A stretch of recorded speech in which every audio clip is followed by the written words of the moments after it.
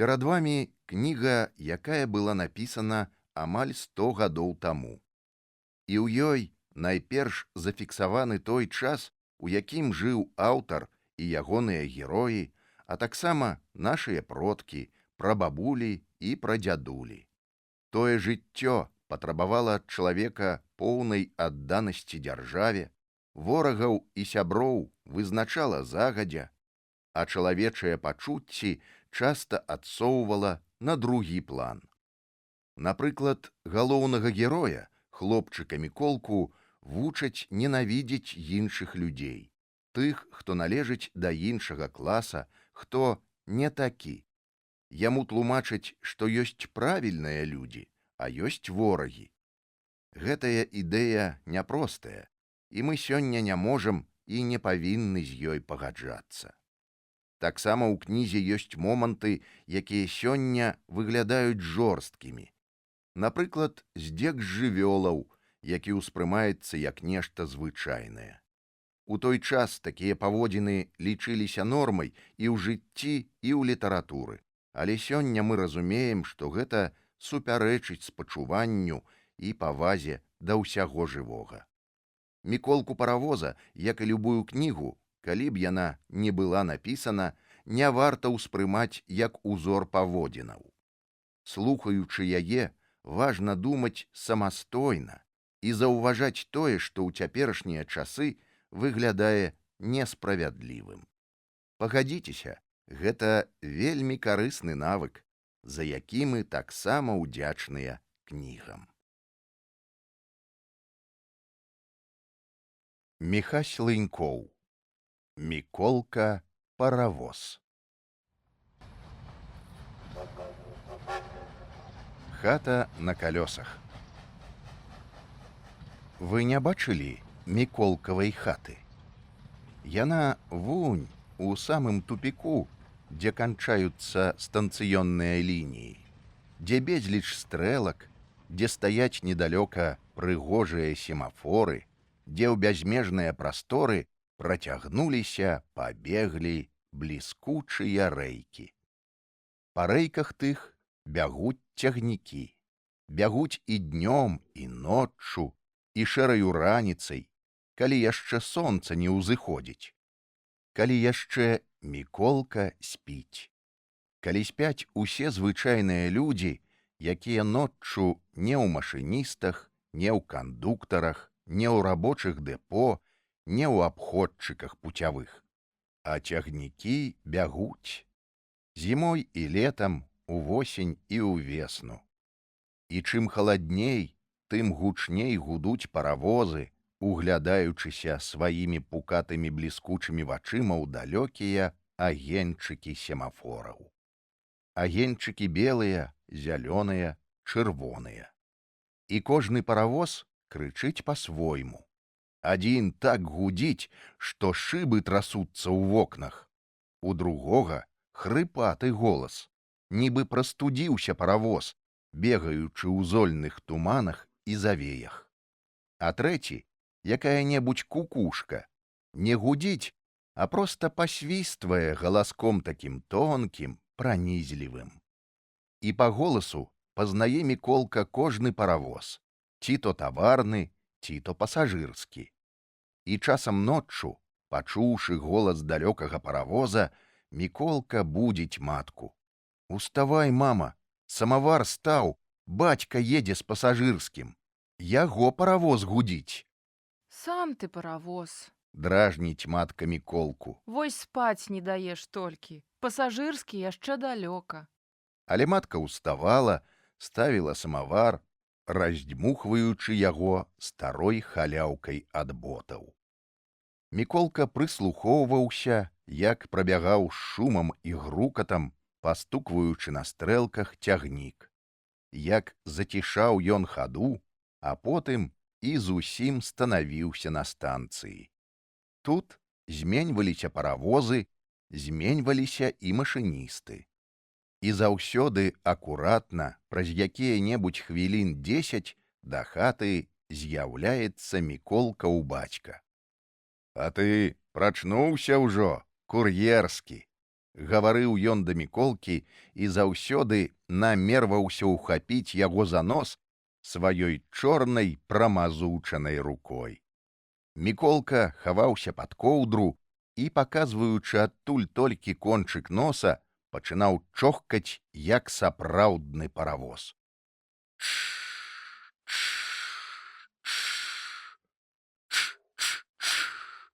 І важна гаварыў потым да бацькі: «Ага, не можаш мяне ўзяць. Забуксаваў». Забуксаваў — гэта значыць, што бацька далей не пасунецца ні на крок, ніяк не ўхапіць яму цяпер за Міколка ў нос. Не будзе ж ён бруднымі рукамі за коўдру брацца, павінен ён памыцца як след. І калі бацька зоймецца з умывальнікам, Міколка таропка злазіць з ложка і бяжыць да бацькавай дарожнай скрынкі. Ён спрабуе яе на вагу, а ці ёсць што ў ёй? Ці варта ля яе турбавацца? «Прывёз, татка, што-небудзь?» — грозна пытае ён бацьку. «А што будзе, калі не прывёз?» — перапытвае бацька, смяецца. «Што ж будзе? Нічога не будзе!» — гатоў пакрыўдзіцца Міколка. А бацька адчыняе скрынку, дастае шчарбаты чайнік, загорнутую ў паперыну шклянку, кавалкі зайцавага хлеба, так заве ён дарожныя недаедкі. Дужа ж смачныя гэтыя недаедкі. Не сказаць, каб вялікія ласункі былі з чэрствага хлеба, але еў яго Міколка з вялікай ахвотай. Толькі пугаўка нос пабліскваў ад вялікага задавальнення. Есць, і здаецца яму, нібы ён таксама памочнік машыніста, як бацька. Хлеб пахне трохі вугалем і аддае крыху ад яго і мазутным пахам. Адным словам, незвычайны хлеб, а хлеб, які праехаў на паравозе сотні вёрстаў, падсушыўся, паабіваўся ў скрынцы, прапах. І не дзіва, што як змеле Міколка гарбушку, дык адразу і пайшоў.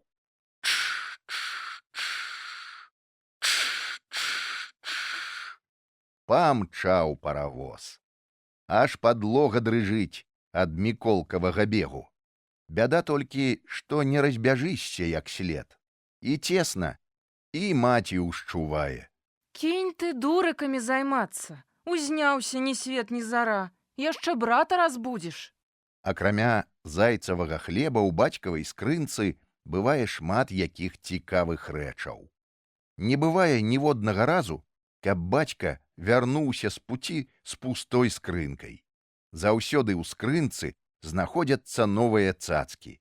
То незвычайную медную гайку прывязе бацька, то фарфоравы ізалятар, то трубку якую бліскучую, а то проста каменьчыкаў розных, каляровых. Часам прывязе звычайны кавалак каменнага вугалю, падае Міколку. «Вось табе новая цацка». Міколка гатоў і ў крыўду ўкінуцца. Знайшоў бацька цацку. Ды іх, гэтакіх цацак, вунь цэлыя горы каля дэпо. А ты прыгледзься вось лепш, тады не будзеш і носа задзіраць. І сапраўды цікавы камень. На адным баку малюнак, нібы выразаў нехта цэлую ветку, і сцяблінкі тут, і дробнае лісцейка разышлося веерам. «Хто маляваў?» — пытае Міколка. «Ніхто, сама маці прырода». «А ты не абманьвай, яшчэ памочнікам называецца, жарты строіць», — ушчувае Міколка бацьку. Тады расказвае бацька розныя цікавыя гісторыі пра гэты самы камень. Нібы быў ён 1000 год назад не каменем, а самым звычайным дрэвам, высокім, прыгожым, з гаманлівым лісцем зялёным. І вось найшла навальніца, паваліліся дрэвы, усю зямлю услалі векавыя гіганты. Іх засыпала зямлёй, зацягнула балотнаю тванню. Ляжаць дрэвы пад зямлёй, ляжаць, не гніюць. год ляжаць, дзясяткі ляжаць, ляжаць сотні і тысячы гадоў. Ляжаць, пакуль не скамянеюць. І лісцейка, як адціснулася тысячы год назад, так і захавала свой малюнак у акамянелым дрэве. А часам трапляецца адбітак адпячатак тагачасных казюрак, жывёлінак. Вось якая гісторыя гэтага малюнка. Слухае Міколка. Сапраўды ж цікава. Бацька яшчэ раскажа і пра нафту, якую таксама паляць на паравозе. Бацька раскажа і пра мазут, дзе і як яго здабываюць. Ён раскажа і пра паравоз, і пра чыгунныя рэйкі, і пра розныя сігналы. Багата чаго ведае ён. І нездарма заўсёды здзіўляецца Міколка і кажа ў роздуме: «Разумны ты, бацька». Праўда, з гэтым не зусім каб пагаджалася матка. Тая трымаецца трохі інакшых думак пра бацьку і пра гэтыя свае думкі кажа часам у голас. Ды ў які яшчэ голас? Хоць вушы тады затыкай. І калі ты ўжо сур'ёзным чалавекам станеш? Другія ж, глядзі, у старшыя машыністы ўжо выбіліся. Другія, глядзі, на ўласныя хаткі з садамі ўзбіліся. А ты век тут карпей ды гібей у гэтым дзіравым вагоне. Галава непуцёвая. На гэта бацька звычайна нічога не адказваў, маўчаў. Альбо важна пытаўся: «Што скажаш яшчэ цікавага?» Альбо запяваў канарэечку: «Канарэй, канарэй, пташачка, канарэечка жалабна пяёць». Ну што ты з яго возьмеш тады, з гэтай канарэечкі? Пабурчыць, пабурчыць маці, ды сціхамірыцца. А вагон сапраўды дзіравы. Вагон — хата Міколкава. Стары парахнявы вагон з пашчапанымі коламі, са збітымі буферамі. З'ездзіўся вагон, пастарэў. Паставілі яго ў тупік пад жыллё. І колькі вунь гэтых вагонаў, цэлы пасёлак, жывуць у іх дэпоўцы, токары, слесары, машыністы з качагарамі.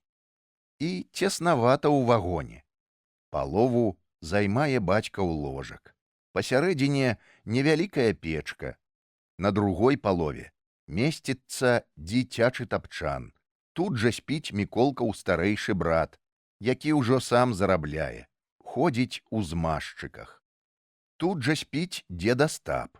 Тут жа невялічкі стол, за якім палуднуюць, вячэраюць, на якім маці бялізну качае. Цесна ўсё ж. Адно што добра, выскачыш з вагона, і тут табе воля вольная. Бяжы, куды хочаш. Ці пад дэпо, ці на пуці, ці на недалёкае балота за лесам. Знадворку і вагон прыгожы.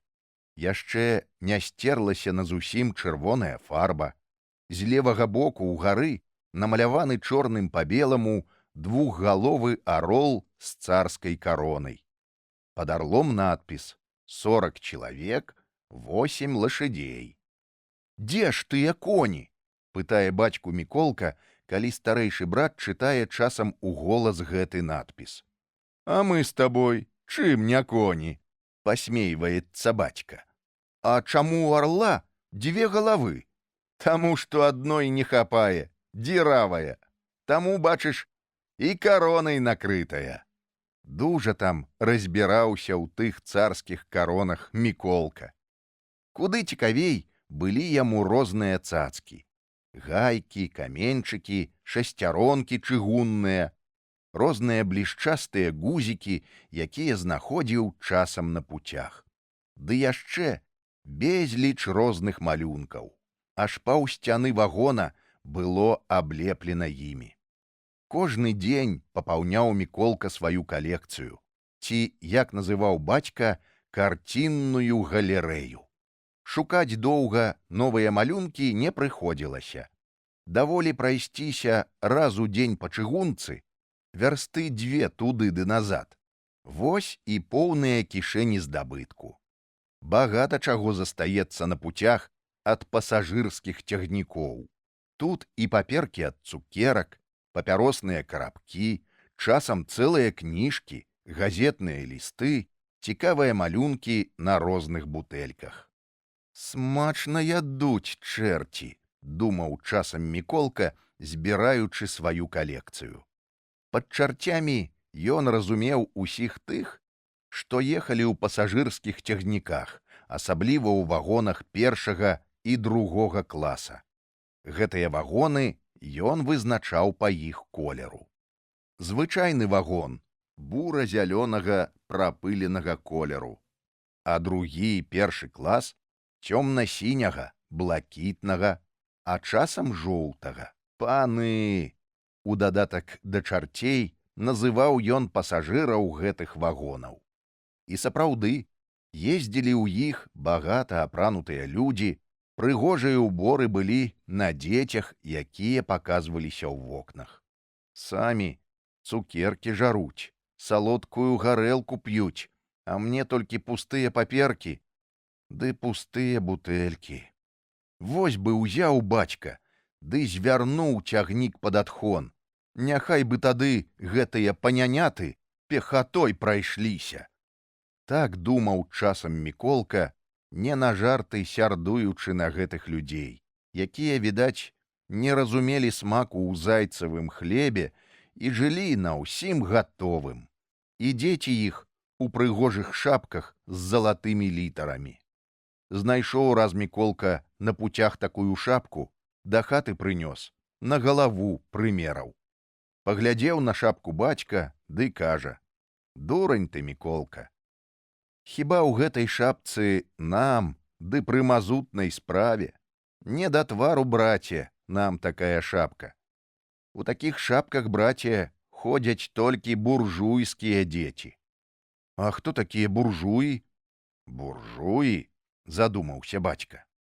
«Гэта, бачыш, такія людзі, якія нічога не робяць і смачна ядуць. Такія, браце, пузатыя людзі, на чужым карку жывуць, на маім вось, на тваім».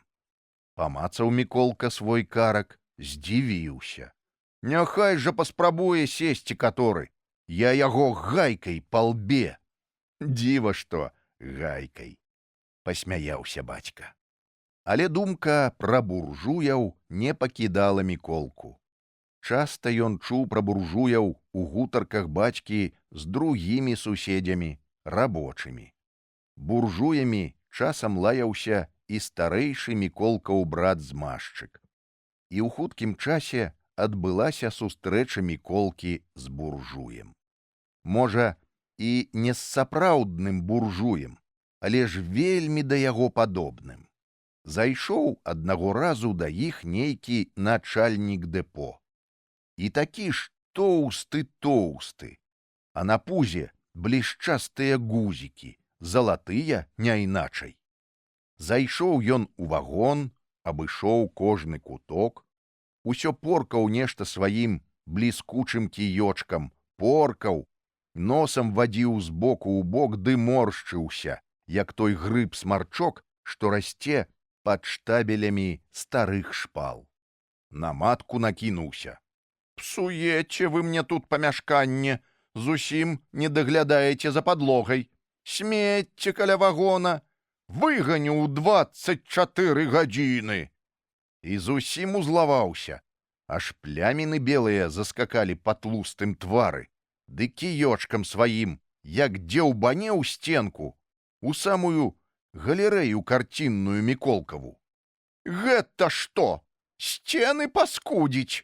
Казённае памяшканне псаваць? Ці мала смецця ўсюды? Дык яны яшчэ на сцены вешаць? А ну, венік сюды! Паздзіраць усё, памыць, паскрэбці!» А сам палкай поркае, здзірае Міколкавы малюнкі. І калі дабраўся да прыгожай крышкі з папяроснага карабка, быў то малюнак дзяўчынкі на срэбнай паперы. Не сцярпеў тут Міколка, да начальніка кінуўся: «Ты хто? Ты збіраў мае карцінкі, каб іх здзіраць. Той зірнуў скоса на Міколку, паморшчыўся. А Міколка наступае: буржуй ты! Начальнік аж абамлеў. Маці перапалохалася. Пузан ты! Ходзіць, як бочка ў штанах. Бач, раз'еўся на маім карку. Вон! Начальнік, доўга не думаючы, даў ходу. Маці за ім. Даруйце, дзіцё зусім не разумее, вярзе, не разабраўшы што. А той не слухае, далей шпарыць. Толькі і кінуў: хамы вы! Самі хамы! І дзяцей робіце хамамі! Дасталася добрая прачуханка Міколку ад маткі. Але бацька, прыехаўшы з работы і даведаўшыся аб буржуі, толькі пасмейваўся. Так іх, Міколка, так. Калі дах вось прагніў, перакрыць трэба, дык іх нямашака. А да цацак дзіцячых чапіцца надумаўся. Крый іх, Міколка, і ў хвост, і ў грыву. Так жыў і гадаваўся Міколка-паравоз. Ён і сам добра не ведаў, чаму празвалі яго паравозам. Магчыма, за тое, што вельмі ж упадабаў ён паравозы, асабліва ж пасажырскія. Стаіць такі прыгажун ля дэпо, калёсы высокія, чырвоныя, не раўнуючы, як ногі ў бусла балотнага. Альбо выязджае такі прыгажун з дэпо і так важна парай пыхкае. Пых, пых, пых. Ну як тут уцярпець Міколку, ды не падсесці ззаду на тэндэрную падножку, ды не праехацца да паваротнага круга. Праўда, счэпшчыкі лаюцца часам. Злазь, жаба, а то падмажаш калёсы. Дзе ты там злезеш? Цікава і ля паваротнага круга. Паравоз вялікі-вялікі, а на крузе стаіць, як дзіцё, не паварухнецца. І адзін рабочы, усяго толькі адзін, паварочвае гэты самы круг з паравозам. Канечне, Міколка не пра мяне, каб не дапамагчы тут рабочаму. І здаецца Міколку, што пад яго рукой паварочваецца шпарчэй круг, гэткая аграмадзіна. І на ёй паравоз вялікі, стаіць і пыхкае. Вось павернут круг, Міколка зноў на падножку, і паравоз зноў жывы. Загудзіць, заляскоча і так памчыцца, што толькі пыл курыць ззаду аж да самых стрэлак. Адтуль паравоз ідзе назад на станцыю пад пасажырскі поезд. На станцыі трэба пільнавацца, каб не трапіць на вока жандару. Той не любіць дзяцей, толькі заўважыць і бяжыць услед, памахваючы шабляй селядцом, з-пад ножык зганяе. Ведаў бацька пра Міколкавы практыкаванні на падножках, ушчуваў колькі разоў, але нічога не дапамагала. Ты памочнік машыніста? Пытаў Міколка ў такіх выпадках бацьку. Ну а што? Вось табе і што? На паравозах ездзіш? Езджу. А што з таго? А нічога. Павінен і я ездзіць. Што ты тут скажаш, Міколку? Нічога. І выязджаючы ў чарговую паездку на путь, бацька толькі прасіў усіх знаёмых счэпшчыкаў і стрэлачнікаў на станцыі: вы, браткі, пільнуйце хаця, каб не трапіў мой басурман на рэйкі. Дзе ты яго ўпільнуеш, блыху? На жывое будзе жывы, нідзе дзенецца. Ды яно ж так. Так гадаваўся Міколка на рэйках.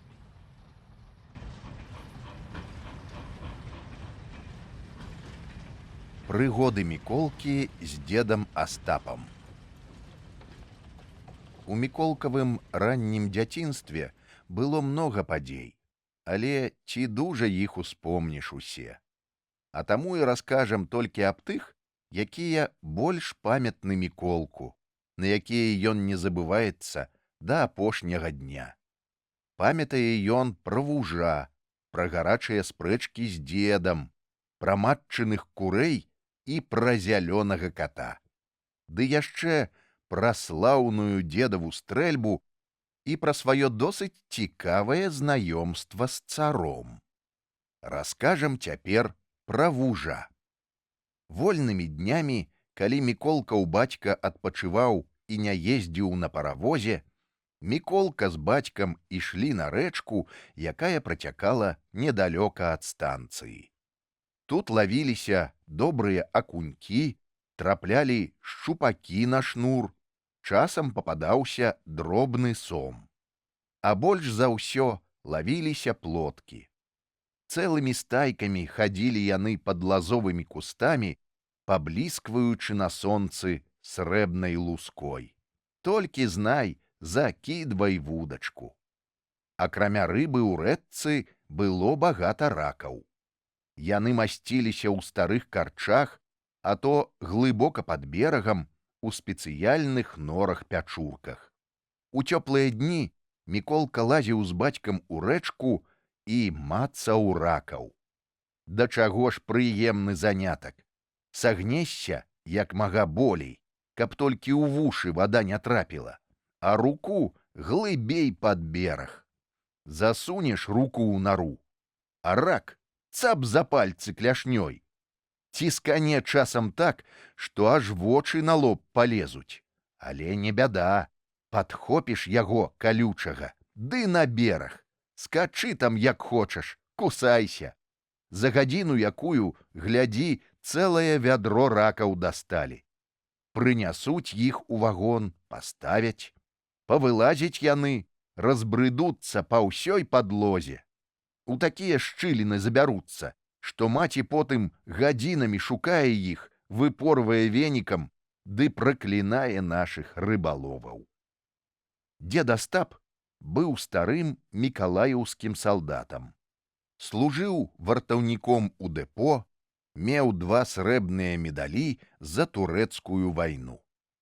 У святочныя дні дзед важна чысціў свае боты, потым яшчэ важней цёр мелам свае медалі і, павесіўшы іх на грудзі, урачыста ішоў на станцыю, каб людзям сябе паказаць, як казаў ён, і на людзей падзівіцца. Прыйшоўшы са станцыі, дзед звычайна хваліўся. Іду гэта я аж каля самага жандара, а ён перада мною струнку так і выцягнуўся. Бача, значыць, герой ідзе. А то яшчэ генерал мне насустрач, старэнькі такі. Ну, я пад казырок яму, а ён, не разгледзеўшы добра, сляпы, як відаць, стаў ва фрунт на ўсю станцыю. Здравия желаем, ваше высокопревосходительство! Вось яно як. Відаць, падумаў, што я яшчэ вышэйшы генерал. Ды перад усімі людзьмі, перад усёй станцыяй. Вось што знача мікалаеўскі салдат. Вось што знача медалі. Тут дзед важна стукаў сябе па грудях, каб забражджалі медалі, каб відаць было, які ён, дзед Астап, ёсць герой на свеце, якога нават жандары і генералы баяцца, пад казырок бяруць. Бацька і маці звычайна спакойна выслухоўвалі дзеда. Яго заўсёдашняя пахвальба была ім у прывычку. Але Міколка кідаўся ў спрэчкі, сумняваўся. Ты, дзед, вялікі манюка. Як то манюка? Аж садзіўся ад злосці дзед. А так, маніш усё. Бачыў я, як ты шапку перад жандарам здымаў і аж крактаў, нізка кланяючыся. А яшчэ перад начальнікам дэпо ты зусім без шапкі ходзіш. Вунь, калі дождж быў, дык хадзіў ты перад ім без шапкі, аж з лысіны цякло. Дзед не мог уседзець ад знявагі. Ён таропка хапаўся за папружку, знімаў яе, Трымаючы адной рукой штаны, каб не ўпалі без папружкі, ён грозна размахваў другой рукой і наступаў на Міколку. «Я табе пакажу, як дзедаў манюкі залічваць! Я табе пакажу, як бэсціць героя турэцкай вайны, старога мікалаеўскага ваяку, які, можна сказаць, вось гэтай слаўнай рукой сотні ворагаў пабіў, батальёны турак палажыў!» «А ты ж казаў, дзеду, дывізіі, а не батальёны!» — кідаў Міколка і спешна ўцякаў з вагона, хаваючыся за блізкай стрэлкай. Дзед туды не пабяжыць. Нязручна яму скакаць цераз рэйкі, ды і небяспечна для адзення, яшчэ згубіш без папружкі. Таму дзед станавіўся звычайна ў дзвярах вагона і, патрасаючы кулаком, заводзіў доўгую дыскусію з Міколкам. Міколка агрызаўся. «Ты, дзед, камара не заб'еш, не толькі што турка!» «А за што медалі мне дадзены?» «Як за што? А за лягушак!» «За якіх гэта лягушак?» — здзіўляўся дзед, заўсёды забываючы гэты жарт над ім. «А за тых лягушак, якіх ты ганяў з-пад пушак!» Сказаўшы гэта, Міколка лічыў за лепшае адступіць яшчэ на адну пазіцыю, падалей ад вагона. Хоць дзед звычайна і не ганяецца ўслед, але ўсё можа быць, думае Міколка, адыходзячы далей і ўжо шкадуючы дзеда. Відаць, перабаршчыў я крыху. Угневаецца цяпер дзед не на жарт. І сапраўды, дзед набіраўся вялікага гневу. Гэта ж жартачкі, усумніцца ў яго былой храбрасці. І хітры дзед мяняў тактыку.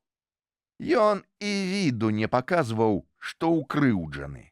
Ён завіхаўся ля чыгуннай печкі, шчапаў лучыну, адным словам, займаўся мірнымі гаспадарчымі справамі. Але тым часам не зводзіў вока з падшыванца Міколкі. І калі той з'яўляўся дзе поблізу, дзед, быццам бы нічога не было між імі, клікаў Міколку. «Унучак!» «Што? А ці не вып'ем мы з табой чаю?» Міколка думае з хвіліну. Як-ніяк чай — вялікая спакуса. А дзед ізноў. «А баранкі ў мяне ёсць, свежыя. А пахнуць жа, пахнуць!» «Ну!» — здзіўляецца ў сваю чаргу Міколка. «Няўжо з макам?»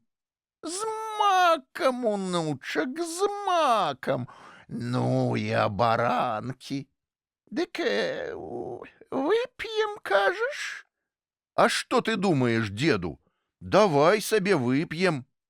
І Міколка пераступае парог вагона, ужо ў думках ласуючыся абаранкамі, ды яшчэ з макам. Гэта ўжо, калі на тое пайшло, смачней за зайцаў хлеб, смачней за ўсякія прысмакі.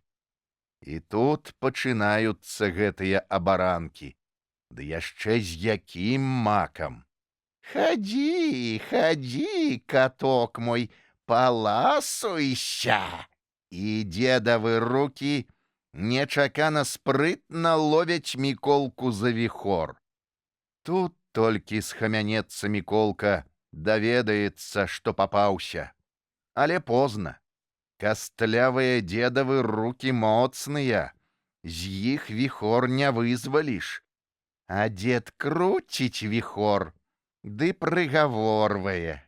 «Гэта табе за лягушкі, а гэта за пушкі, а гэта з макам, а не вычварай над дзедам, а не рабі над старым надругі, а не здзекуйся над старым мікалаеўскім артылерыстам!» Ужо Міколка крычыць на ўвесь вагон, ужо заступаецца за яго маці. Кінь ты, чалавеча, над дзіцем здзекавацца. Але гэта толькі падлівае масла ў агонь. Дзед наступае на абодвух.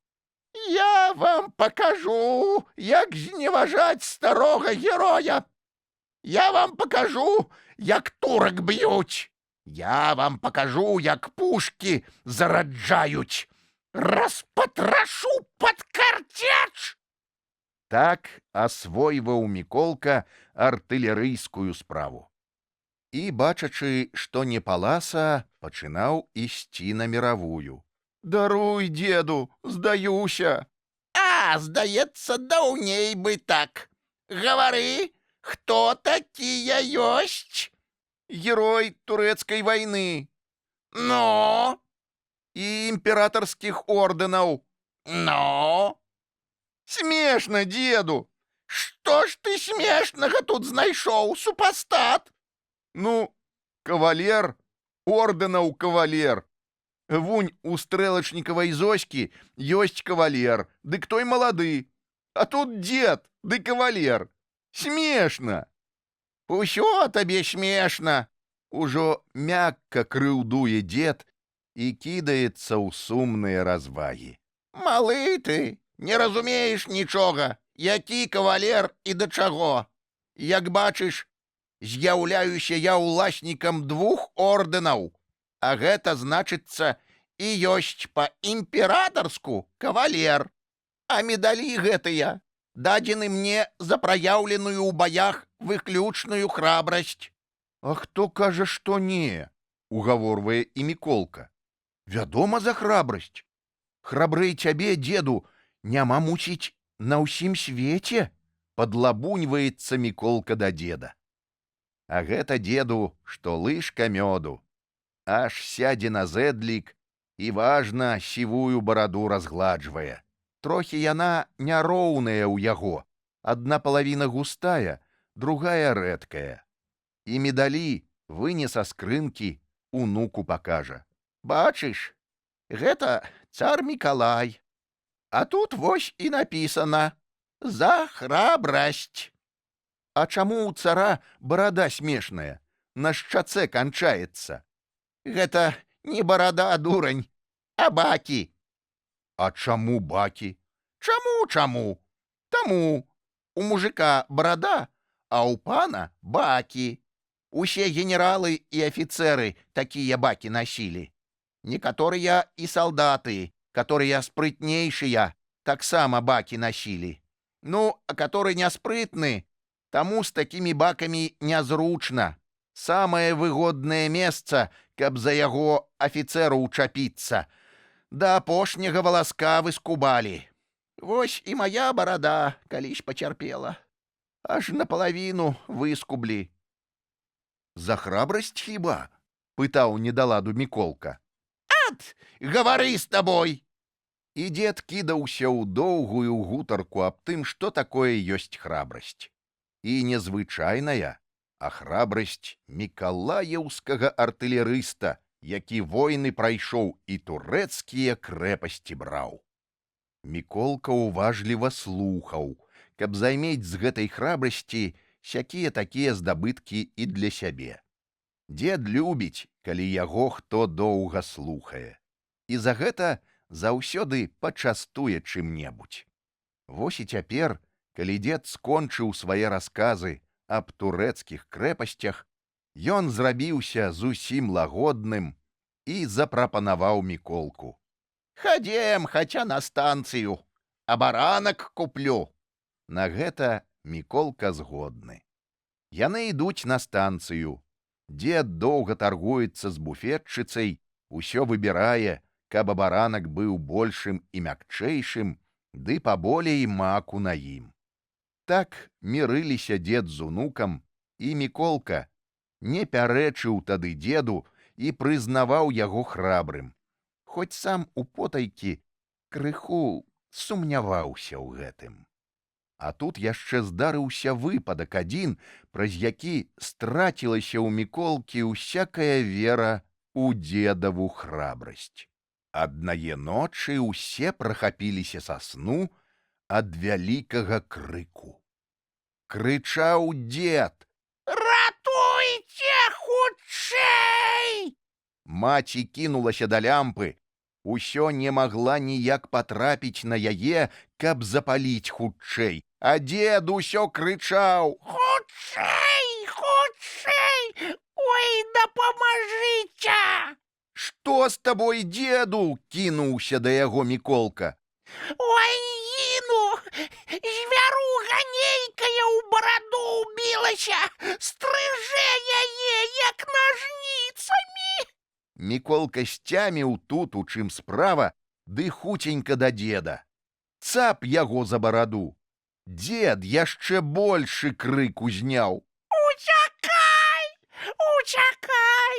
Звер і табе пальцы адгрызе! Але Міколка ўжо трымаў звера ў руках. Толькі ніяк не мог вызваліць яго з барады. Тут маці лямпу паднесла, і ўсе ўбачылі ў дзедавай барадзе звычайнага рака, які запоўз туды і заблытаўся ў валасах. Ледзь-ледзь супакоіўся дзед, пакуль Міколка выблытаў рака. Гэта ж трэба! Сплю я і чую, нешта ў барадзе шамаціць. Я цап рукой, а ён, гэты звер, як шчыкане за палец, а потым за горла. Думаў, галаву адгрызе. Тут маці ўжо на Міколку ўскінулася. Вечна ты з бацькам з гэтымі ракамі носішся. А каб прыбраць іх як след, дык гэтага нямашака. Вось мог праз гэтага рака дзеда ў магілу загнаць. І смех тут быў, як кажуць, і грэх. А дзед з таго часу не мог спакойна глядзець на ракаў. І калі толькі даведваўся, што днём лавілі ракаў, дык перад ноччу абвяшчаў забастоўку, не хацеў класціся спаць на падлозе. І мусіў тады Міколка мяняцца з дзедам месцамі. Даваў яму прытулак на сваім тапчане, а сам ішоў на дзедава месца. Ішоў і папракаў дзеда. А яшчэ стары ваяка, яшчэ з гармат страляў. Гарматы і ракі, розныя, браце, штукі, уздыхаў, апраўдваючыся дзед. А яшчэ храбры. Вось я і то за цябе храбрэй, не баюся ракаў. Ну што ж, на ракаў ты храбрэц, згаджаўся дзед з Міколкам і доўга крактаў, прыладжваючыся на тапчане. Выйшла з дзедам і другая штука, калі аднаго разу рыбу лавілі. Праўда, і Міколка з бацькам набраліся тады здаровага перапуду, але больш за ўсё дасталося дзеду. Неяк у вольны дзень пайшлі рыбу лавіць на раку. Хоць дзед і не меў асаблівай прыхільнасці да гэтага занятку, але паколькі ён быў вольны і хацелася яму крыху прайсціся, дык і далучыўся да рыбаловаў. Тыя ў вадзе плёскаюцца, а дзед на беразе сядзіць ды парады дае. Адтуль, адтуль заходзь, там самая рыба ходзіць. Радзіць дзед, ды піпку смыголіць. Спачатку Міколка з бацькам з таптухай цялёпкаліся, а потым узяліся рукамі плотак лавіць паміж карчоў. І намацаў тут бацька не іначай, як ментуза.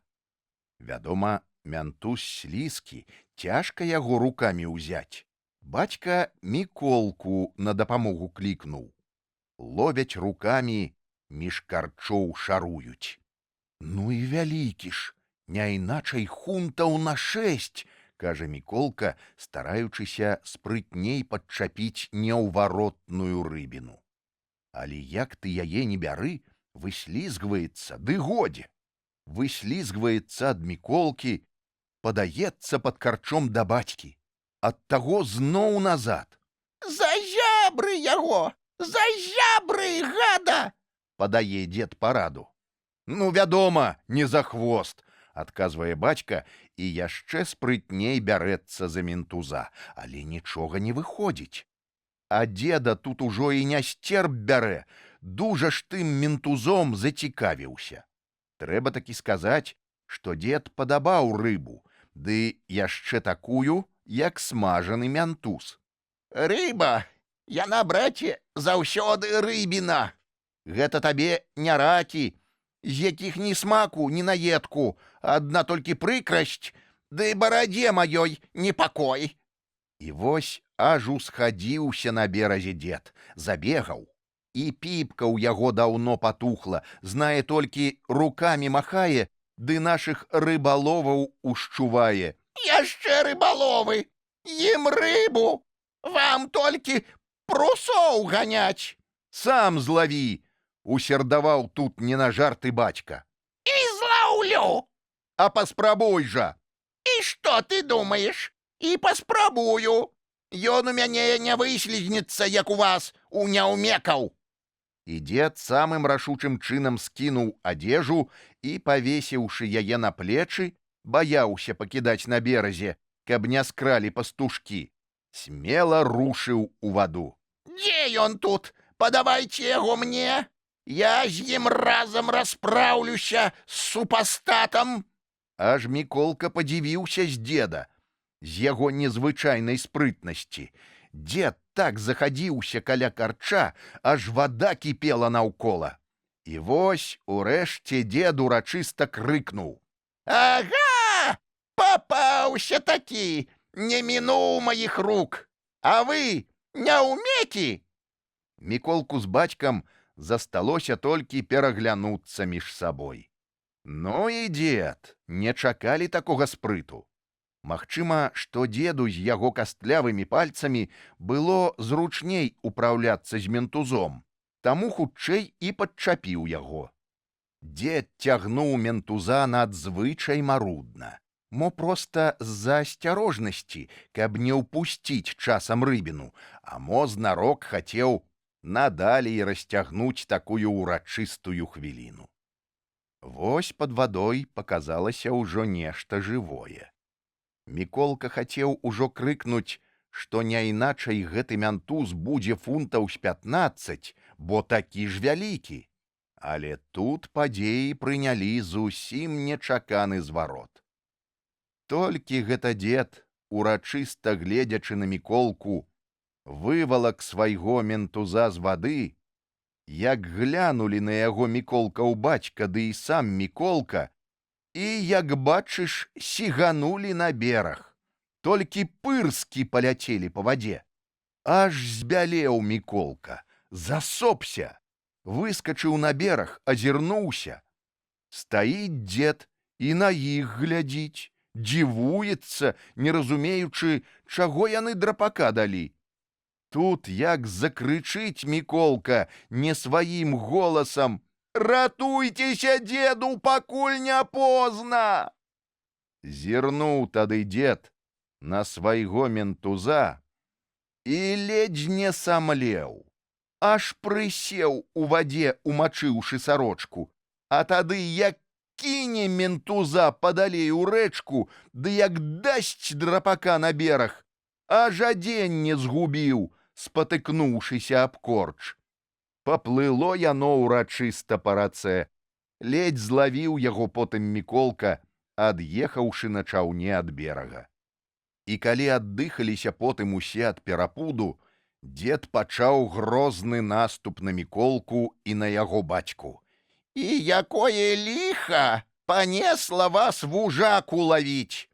А цябе якое? Змоўчаў дзед на якую хвіліну. Гэтакі ж канфуз выйшаў. Усё ішло так добра і гладка, і на табе. Замест ментуза гада злавілі.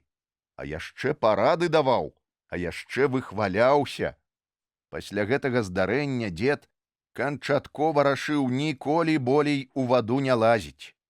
І калі траплялася часамі Міколку з бацькам лавіць якую рыбіну ў рацэ, дзед асцерагаўся нават падыходзіць блізка да іх, калі яны выцягвалі на бераг таптуху альбо брэдзень. І толькі здалёк пытаў: «Ну што, шчупак ці акунь?» «А ты падыдзі, сам паглядзі».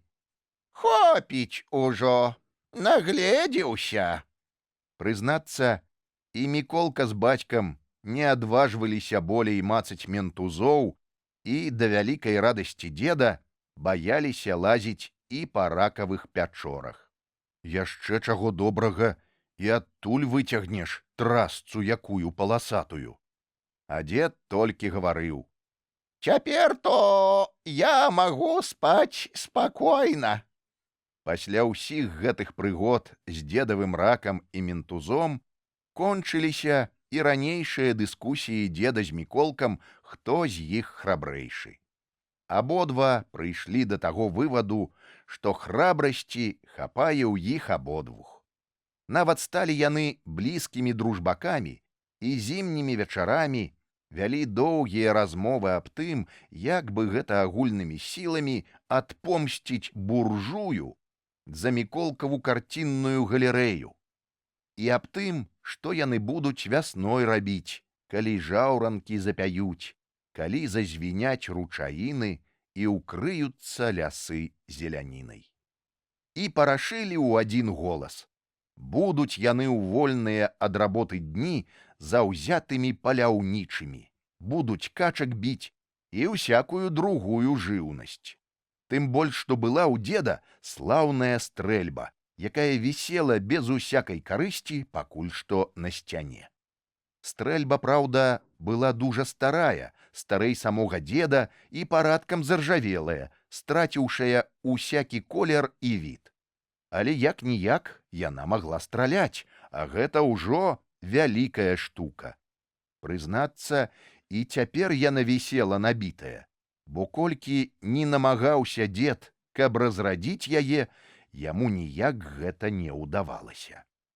І каб не нарабіць са сваёй стрэльбай якой шкоды, дзед абкруціў анучай куркі ды зверху ўмацаваў яшчэ наглуха дротам, каб такія падшывальцы, як Міколка, не нарабілі б часам бяды са стрэльбай. Такая слаўная стрэльба была ў деда. І не дзіва, што Міколка, седзячы зімой у халодным вагоне, так нецярпліва чакаў вясны. І цёпла тады, і качкі тады лятаюць, і ўсякая жыўнасць у балоце варушыцца. Вось слаўная пара настане.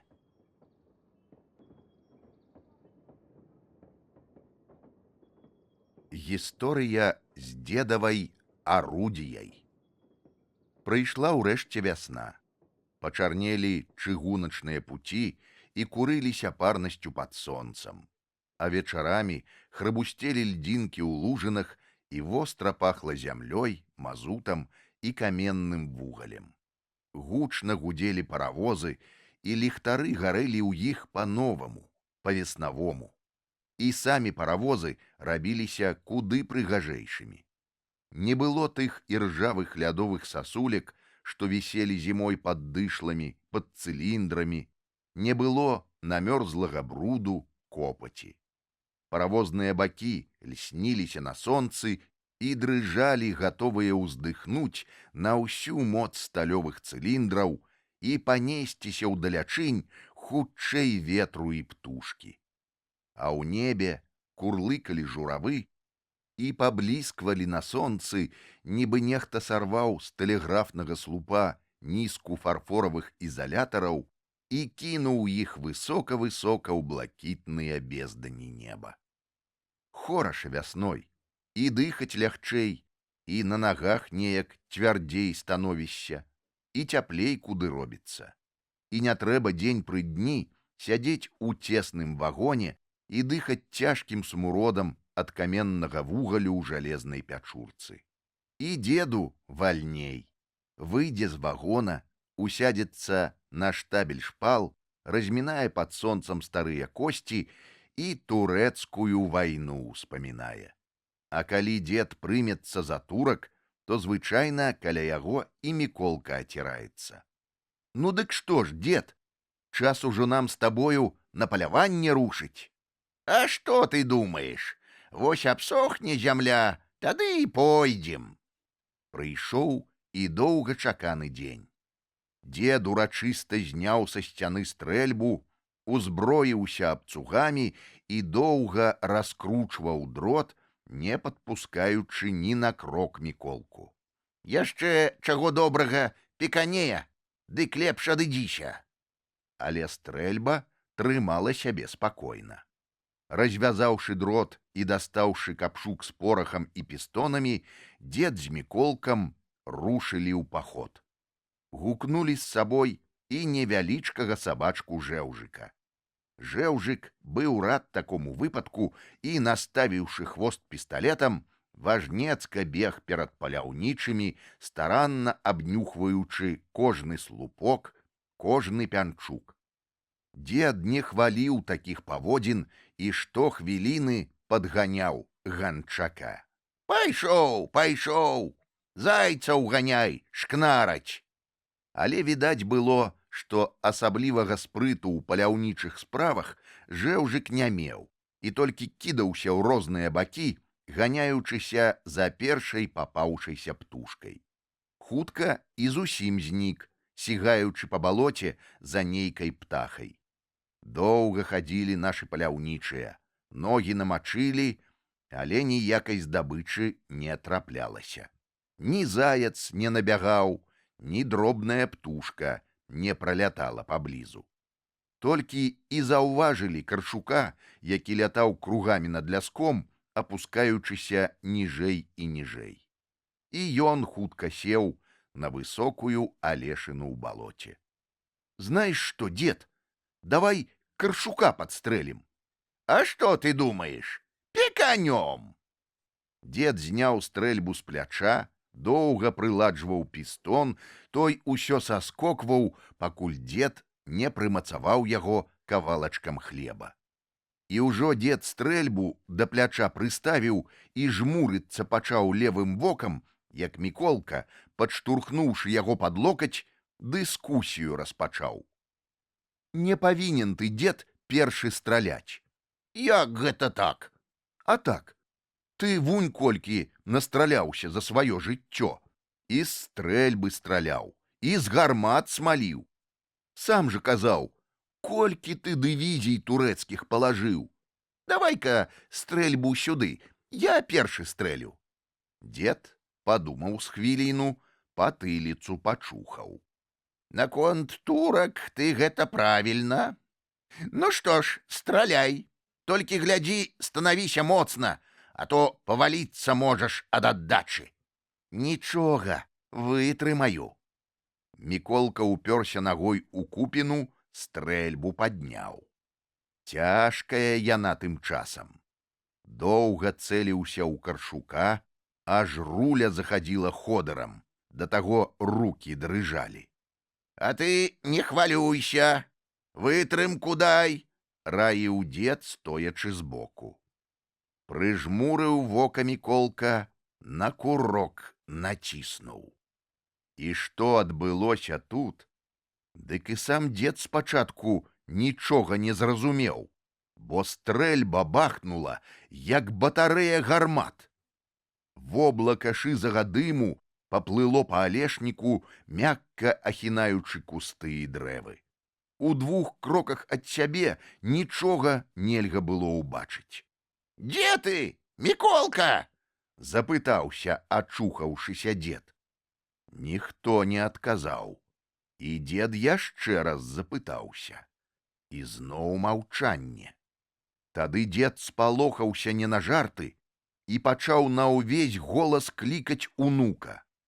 Урэшце, як з-пад зямлі, раздаўся ціхі, прыглушаны голас. Я тут, дзеду. А што з каршуком? А ліха з ім, з каршуком! Скажы лепей, што з табой? Тут разышоўся дым, і дзед убачыў Міколку. Той ляжаў на зямлі, перакінуўшы праз купіну ногі, і цёр то плячо, то шчаку. На шчацэ была кроў. Дзед зусім перапалохаўся. Ці жыў ты хаця? Жыў. А ты, дзеду? Як бачыш, варушуся. З дзедавай дапамогай Міколка ўстаў на ногі. І тут толькі яны заўважылі, што ад слаўнай дзедавай стрэльбы засталіся адны толькі ўспаміны. І каб сказаць прыемныя, дык не, адна толькі пашчапаная ложа ды перагнуты курок. Ні рулі, ні шомпала нідзе паблізу не аказалася. Колькі ні шукаў іх збянтэжаны дзед, адразу застаўшыся без такой слаўнай арудзіі, як часам называў ён сваю стрэльбу. «Лоўка ж пекануў!» — здзівіўся дзед. «Каб з кожнага стрэлу ды стрэльбу ў паветра, што б тады зайцы выраблялі? Засмяялі б яны тут нас!»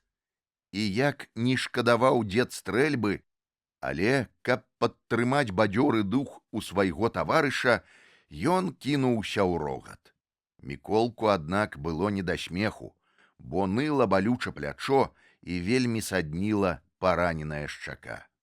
Аднак, каб трымаць сябе дастойна перад дзедам і не паказаць віду, што яму дужа баліць, што ён вельмі напалохаўся, Міколка важна распытваў дзеда, з якой прычыны арудзія разляцелася на кавалкі. «Відаць, што заржавела стрэльба, ды і набой быў моцны, праз меру. Бадай, з паўхунта пораху заправіў я калісьці ў рулю. Яшчэ добра, што так пашанцавала нам. Магло б быць, унучак, трохі горай». І яны абодва прыняліся ўважліва шукаць забітага каршука. Не магло быць, каб ад такога стрэлу ды застаўся каршук цэлы. Але ён, нібыта нічога і не было, сядзеў сабе на той алешыне, на якой сядзеў і да стрэлу. «Справы!» — пачухаў дзед патыліцу. «З такіх паляўнічых, як мы, і птушкі смяюцца!» А тут яшчэ некалькі пастушкоў падбегла і ўсё дапытваліся, дзе гэта такі вялікі выбух адбыўся, што аж зямля страсянулася, і нешта ў паветры праляцела з вялікім грукатам і вурчаннем. Паслухалі Міколка з дзедам гэтыя размовы і, панурыўшы плечы, паклыпалі моўчкі да хаты. І каб не жэўжык, дык зусім упалі б духам нашы слаўныя паляўнічыя. Аж адкуль не вазьміся, з'явіўся сабачка, які ўрачыста нёс у зубах нейкую птушку. Бегаючы па балоце, ён налаўчыўся недзе злавіць дзічыну і не паспеў яшчэ расправіцца з ёй, як напаткаў Міколку з дзедам. «Ну вось, мы цяпер і не з пустымі рукамі да хаты варочаемся, ёсць і здабытак». І Міколка адабраў у жэўжыка яго здабычу. Той адразу ж кінуўся зноў у балота. І не прайшло некалькі хвілін, як ён выбег з другой птушкай у зубах. Так дапамог жэўжык нашым паляўнічым паправіць крыху іх паляўнічыя справы. І да таго ўнадзіўся жэўжык птушак лавіць, што Міколка і дзед кожнага вольнага дня ішлі з ім на луг да ракі альбо на балота і займаліся паляваннем. Ім і стрэльба цяпер не патрэбна была. Малы сабачка быў вельмі спрытны на птушыную лоўлю, а слаўныя паляўнічыя прывучылі яго не псаваць здабычу, а цэлай прыносіць у рукі. Але нядоўга цягнулася такое шчаслівае паляванне. І тут пасцігнула нашых паляўнічых чарговая няўдача. І сказаць бы, праз каго? Праз матчыных курэй і пеўня. Задумала маці летам курыную гаспадарку развесці і купіла недзе 3 курыцы і пеўня. Быў гэты певень крыху недалужны, кульгаў на адну нагу, але гэта не перашкаджала яму быць здольным певуном і кожнае начы гучна выводзіць сваё непераможнае кукарэку. Уся курыная гаспадарка змяшчалася ў фанернай скрынцы пад вагонам, і маці дужа клапацілася аб тым, каб хто не спакусіўся на яе птушынае багацце. І вось аднаго разу праз няшчасных гэтых паляўнічых, як казала маці, птушыная гаспадарка ўраз загінула. Неяк надумалася маці ў сонечны дзень выпусціць курэй са скрынкі, каб яны крыху пабегалі па пяску, паглядзелі белага свету. Выпусціла, пільнавала іх сярод пуцей, але потым на хвіліну адлучылася ў вагон. Як на бяду, тут трапіўся жэўжык. Набраўшыся вялікага паляўнічага спрыту і, відаць, прыняўшы курэй за нейкіх балотных птушак, ён у момант задушыў 3 курэй і, паклаўшы іх на парог вагона, кінуўся як душ за пеўнем. Той даў лататы. Жэўжык за ім. Певень і скокам, а часамі і падскокам, імчаў як віхор аж пад самае дэпо. Магчыма, і не давялося б жэўжыку дагнаць курынага ўладыку, мо і ўцёк бы ён ад нашага паляўнічага, але тут, як на бяду, імчаў насустрач пасажырскі цягнік. Толькі пер'е ўзляцела ў паветра. Усё, што засталося ад кульгавага певуна, трапіўшага пад паравоз. Убачыла маці такое няшчасце і за галаву схапілася. Ды, узяўшы ў рукі лапку пеўня, неяк засталася цэлая пад вагонамі. Прыйшла з гэтай лапкай у вагон, ды тыц ёю деду ў самую бараду, а потым, доўга не думаючы, ды гэтай самай лапкай Міколку па патыліцы. Праз вас певень загінуў! Міколка з дзедам, не кідаючыся дужа ў спрэчкі, адразу ж падаліся вон з вагона далей ад разгневанай маці. Уцякайма, пакуль не позна, а то можа быць горай. Але больш за ўсіх дасталося лепшаму памочніку нашых паляўнічых, заядламу ганчаку жэўжыку. Злавіла яго маці і адразу панесла да таварнага цягніка, што стаяў на станцыі. Там адчыніла дзверы ў адным з пустых вагонаў і, загнаўшы туды жэўжыка, зачыніла дзверы. А праз якую хвіліну цягнік пайшоў. Так і паехаў без білета жэўжык, найлепшы дружака нашых паляўнічых, да суседняй станцыі з таварным цягніком. А мо і не да суседняй, мо куды і далей. Хіба прасочыш за таварным вагонам, куды ён ідзе, дзе ён спыніцца пад пагрузку.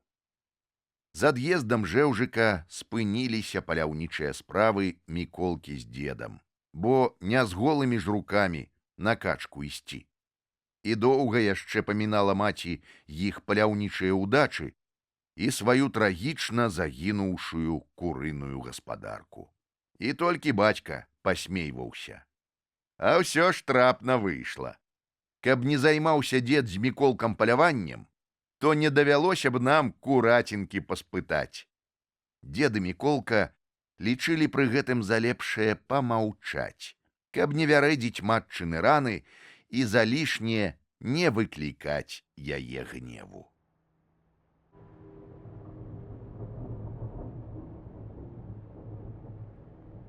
Міколкавы непаразуменні з Богам.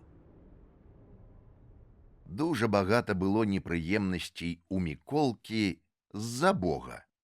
Ніяк не мог зразумець ён, што гэта за такая таемная асоба, якой баяцца людзі, якой баіцца маці, нават дзед, нашто ўжо храбры чалавек.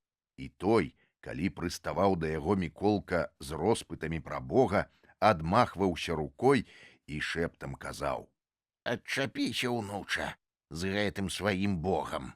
Ці я вучоны чалавек, каб ведаць, што гэта такое за стварэнне. А калі маці цябе маліцца прымушае, дык ты і памаліся, язык жа ў цябе не адваліцца. А не захочаш маліцца, то, вядома, маці дасць табе пытлю. А пытлю маці давала часта. Як толькі падымаўся Міколка з ложка, то маці тут як тут. А ну, станавіся, ойча наш, чытаць. кажы ўслед за мной. Ойча наш, іжа ясі на небясах.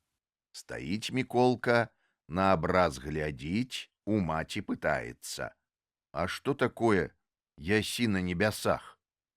Маці ад нечаканасці не ведае, што рабіць.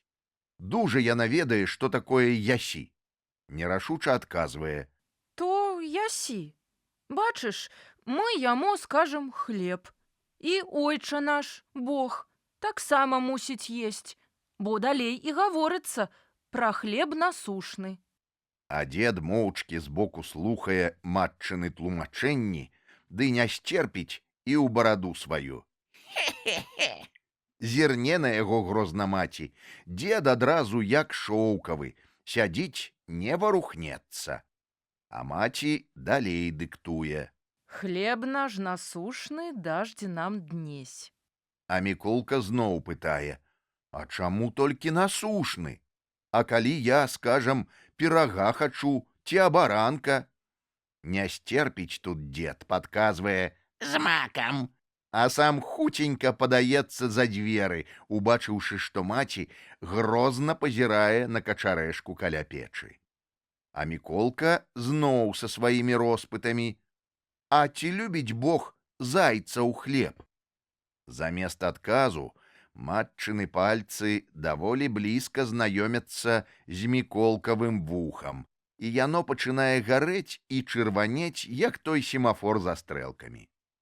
А маці прыгаворвае: Гэта табе за зайца ў хлеб. А гэта табе за непаслушэнства перад Богам. А гэта табе, бязбожнік ты гэтакі, кажы цяпер Багародзіцу.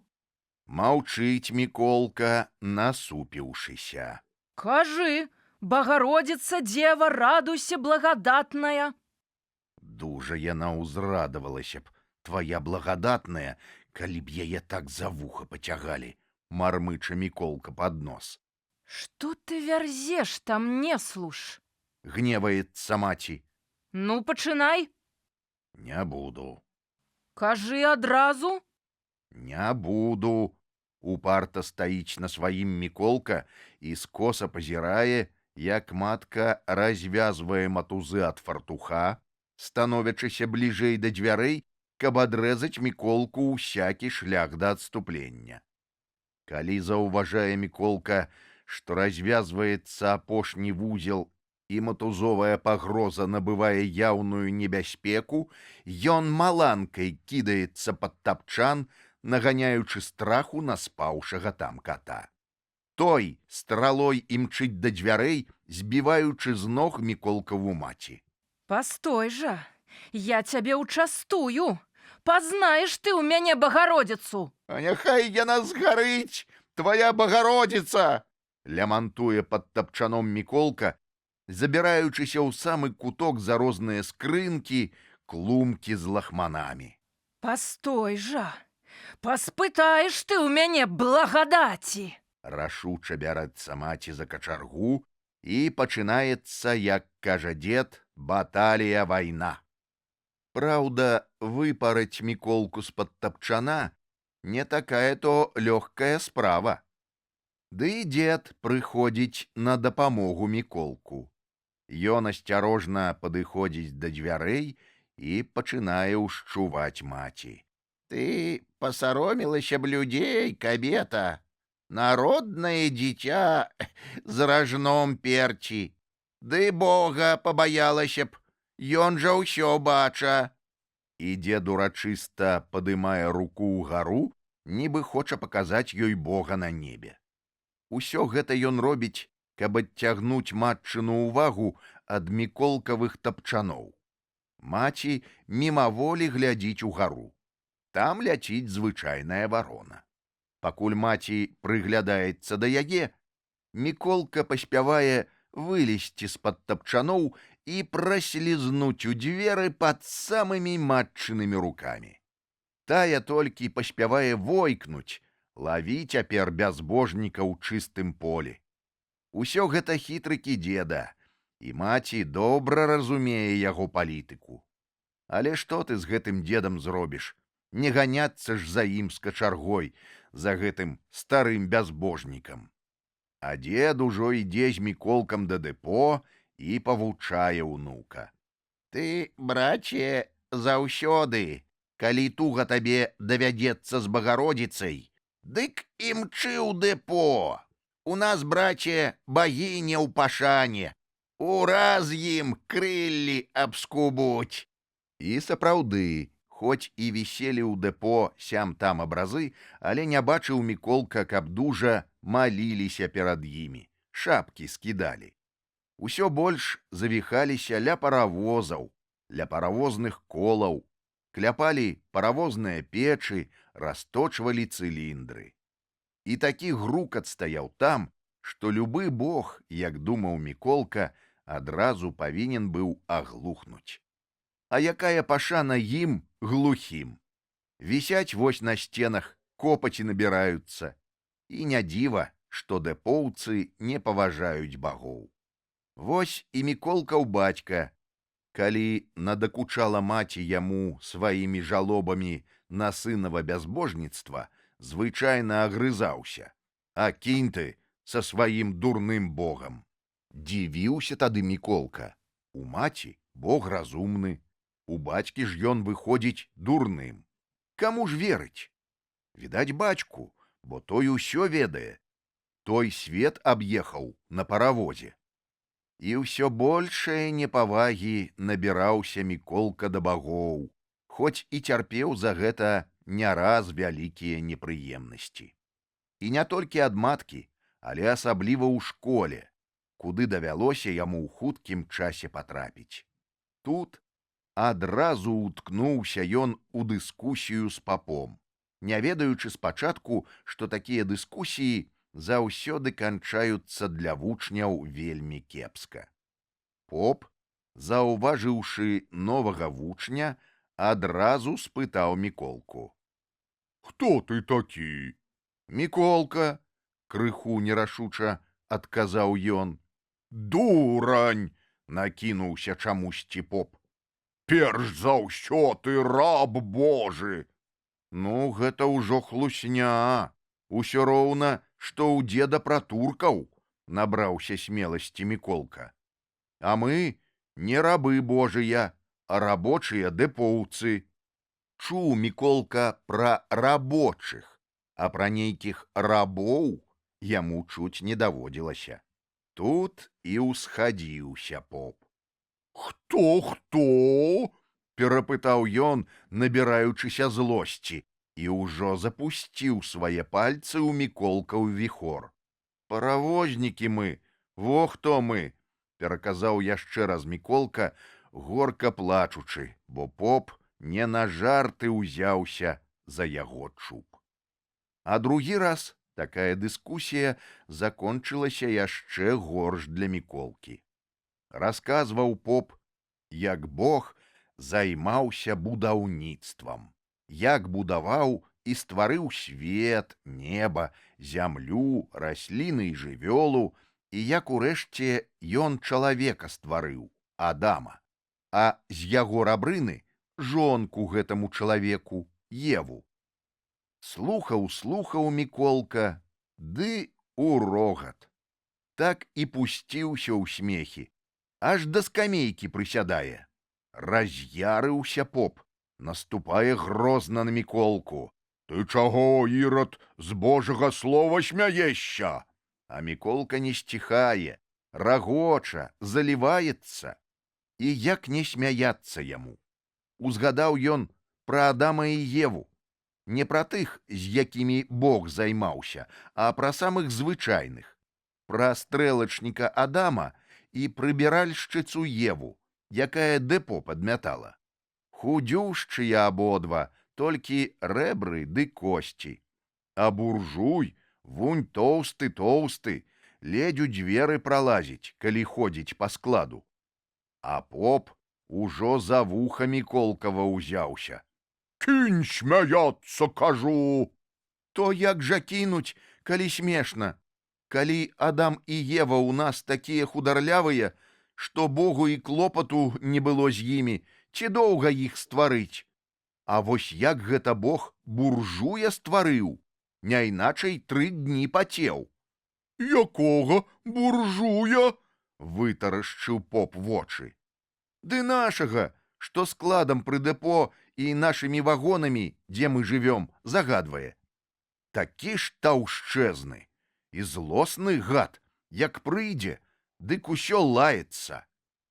Поп учапіўся як абцугамі за вуха і пацёг Міколку ў кут на калені.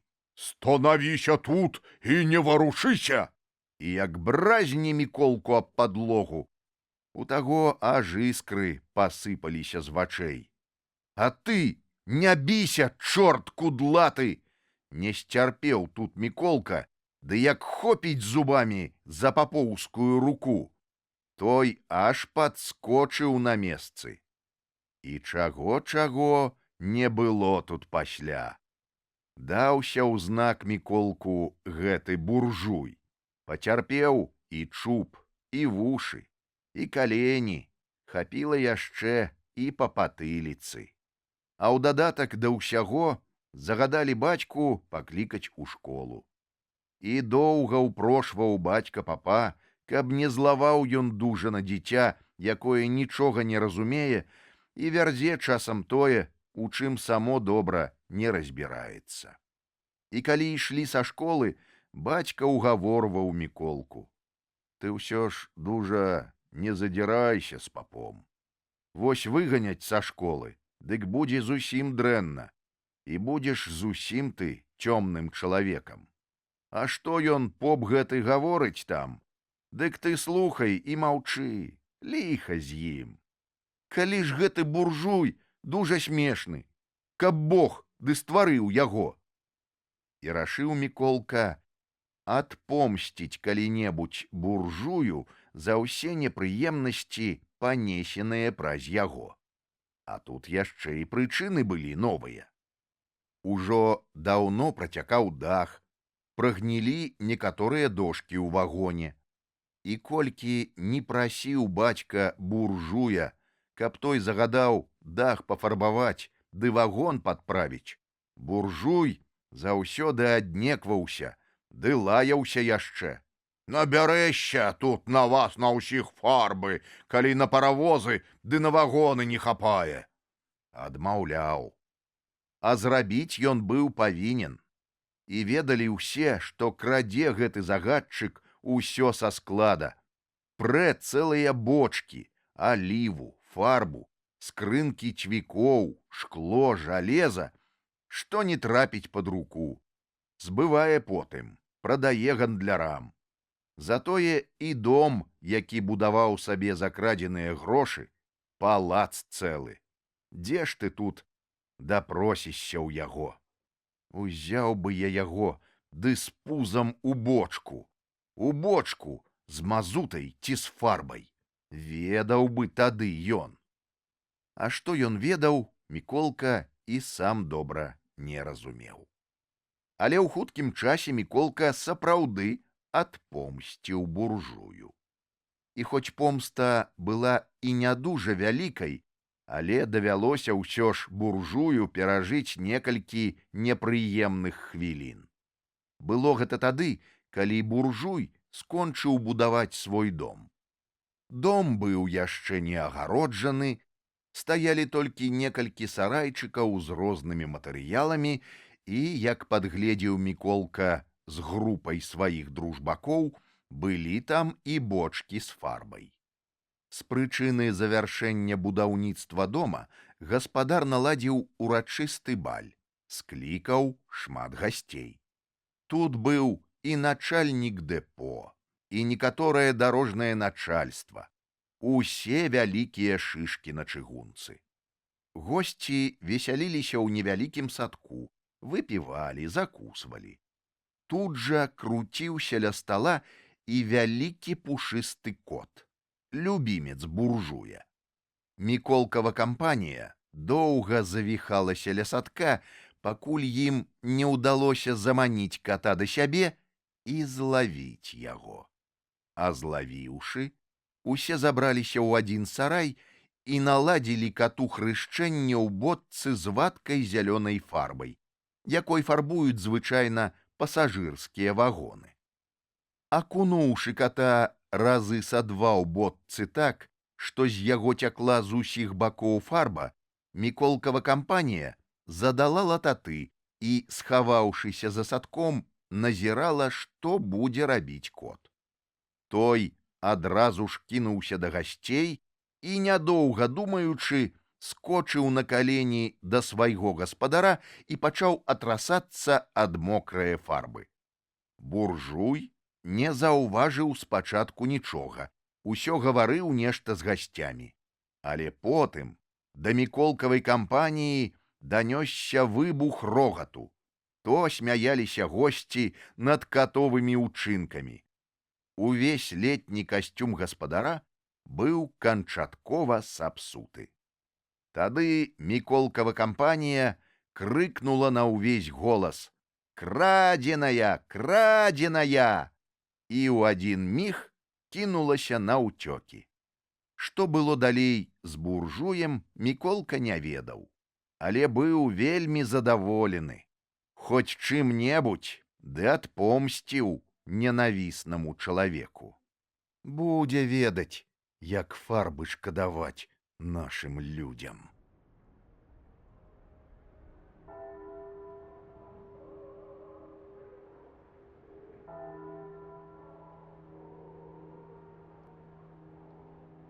Царскія арлы. Акрамя непрыемнасцей праз Бога, меў іх Міколка і праз цара. Чуў ён пра яго і дома, і ў школе. У школе нават спецыяльнай малітве вучылі, дзе гаварылася аб тым, каб дапамог Бог яго імператарскай вялікасці, каб захаваў яго жыццё і даў перамогу над супастатамі. Вось гэта дык асоба, калі ўсе моляцца аб ёй, думаў Міколка. Дома ён распытваў деда, хто такі цар. Ого! Цар гэта, браце мой, цар, а не абы што, адказваў дед. Ён табе сядзе вячэру спраўляць, а навокал 1000 слуг. Не менш. Адзін каўбасу падае, другі гарэлку, трэці селядца, чацвёрты, браце мой, салоныя агуркі прэ. А пяты? Пытае Міколка. Пяты? Ну і пяты мае якую-небудзь справу, скажам, блінцы падае, дранікі, або капусту тушаную. Прыпамінаў дед стравы, каб даць абавязак для кожнага слугі. А ці есць цар прэжаны гарох? Пытаўся Міколка пра свой найлепшы прысмак. Дед доўга чухаў патыліцу, не ведаючы, як адказаць.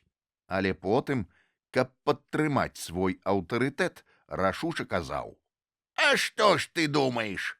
Магчыма, есць. Ён, браце, усё можа. Захоча гароху, з'есць гароху. Захоча смятаны, яму падаюць смятану. Яшчэ толькі ў думках у яго пра смятану. А тут ужо слуга перад ім з гладышом смятаны, хоць адбаўляй. Але, як мне здаецца, цару і без гароху добра жывецца. Гарох жа не панская яда. Тады ўжо Міколка кідаўся ў спрэчкі з дедам. Не можа быць, каб гароху не еў. Няма нічога на свеце смачнейшага, як гарох. А цар, відаць, не дурны. Вядома, не дурны. Ён, браце, і хітры. Усё ведае, хто дзе жыве і што думае. Вось і пра нас з табой ён ведае. Сядзіць дзе-небудзь у Петербургу на троне, на карту зірне, бачыць, станцыя наша. І адразу ў думках у яго: ага! А ў мяне там стары герой турэцкай вайны Астап жыве з унукам Міколкам. А паказаць іх мне перад мае царскія вочы? І што ты думаеш? Ён усё можа. Захоча пакараць, адразу і скажа: а ну, падайце мне сюды Міколку, Я яго з жыцця рашу за непаслушэнства. І чык-чырык. Няма головы у Миколки. А захоче помиловать, скажа: а что тебе, Миколка, дать? Золотые палацы? Чи цуда камень самоцвет? Мне палацы залатыя не патрэбны, уздыхае Міколка. От бы далі нам, деду, невялічкую хату, каб табе на падлозе не спаць, ды зімой нам усім не прастуджвацца. Бачыш, куды ты хапіў? Невялічкую хату? Гэта, браце, для цара цяжэй, чым залатыя палацы. Не любіць цар такой драбязой займацца. Міколка ўздыхаў, не згаджаўся з такімі парадкамі. Так гаварылі часта паміж сабой дзед з унукам. Міколка і ў бацькі пытаўся пра цара і пра гарох прэжаны. Бацька пасмейваўся, на дзеда міргаў. Ты яго, Міколка, слухай, ён табе казак нагаворыць, усё роўна як пра турэцкую вайну. Цар народ кулямі частуе, вось пра які гарох ён дбае. Кулі і гарох? Незразумела гэта крыху для Міколкі. Распытаў бы яшчэ пра цара ў бацькі, але той не асабліва паважае такія гутаркі. Адчапіся ты з царамі сваімі. Трутні яны, крывасмокі на нашым целе. Як буржуі? Ну вось, цар над усімі буржуямі буржуй. Вось хто такі цар. Не шкодзіла б яшчэ каго распытаць пра цара, але няма ў каго. Не ў папаш таго ў школе. Можа выйсці горай Адама і Евы. А неўзабаве давялося Міколку з царом пазнаёміцца. Ды яшчэ як? Так пазнаў цара, што потым і другім не раіў. Аднае раніцы панесліся па вагонах чуткі, што заўтра цар будзе па чыгунцы ехаць. І сапраўды, яшчэ ўвечары ў вагон да Міколкі ўваліліся салдаты і пара жандараў. І так па ўсіх вагонах пасёлка. Бацьку і деду далі спецыяльныя бляшкі, каб павесілі на грудзі замест прапускоў. Гэта каб кожны бачыў, што яны служаць на дарозе, і не затрымліваў на пуцях. І вельмі строга загадалі, каб не хадзілі, аднак без патрэбы па пуцях і каб ні кроку не рабілі на станцыю. Ды загадалі яшчэ навокал вагона жоўтага пяску насыпаць. А маці цэлы экзамен учынілі. Загадалі ёй вагон звонку адмыць і новымі хусткамі дзверы і вокны завесіць, каб не бачыў цар лахманоў гэтых тухлых, не псаваў бы настрою. І каб самі ля вокнаў не стаялі, іначай страляць будзем. Ды глядзі, галадранца гэтага за дзверы не выпушчай, убача цар, у Сібір тады за пяком. Гэта ўжо ў дачыненні да Міколкі. Відаць, пабойваецца мяне цар, калі зірнуць на мяне баіцца, падумаў Міколка, але змоўк, не сказаў нічога. І як прачнуўся Міколка, так і пільнаваўся акна, а ці скора царскі цягнік пойдзе. Бачыў ён, як завіхаліся на пуцях рабочыя, якіх падганялі жандары. Рабочыя падчышчалі і падмяталі пуці, замыкалі стрэлкі і наглуха забівалі іх кастылямі. Гэта для таго, каб царскі цягнік не павярнуў на другую дарогу і каб ніхто не мог павярнуць стрэлку не туды, куды трэба. І ўвесь таварны і пасажырскі рух спыніўся. Таварныя цягнікі стаялі ў тупіках, а пасажырскі як стаў на трэцім пуці, так і не пайшоў далей. А ўсіх пасажыраў выгналі з вагонаў і пазаганялі на станцыю. Відаць, таксама, каб цар не ўбачыў. Міколка назіраў за пераездам цераз чыгунку. Там таксама ішла работа. Салдаты і жандары не давалі нікому пераязджаць цераз чыгунку і заганялі ўсіх, і конных, і пешых, далей ад чыгункі ў лагчыну. Наогул, у гэты дзень было багата работы жандарам і салдатам. І колькі ж іх нагналі? Паабапал усёй дарогі было поўна іх. Усё ганяліся за людзьмі, адганялі іх ад чыгункі. Вось урэшце паказаўся і цягнік. Ён хутка прайшоў праз станцыю. Усе вокны былі завешаны фіранкамі, і як ні прыглядаўся Міколка, ён нічога не ўбачыў. І толькі ён сабраўся ўжо выйсці з вагона, калі прайшоў цягнік, як яго за руку схапіў салдат. «Ты куды, падшывалец? Назад!» Аказалася, што прайшоў толькі цягнік з царскімі генераламі і слугамі, і хадзіць па пуцях яшчэ не дазвалялася. Праз якія паўгадзіны паказаўся і царскі цягнік. Вялі яго аж 2 паравозы, і на пярэднім быў вялікі двухгаловы арол. Усё роўна, як той, што быў намаляваны на міколкавым вагоне над надпісам «40 чалавек, 8 лошадей». Але гэты арол быў надзвычай вялікі і бліскучы, аж загледзеўся на яго Міколка, на якую хвіліну і пра цара забыўся. Вагоны ў цягніку былі надзвычай прыгожыя, усе з шырокімі вокнамі, бліскучымі, як люстэркі. Цягнік ішоў вельмі марудна па стрэлках, нібы воз які з малаком ці з гаршкамі. Міколка пільна прыглядаўся да акон, каб угледзець цара ці хаця царанят. Але дзе ты ўбачыш на такой адлегласці? А цягнік усё ішоў ціха, паволі.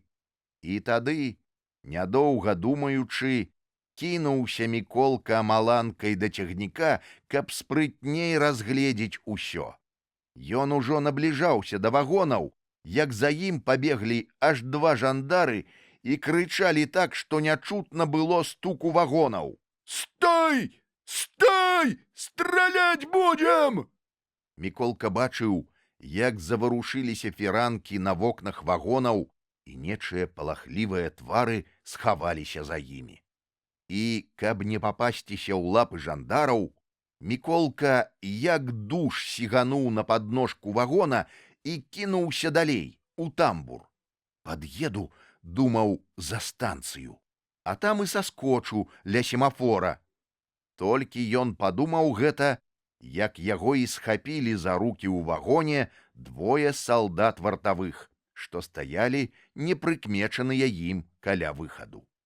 А нейкі сівы-сівы, увесь у золаце, у медалях, у звёздах ды ў блішчастых эпалетах, наставіў на Міколку пісталет і, трасучыся і адступаючы назад, крычаў не сваім голасам: «Стой! Стой! Рукі ўгару!» А дзе ты падымеш гэтыя рукі, калі іх сціснулі так, што косці занылі? «Не варушыся, застралю!» — не сунімаўся стары. «Звязаць злачынца, абшукаць, адабраць зброю!» Моцна скруцілі Міколку рукі назад. Аж уеліся рамяні ў цела. Павалілі Міколку на падлогу, абшукваць пачалі. Але што ты там знойдзеш у міколкавых кішэнях? Высыпалася з іх штук з 20 розных гузікаў, 2 невялічкія гайкі, пара цвікоў, кавалачак каляровага шкла, драбок цукру, што ўзяў у дзеда, ды кавалак зайцавага хлеба.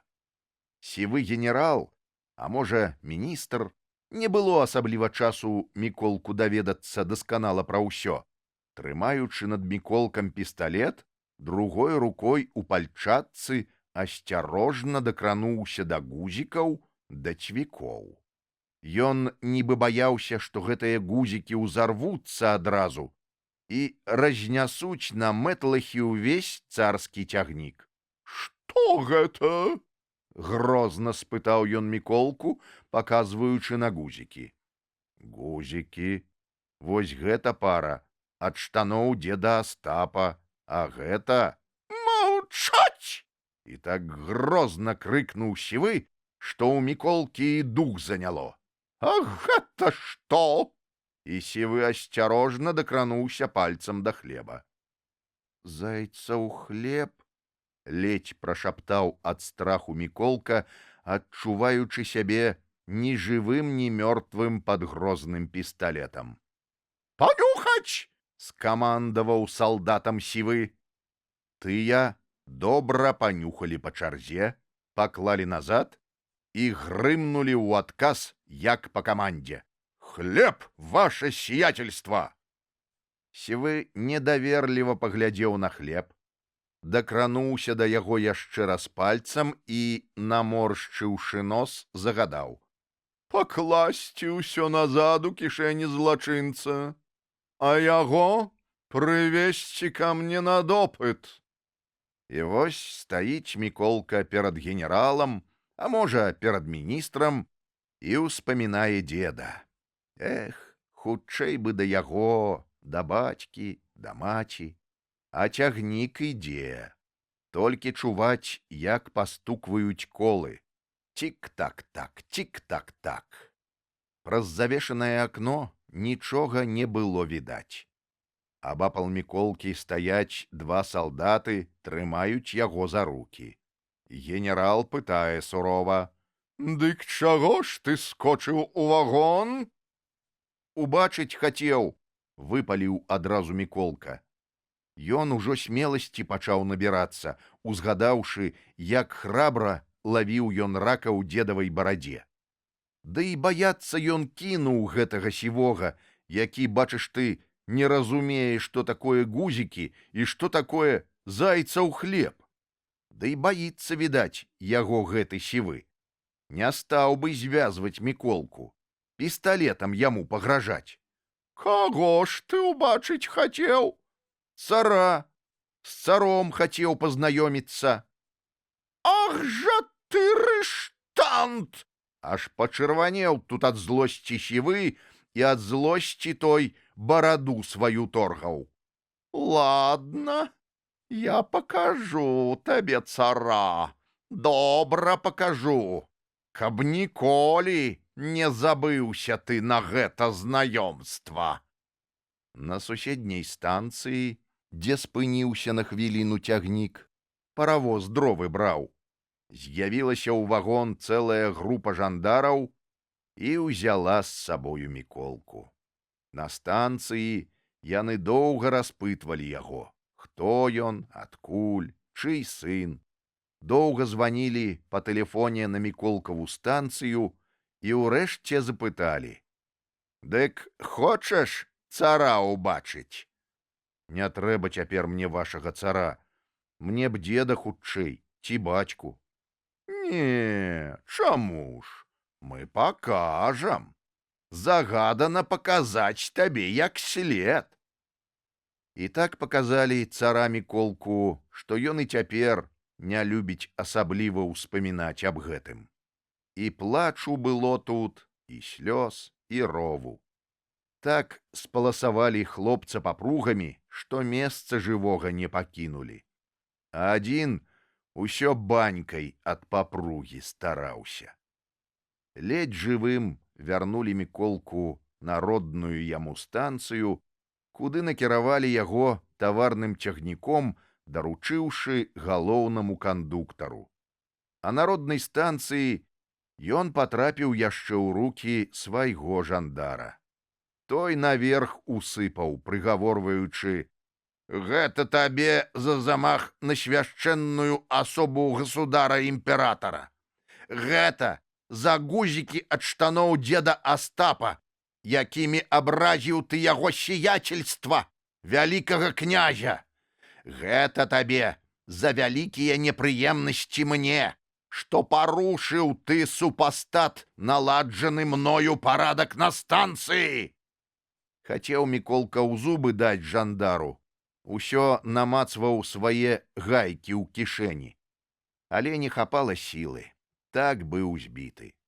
Ледзь жывога вярнулі яго ў вагон да дзеда, да маці, да бацькі. Ахнулі яны, жахнуліся, раздзелі Міколку, цёплай вадой пабоі змачылі. Дзед прыгледзеўся, збялеў аж.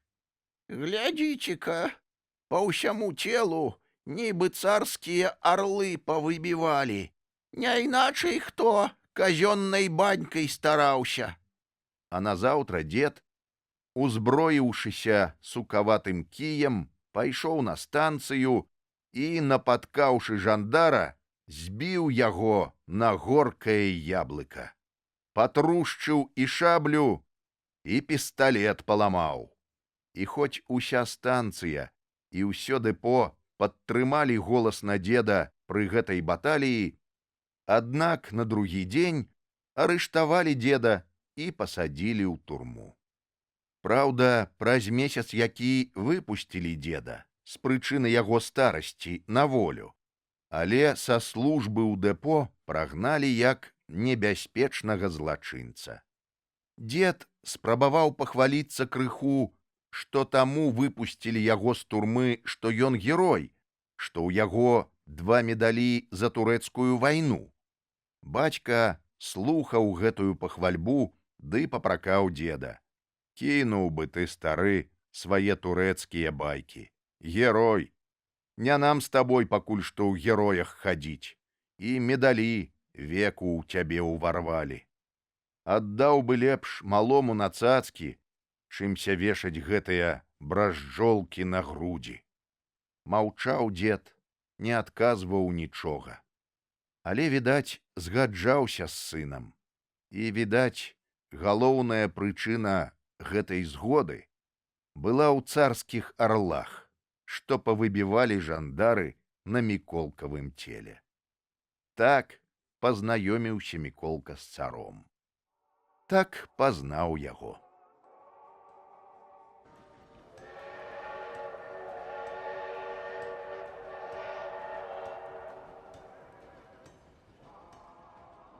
Цяжкія гадзіны.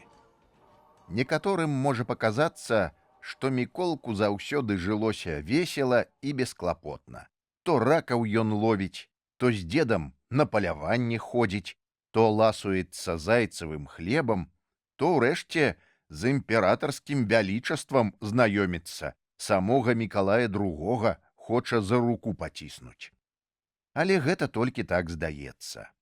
Мала было вясёлага ў Міколкавым жыцці. Усю зіму мерзлі ў халодным і цесным вагоне, марачы аб цёплых летніх днях. У дадатак да холаду даймаў і голад, асабліва калі пачалася вайна.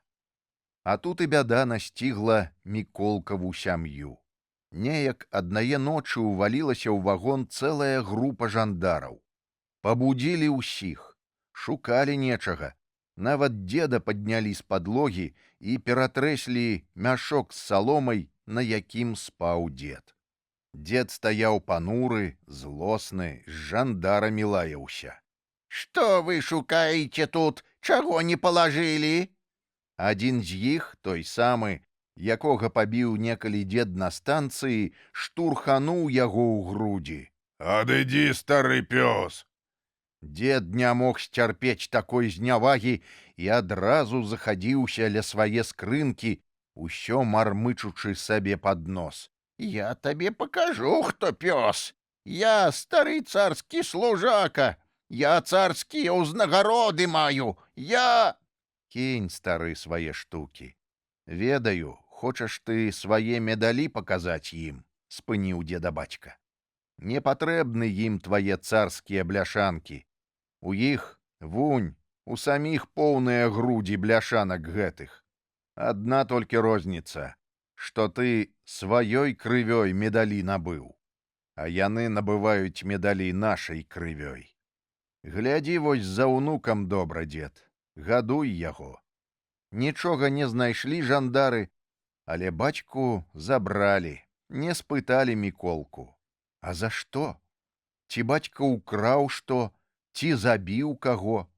Здаецца ж, нічога такога з бацькам не здарылася, а вось узялі і ў турму пасадзілі, як апошняга злодзея. А на другі дзень раніцай з'явіўся той самы станцыённы жандар і, раскрыўшы дзверы, закамандаваў: «А ну, выкідвайцеся з вагона, каб і паху вашага тут не было!» Маці спачатку нічога не зразумела, запытала толькі: Як гэта выкідваецеся? «А так», — сказаў абыякава жандар, і, ухапіўшы вісеўшае на сцяне дзедава паліто, выкінуў яго з вагона. А як жа жыць? Спытала яшчэ раз маці, нічога не разумеючы з таго, што гаварыў жандар. Той нічога не адказваў, а толькі выкідваў па чарзе невялікія набыткі міколкавай сям'і.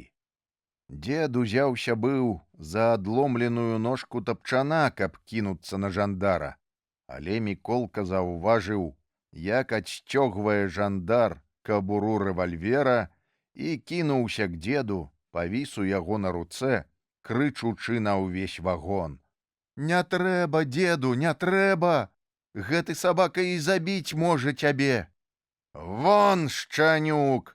І жандар, схапіўшы Міколку за плечы, адштурхнуў яго за дзверы. Маці сядзела ў вагоне, безуважная да ўсяго. Толькі слёзы каціліся адна за адной, ды слова адны і тыя чуліся з яе вуснаў. Як жа нам далей жыць? Што ж гэта за бяда такая? «А гэта ўжо не мая справа! Мне то што?» — пасмейваўся жандар і не кідаў сваёй работы. Да вагона пазбіраліся людзі. Жанчыны з вагоннага пасёлка, некаторыя рабочыя з дэпо. Спачатку гаварылі ціха паміж сабой, сумна ківалі галовамі, спачувалі Міколкавай сям'і. Потым пачалі гаварыць гучней і гучней, і хутка каля вагона чуліся ўжо крыкі, пагрозы, гучная лаянка. Некаторыя спрабавалі ўгаворваць жандара: «Што ты робіш, чалавеча? На зіму людзей выганяючы на холад! Сягоння іх, а заўтра нас выганяць будзеш!» Адыдзі, а то ўраз і цябе арыштую! — агрызаўся жандар, накладаючы пячатку на дзверы пустога вагона. «Знайшлі ў кім совесць шукаць. Ці была яна, калі ў сабакі?» — гаварылі адны. А другія ўжо грозна наступалі на жандара. Яны былі гатовыя ўзяць яго, разарваць на кавалкі, умяшаць у брудную прамазучаную зямлю. Тады падняўся дзед, які сядзеў увесь час на разбітым тапчане і сумна пазіраў на народ. Дзед рашуча ступіў уперад, загаварыў: «Кіньце, людцы, гэтага сабаку! Не ў ім жа справа! Не выганіць ён мяне сягоння, дык заўтра іх 20 знойдзецца. Усё роўна выкураць. А вы толькі непрыемнасці можаце набыць сабе. Ёсць вышэй за іх людзі. Яны разумеюць чалавечую справядлівасць. Калі сына забралі гэтыя сабакі, дык гэта ж непаразуменне. Тыя, што вышэй, тыя ўсё разбяруць. Тыя ўбачаць, хто правы і хто вінаваты. А вы разыходзьцеся, людцы, па хатах». Дзед верыў яшчэ ў нейкую вышэйшую справядлівасць, верыў крыху ў цара. Не можа быць, каб ён дапускаў такія непарадкі, калі чалавека за нівошта садзяць у турму. Прадаўшы сёе-тое з манаткаў і надзеўшы свае медалі, ездзіў ён да вышэйшага жандарскага начальства хадайнічаць аб сыне. Але прыехаў вельмі пахмуры і расчараваны. Здзеў медалі свае, Міколку кінуў. «На, унучак, хавайся сваімі гузікамі, бліскучыя цацкі будуць». І, дастаўшы з кішэні паперу, чытаў яе Міколкавай мацеры. То быў прысуд над бацькам Міколкі. Па загаду яго імператарскай вялікасці быў засуджаны Міколкаў бацька на 10 год катаргі. Яго імператарскай вялікасці, мармытаў паціху дзед. погань гэта, а не вялікасць. А я думаў. Шмат аб чым перадумаў дзед. Жылі цяпер у невялічкім хлеўчуку, складзеным са старых шпал. Гэты хляўчук аддаў ім пад жыллё адзін стрэлачнік. Дзед хадзіў кудысьці на работу, ці то пілаваць, ці то складаць дровы. Маці хадзіла таксама на падзённую работу, то мыла чужую бялізну, то падлогі, то прыбірала двары ў багатых дамах. Часта пытаўся Міколка, за што ж пасадзілі бацьку. Але ніхто не мог адказаць яму дакладна і падрабязна. Ведаў толькі, што бацька яго палітычны злачынца, а ў чым гэтае злачынства ніяк не мог ён толкам дабраць. Хіба ж злачынства ў тым, што ён кіраваў забастоўкай і хацеў, каб рабочым плацілі болей, каб ім лепш жылося. Якое ж у гэтым злачынства? Хіба за гэта трэба людзей садзіць за краты? Худое жыццё настала для Міколкі. Некаму было і зайцавым хлебам пачаставаць. Часта яшчэ, учуўшы знаёмы гудок паравоза, кідаўся з прасонку Міколка да маці. «Стаў самавар, мама, бацька едзе!» Але ставіць самавар не было патрэбы, і маці ўгаворвала Міколку. Спі, сынок, спі. Бацька ў цягнік яшчэ далёка, далёка. Дні цягнуліся за днямі, шэрыя, нудныя, халодныя. Толькі і было шчасця, калі прыходзілі некаторыя рабочыя, суцяшалі маці і дзеда. «Не гаруйце, усё пройдзе, усё мінецца. Будзе свята калі-небудзь на нашай вуліцы. Не ўсё ж ім ды ім». Суцяшалі гэтыя рабочыя. Дапамогу аказвалі. То грашыма, то дроў прыстараюцца, то змайструюць печку чыгунную, каб не так даймаў холад. І тады рабіўся весялейшы дзед, жартаваў з Міколкам, падбадзёрваў яго. Не сумую, нучак. Дачакаемся і мы з табою лепшае долі. Суцяшаў дзед, але ад цяжкага жыцця захварэў, злёг. Неяк застудзіўся ён на рабоце, прастыў. Ледзь да хаты прыйшоў і злёг, з ложка не падымаўся. І колькі не даглядалі за ім маці і Міколка, аслаб зусім дзед, да сябе паклікаў. Відаць, трэба мне паміраць.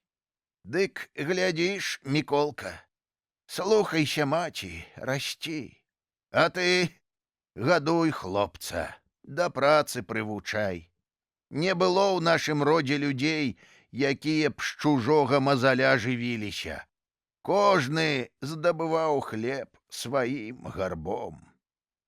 Заплакаў тут горка Міколка, баючыся расстацца з найлепшым таварышам сваім і з другам-прыяцелем. Але не здаў пазіцыі дзед.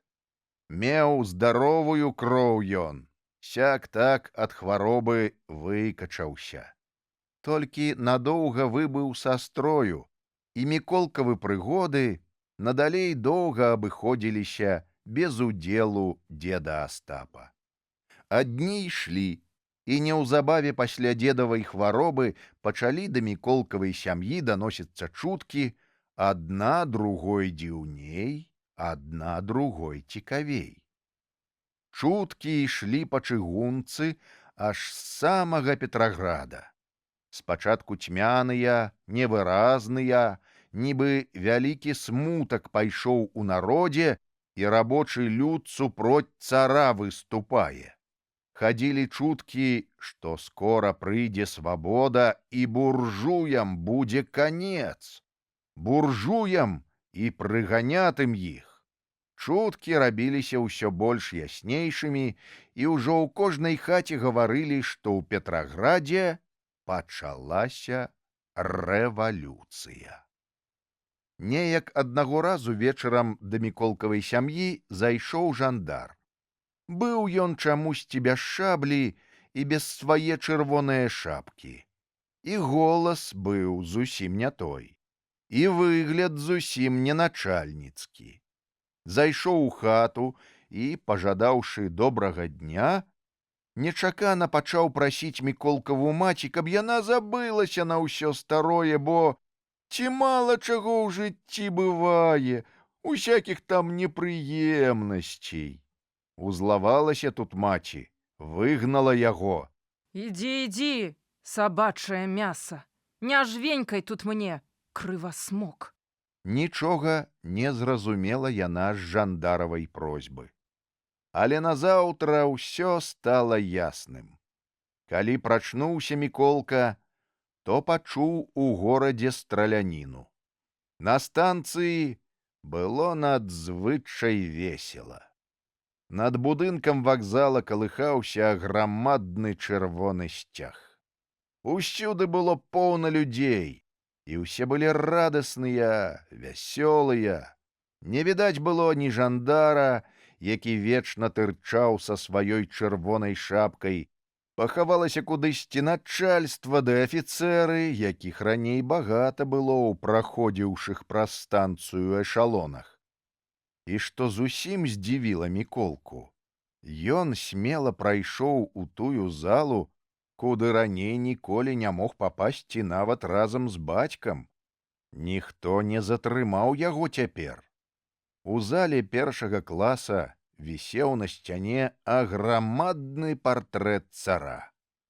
Вось цяпер гэты партрэт рабочае дэпо здзіралі са сцяны, здзіралі з мясам. Ужо зляцелі на падлогу царскія ногі і мундзір, толькі галава пад каронай, учапіўшыся за цвікі, усё яшчэ вісела на сцяне. Вось гэтую галаву і сцягвалі багром рабочыя. У залу ўбег начальнік станцыі. Ён зірнуў на сцяну, ахнуў і замахаў рукамі. «Што вы робіце з партрэтам? Вы ўсю сцяну папсавалі!» За начальнікам нехта пагнаўся жартам, а другія ўжо зусім без жартаў параілі начальніку вымятацца.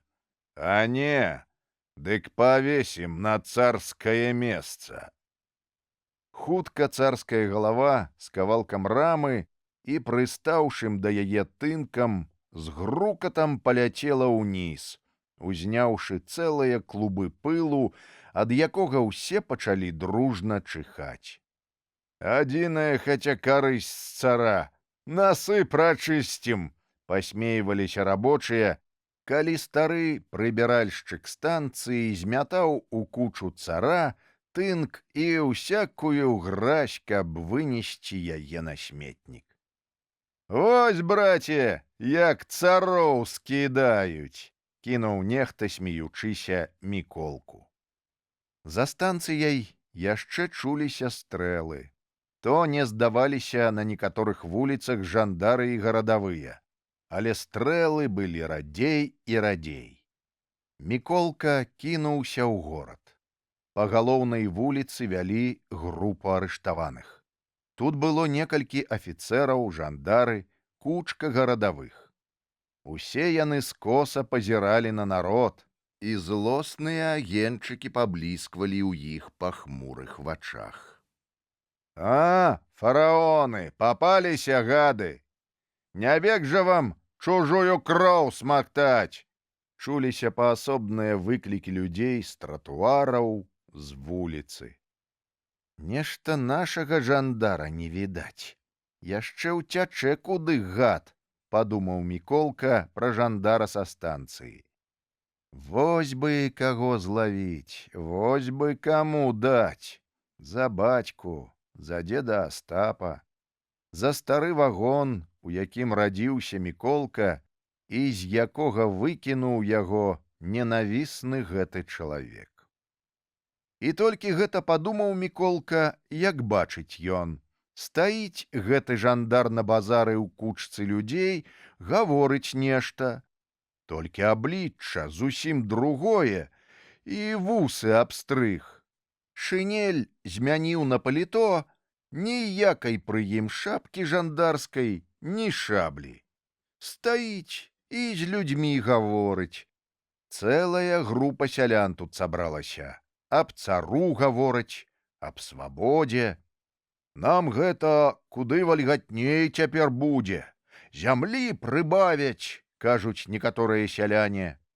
Як жа, чакайце зямлі, калі ніякага парадку цяпер не будзе, ніякага закону, устаўляе сваё слова жандар. Слова за слова і ўжо цэлую прамову шпарыць жандар. І выходзіць па-ягонаму, што цяпер настала самая дрэнная часіна, што змушчаюць народ розныя свавольцы, фабрычныя ды жыды. Як-ніяк перашкаджаў ім цар апошнія сокі з мужика выціскаць. А цяпер хочуць гэтыя людзі свой парадак устанавіць.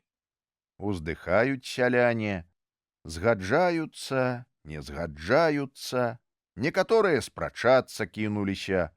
Што не кажы, чалавеча, а перамена павінна быць вялікая. Вось каб ведаў ты, колькі нашага брата розныя ўраднікі, стражнікі ды жандары прыціскалі. Пра стражнікаў ды жандараў я не кажу. Вядома, гэта сабакі. Але пры чым тут цар? Хіба ён ведаў, як народ жыве? Усё ад яго скрывалі. Так гаворыць жандар, і ў вус не дзьме, нібы ён самы найлепшы, самы працавіты чалавек на свеце.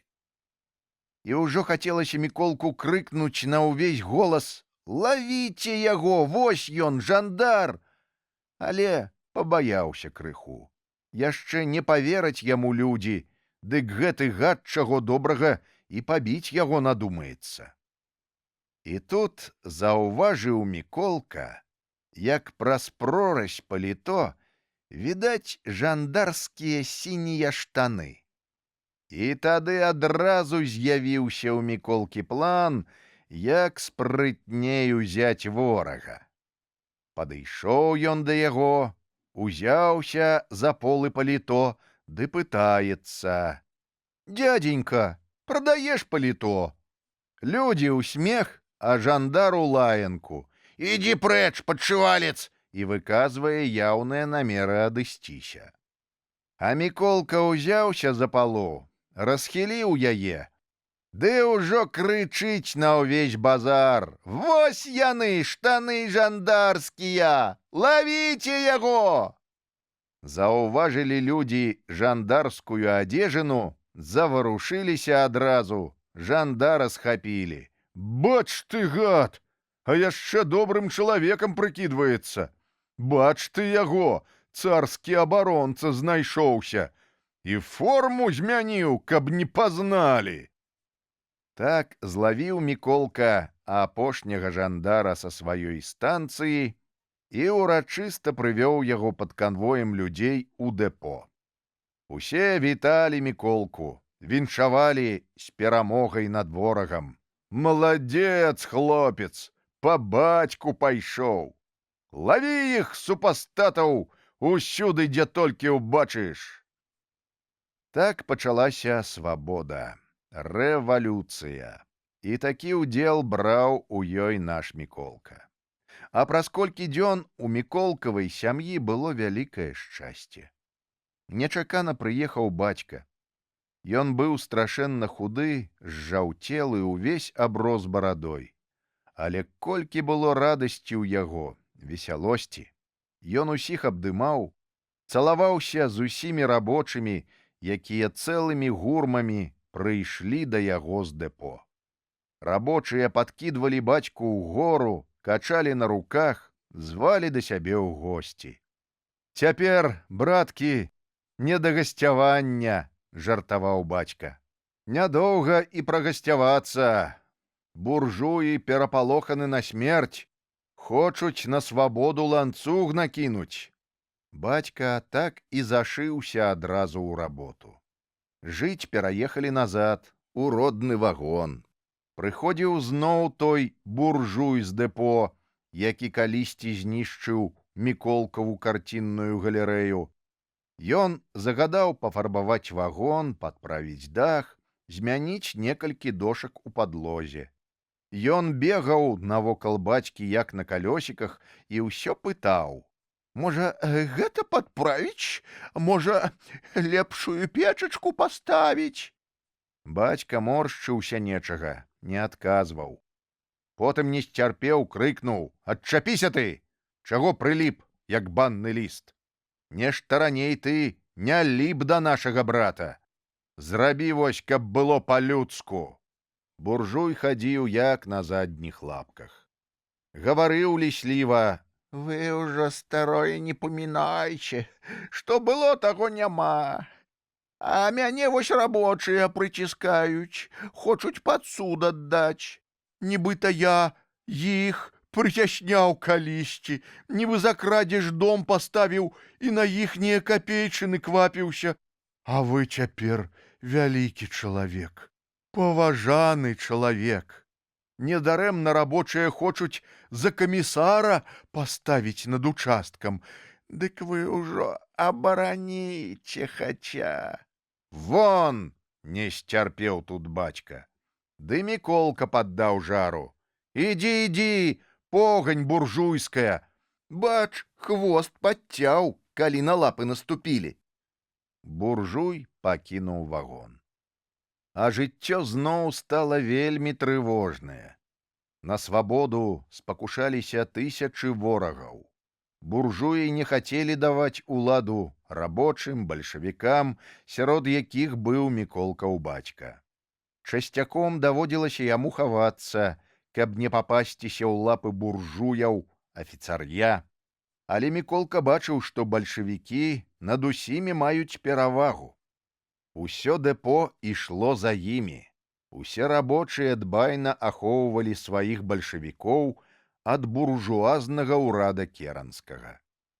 Усе ішлі насупроць гэтага ўрада, не выконвалі яго распараджэнняў, псавалі вагоны, паравозы, не давалі іх пад пагрузку войскаў на фронт. І толькі ў кастрычніку свабодна ўздыхнулі рабочыя. Улада перайшла канчаткова да іх.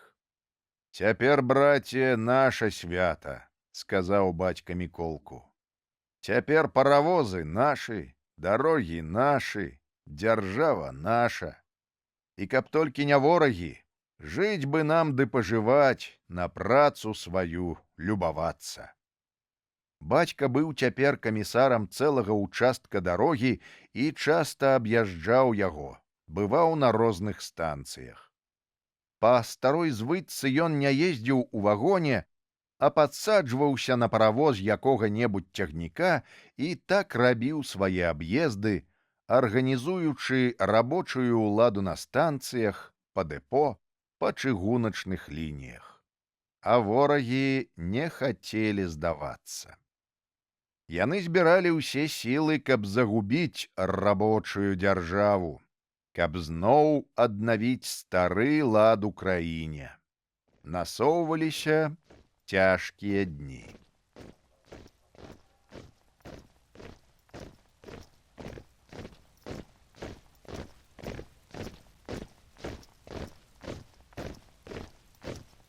Міколка вызваляе бальшавікоў. Ужо з тыдзень хадзілі чуткі, што набліжаецца нямецкае войска. Рабочыя дэпо рыхтавалі лепшыя паравозы, каб не пакінуць іх немцам. Міколкаў бацька раіўся з другімі рабочымі, што рабіць, ці ваяваць з немцамі, ці пусціць іх без бою. Але паступілі і пэўныя ўказанні, каб не адкрыць бойкі, не рабіць кровапраліцця, бо што могуць зрабіць рабочыя? з узброенымі да зубоў палкамі Вільгельма.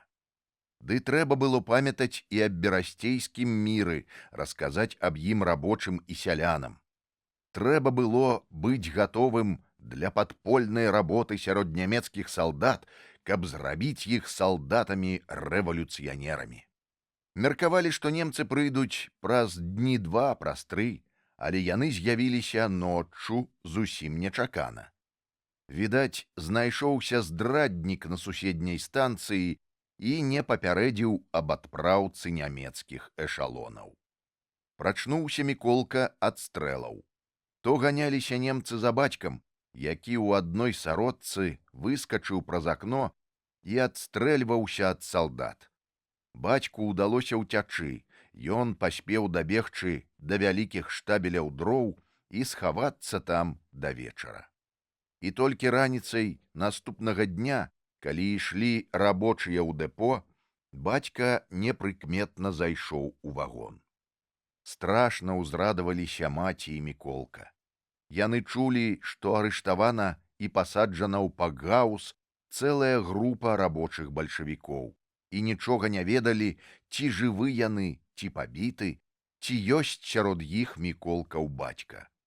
Аж заскакаў ад вялікай радасці Міколка, але бацька абурыўся на яго. Цішэй ты, скакун.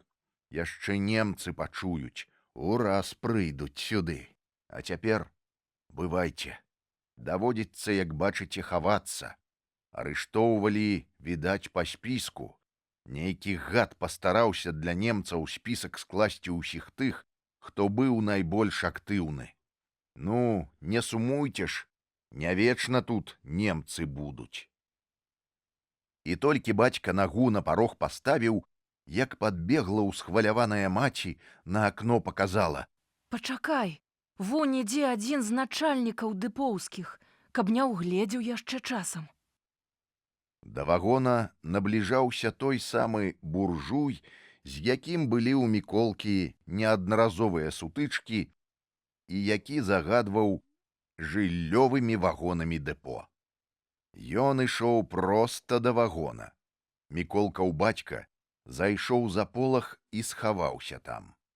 Неўзабаве зайшоў буржуй, не вітаючыся, важна рассеўся на зэдліку, нахабна азіраючы ўсё навокал. Ну што ж, вітаю вас, вітаю. На камісарстваваліся, значыць, здаволіліся.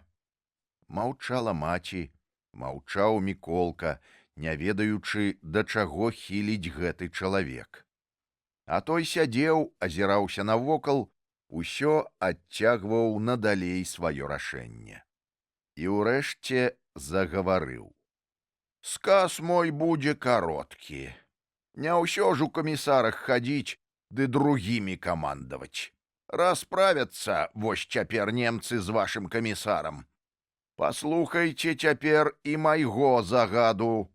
У 24 гадзіны аслабаніць гэтую кватэру і каб духу вашага тут не было, хоць да д'ябла, а не паслухаеце, штыкамі выпарам, бо, дзякаваць Богу, ёсць цяпер каму за парадкам сачыць.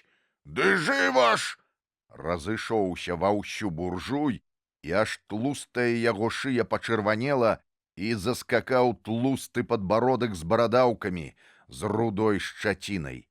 І раптам буржуй змоўк, абмяк, нібы костка яму ў горла папала, ці нечакана паляруш стукнуў. Перад ім стаяў бацька, які выйшаў з-за полага. Бацька прыставіў буржую рэвальвер да лба і гаварыў ціха, але так, што чуў і Міколка. Дык вось хто немцам нас павыдаваў. Маліся ж Богу, што сядзіш ты ў мяне ў вагоне. Не хачу вось шуму падымаць, ды ім непрыемнасці рабіць. Тут паказаў ён на Міколку і на маці. А цяпер глядзі. Калі хоць пікнеш слова якое пра мяне, ці супроць нас усіх, ці будзеш іх вось чапаць, дык памятай. Жыццё кароткае, а мы яго яшчэ табе ўкароцім. А не верыш, дык вось панюхай. Гэта табе прысяга не раскрываць нідзе свайго паганага рота, ды вымятацца самому па дабру па здароваму са станцыі. Буржуй сядзеў і пікнуць не смеў. У яго не пападаў зуб на зуб і ад страху, і ад здзіўлення. Не чакаў ён сустрэць тут міколкавага бацьку, якога лічыў ён ужо нават загінуўшым ад немцаў. Бацька сунуў яшчэ раз рэвальвер у лоб буржую і, развітаўшыся са сваімі, пайшоў, як ні ў чым не бывала з вагона. Перапалоханы буржуй прасядзеў яшчэ з паўгадзіны і толькі тады рушыў з вагона. Пайшоў моўчкі, азіраючыся за сабой, як пабіты сабака. А вечарам прыйшлі некалькі рабочых. Сярод іх Міколкаў брат Павел, які служыў змазчыкам. Маці пайшла кудысьці да суседзяў. Міколка забраўся спаць на свой тапчан. Драмаў і прыслухоўваўся, аб чым ціха гаварылі рабочыя. Яны, відаць, спрачаліся аб нечым, бо адны гаварылі, што можна ўцячы з пакгауза, другія гаварылі, што цяжка. Тады Міколка зразумеў, што гутарка ідзе аб вызваленні тых рабочых, якія арыштаваны немцамі і сядзяць зараз у станцыённым пакгаузе. Добра ведаў Міколка гэты пакгауз, колькі разоў забіраўся ў яго з хлапчукамі, сваімі таварышамі, калі грузілі ў пакгауз семечкі і гарох альбо якія іншыя падобныя прысмакі. Туды вельмі цяжка забрацца, бо пакгауз новы, ды часавых стаіць аж 2 ад станцыі і ад горада. Чуў Міколка, як гаварыў адзін з рабочых. Пачуў і не сцярпеў. Саскочыўшы з тапчана, падбег да рабочых. Я магу залезці ў пакгауз, нягледзячы і на часавых, хутка выпаліў ён і пачырванеў нават, ці то ад нечаканае свае храбрасці, ці ад сарамлівасці. Рабочыя ажахнулі, казаў жа я вам, каб гаварыць цішэй, а то вось аб усім і даведаўся гэты падшывалец. Міколку страшна ўкрыўдзіла такое слова. Ён скоса зірнуў на гаварыўшага, працадзіў праз зубы. Каму падшывалец, а каму Міколка, бальшавікоў сын. Ну, то ідзі да немцаў і скажы ім, што бацька твой бальшавік. Няма такіх дурных, увязаўся ў гутарку Міколка. Калі вам кажу, ведаю каму. А немцы пра бацьку і так ведаюць, што ён бальшавік, бо не сталі б лавіць яго, нехта ж падказаў. А пакгауз я ведаю, як свой вагон. Мы вунь колькі разоў туды лазілі галубоў ганяць. Галубоў, галубоў, перадражніў яго адзін з рабочых. Тут, бачыш, не галубамі пахне, а куляй, а ты яшчэ дурань малы.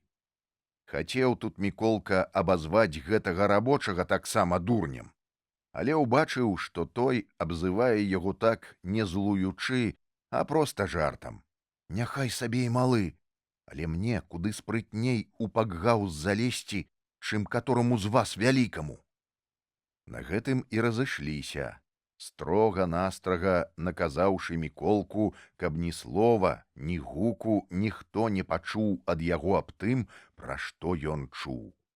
Ну што вы, маленькія якія, ці што? Не на жарты ўсярдаваў Міколка. Ці буржуй я, ці меншавік, па-вашаму? Чуў Міколка пра меншавікоў, як пра вялікіх паскуднікаў, якія любому буржую гатовы заўсёды боты лізаць. Таму і памянуў пра іх. Ну, глядзіш, яшчэ раз сказалі яму на развітанне.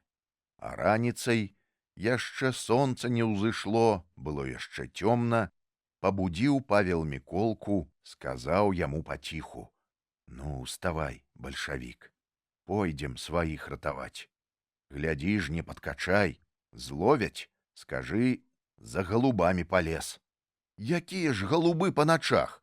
Папракнуў Міколка брата за такое выключнае няведанне галубовай справы. Тады скажы, што за семечкамі палез. За семечкамі яшчэ можна, згадзіўся Міколка з такой прапановай. Станцыя хавалася ў прадранішнім змроку. Сям-там мігацелі стрэлачныя ліхтары, пыхкалі парай паравозы ля дэпо, збіраючыся ў дарогу. Сям-там на путях стаялі адзіночныя таварныя вагоны, платформы з лесам ды з іншымі грузамі. Каб не быць заўважанымі нямецкімі часавымі, Міколка з рабочымі прабіраўся каля вагонаў, хаваючыся ў іх доўгім цені. І тут ля вагонаў заўважылі і дзеда Астапа. Ён ішоў следам за ўсімі, не адстаючы ні на крок. На яго накінуліся ўсе: «Куды табе, дзеду, ісці? Ідзі, кладзіся спаць!» Аднак дзед аж узлаваўся: «За каго вы мяне прымаеце? Каб я ды пакінуў унука свайго ў небяспецы!» І колькі не спрачаліся з дзедам, нічога не выйшла. Дзед не адступіў і рашуча ішоў услед. Вось і пакгаус. На ім пабліскваюць цьмянымі аганькамі 2-3 ліхтары, відаць шырокія дзверы. Ля іх стаіць, не зварухнецца, нямецкі часавы. Дзесьці далёка за пакгаузам пабліскваюць у небе агнявыя зарніцы. Відаць, недзе немцы вёску паляць. На гэтыя зарніцы загадкава пазірае часавы. Водбліскі іх мігцяцца на шырокім бліскучым штыку, на цяжкай, чорнай уначы касцы салдата. Задумаўся часавы, абапёрся на вінтоўку, не зварухнецца. А побач з пакгаузам вялікія штабелі дроў. Сюды дабраліся Міколка, Павел і другія рабочыя. Адсюль добра відаць пакгауз і часавы. Добра сачыць за кожным яго крокам. Міколка бачыць, як у руках яго таварышаў з'яўляюцца рэвальверы.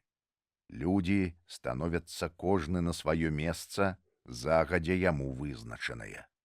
А самога Міколку ціха вядуць да пакгауза бліжэй пад самы апошні штабель дроў.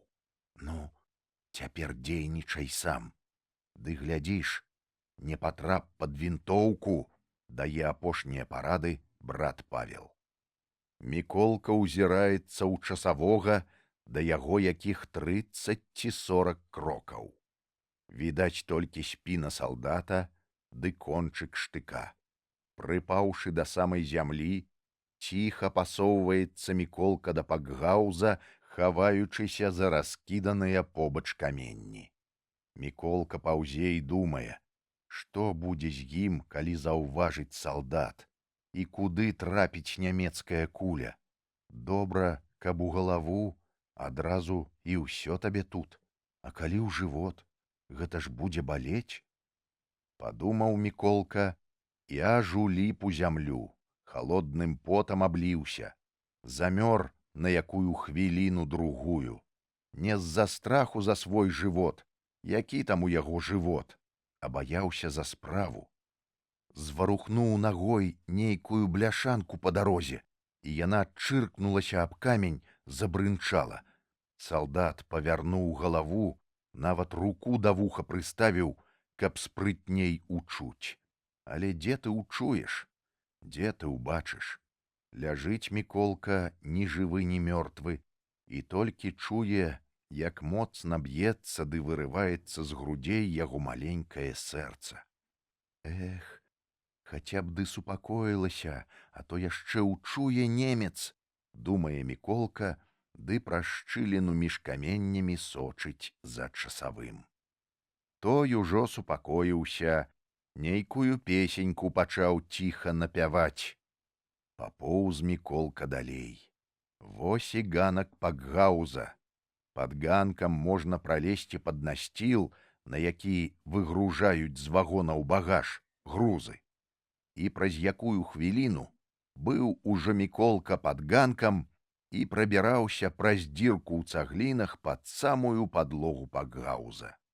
Ледзь не крыкнуў ён з перапуду, трапіўшы рукой у нешта слізкае і халоднае, але ўспомніў, што і днём тут хаваюцца часам жабы, супакоіўся.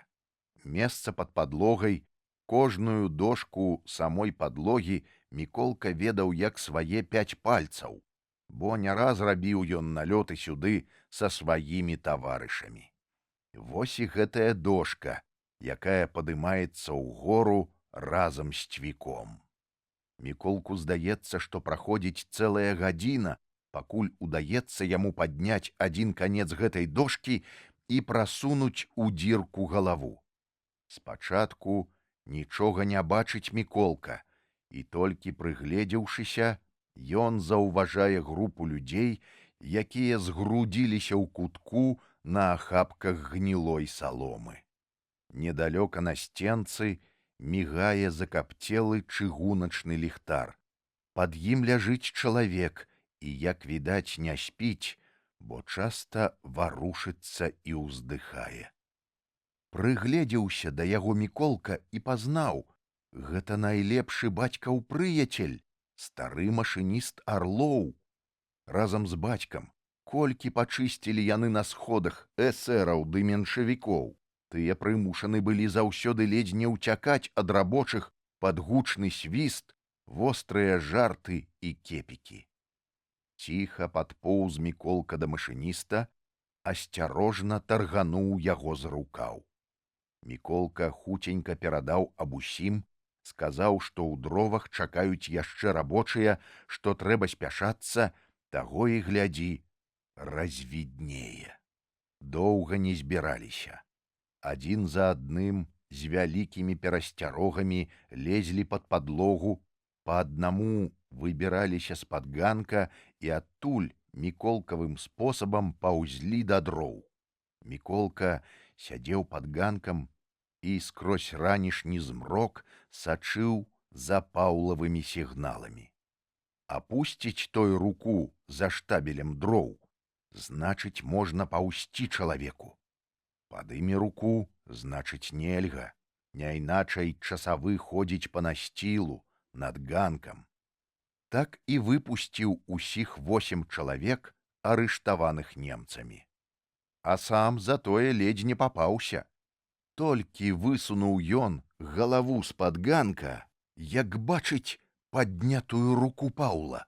Падаўся назад Міколка, як рак у пячору. Сядзіць там, сагнуўшыся, чакае і бачыць. Над самым над ім сядзіць нямецкі часавы. Ногі на прыступку ганка паставіў, вінтоўку да калена прыціснуў. Відаць, надакучыла яму стаяць, і, не бачачы поблізу начальства ў такі час, рашыў ён прысесці. Выбраў жа месца. Хоць ты бяры гэтага часавога за ногі і цягні пад ганак.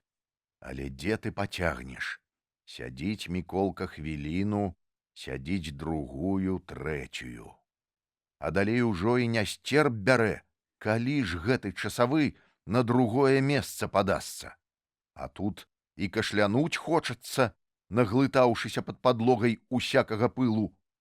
Засунуў Міколка канец рукава ў рот, сядзіць, ды чхнуць баіцца. І, магчыма, доўга прасядзеў так Міколка, каб не выручылі рабочыя.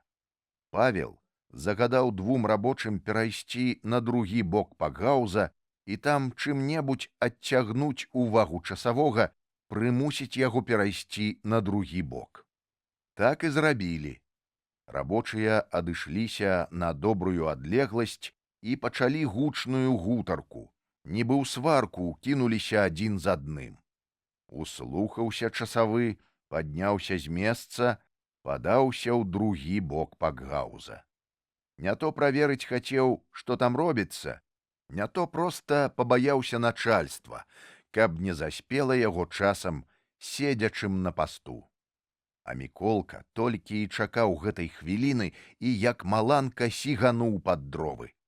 Там ціха і моўчкі паціскалі яму руку, а стары машыніст Арлоў расцалаваў яго і, жартам пацягнуўшы за нос, ціха сказаў: «І які ж ты яшчэ малы, мой хлопец, але справы можаш рабіць вялікія. Ну, расці, ды немцам не пападайся. Яны, брат, такіх бальшавікоў, як ты, не паважаюць. Такіх бальшавікоў, як ты». Ад такога гонару можна было падскочыць, прайсціся калясом на руках сярод дроў. Бальшавікоў! Гэта не дзедавы турэцкія крэпасці, а куды важней, думаў і радаваўся Міколка. Але трэба было хутка і непрыкметна разыходзіцца ад дроў ды хавацца, каб не папасціся на нямецкае вока. Так вызваліў Міколка арыштаваных прыяцеляў свайго бацькі, якому пашанцавала яшчэ раней пазбавіцца ад нямецкага арышту. Яшчэ не выспаўся Міколка як след пасля начных прыгод, прачнуўся і падумаў: а што ж будзе там, ля Пакгауза? І тут успомніў: а дзе ж дзед? Учора, як разыходзіліся ад Пакгауза, не заўважыў Міколка сярод людзей, куды дзеўся яго стары таварыш. Міколка агледзеў вагон, няма дзеда. Выйшаў за дзверы, і там няма, запытаў у маці. Тая адказала, што з самае ночы не бачыла дзеда і не ведае, дзе ён цяпер. Няйначай там, мільганула думка, і Міколка хуценька падаўся з вагона, дабраўся да дэпо і, каб не быць заўважаным нямецкімі часавымі, разам з рабочымі перабраўся праз пуці пад штабелі дроў. Даволі высока забралася ўжо сонца і мякка прыгравала зямлю. Над Пакгаузам кружыліся галубы, усё вышэй і вышэй узнімаючыся над страхой, пабліскваючы на сонцы беласнежнымі крыллямі. Відаць, нехта папужаў іх, падумаў Міколка. І сапраўды, на пуцях каля Пакгауза варушыліся людзі. Манеўровы паравоз падганяў пад Пакгауз арыштанскі вагон, які сурова пазіраў на Міколку сваімі грознымі вокнамі з тоўстымі жалезнымі кратамі. На падножках вагона стаялі нямецкія часавыя. Ля вагона і паравоза завіхаліся стрэлачнік і счэпшчыкі. Машыніст курыў цыгарку і злосна пляваў праз сваё акенца. Заўважыўшы Міколку, ён сярдзіта замахаў на яго рукой з паравознай будкі і крыкнуў ціха: «Уцякай, падшывалец, а то дадуць табе немцы пытлю, што ходзіш ты дзе не трэба». Відаць, падаюць вагон падарыштаваных, што ў Пакгаузе, падумаў Міколка, але ўспомніў ноч і пусціўся ў рогат. Цяпер будзе камедыя. Вось заскачуць немцы, калі даведаюцца. Міколка хацеў яшчэ бліжэй падысці да паравоза, каб разам з машыністам пасмяяцца над дарэмнымі клопатамі немцаў. Машыніст жа свой, бацькаў знаёмы, але той рашуча замахаў на Міколку рукой, нібы хацеў сказаць: «Знаю, усё знаю! Не лезь на ражон дарэмна». Зразумеў Міколка яго знак, падаўся далей ад вагона. Толькі зірнуў на Пакгауз. Той стаяў, як і раней. Той жа цяжкі замок вісеў на дзвярах. Тая ж самая пячатка нямецкая вісела на замку. І толькі часавы быў не той, што ноччу. У гэты час паравоз, бразнуўшы буферамі, ціха падаўся ад вагона на стрэлкі. І тут успомніў Міколка пра дзеда. Дзе ж ён падзеўся, аднак? І толькі падумаў, як учуў моцны храп са штабеляў дроў. Насцеражыўся адразу Міколка і паціху падаўся ў дровы. Храп быў такі моцны, што станцыённыя вераб'і прыляцеўшыя на дровы, палахліва круцілі з боку ў бок сваімі дзюбамі. Яны скоса пазіралі на зямлю і палахліва падымаліся цэлаю стайкаю далей ад небяспечнага месца, дзе чуюцца такія страшэнныя, незразумелыя для іх гукі. Нават часавы ля пакгауза пазіраў часам на штабелі дроў, але, добра прыслухаўшыся, пачынаў так пазяхаць, што чутно было, як патрэскваюць яго сківіцы. Відаць, зайздрасць брала чалавека да такога важнецкага сну. Нахрап і дабраўся Міколка да дзеда. Той, палажыўшы пад галаву бярозавы тюльпак, спаў, як пшаніцу прадаўшы. З такім гучным носам можна лёгка і ў турму патрапіць, падумаў Міколка і пачаў асцярожна будзіць дзеда, торгаючы за руку. Дзед нечакана раскрыў рот, ды як грымне: «Другое орудие по бастыёну картечу! Огонь!» Аж прысеў тут Міколка, ды пакгаузныя галубы зноў узвіліся спалоханай стайкай, ды крыкнуў часавы па-нямецку: «Эй, хто там?» Аднак не ісці ж Міколку да часавога і растлумачваць яму, што ў дровах нічога страшнага няма, што дзед Астап проста сніць свае турэцкія баталіі, ад якіх цяпер нікому ні холадна, ні горача. Міколка хуценька прыкрыў дзеду рот далоняй і лёгка таргануў яго за бок. Адкрыў дзед вочы, схамянуўшыся, нешта гаварыць захацеў, але Міколка рашуча замахаў яму рукой пад самым носам і ціха шапнуў: «Не кшні, дзед!» Часавы паслухаў, не чуваць нічога, і паклыпаў на другі канец пакгауза. «Ну, цяпер выбірайся, дзеду, з дроў, і блізка сюды не падыходзь. Аднак і падкачаў ты, дзед, можна сказаць, на баявым пасту». Хацеў Міколка сказаць «заснуў», але не хацелася крыўдзіць дзеда. «Што падкачаў, то падкачаў», — вінавата прамовіў дзед. «Гады бяруць сваё, унучак мой.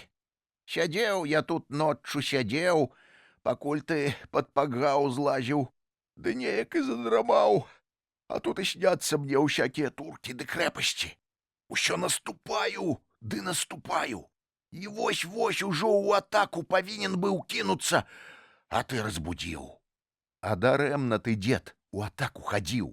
«Як так дарэмна?» «А для чаго ты турэцкія дывізіі лажыў, людзей біў? За цара ваяваў? А ты ж вось уведаў пасля, што гэта за птушка, твой цар». «Дык вось у тым-то і справа, што пасля. А цар, які ён мой?» «Ну вось», — пераможна сказаў Міколка і, захапіўшыся, яшчэ колькі хвілін ушчуваў дзеда за яго турэцкія прыгоды. Дзед спачатку ўсё аднекваўся, апраўдваўся сваёй мінулай цемнатой, але потым у спрэчкі ўкінуўся. «Добра табе так разважаць, калі ты ўсяго старога жыцця не бачыў. А пражыў бы з мае гады». Слова за слова спрэчкі набылі такі гарачы характар, што нашы субяседнікі і не заўважылі, як апынуліся пасярод нямецкіх салдат, якія акружылі іх і чакалі далейшай каманды рыжавусага і надзвычай злоснага на від нямецкага каменданта. «Ну, вось і прыехалі», — сказаў з перапуду дзед і змоўк. Маўчаў і Міколка, праклінаючы ў думках дзедавы арудзіі і турэцкія бастыёны, праз якія так нечакана трапілі ў нямецкія лапы. Гэта ж трэба! Надумаліся дзе спрачацца з дзедам. Па загаду каменданта іх прывялі да пакгауза. А справа ўся адбылася такім чынам. Нямецкі камендант, які прыйшоў з атрадам салдат, каб пераправіць арыштаваных з пакгауза ў арыштанскі вагон, учуяў гучныя спрэчкі Міколкі з дзедам. Наяўнасць лішніх людзей ля пакгауза паказалася яму падазронай, ды і хто наогул мае права блізка хадзіць ля такога месца. Так натрапіў ён на Міколку з дзедам, і каб высветліць, што яны за людзі, затрымаў іх да пары да часу.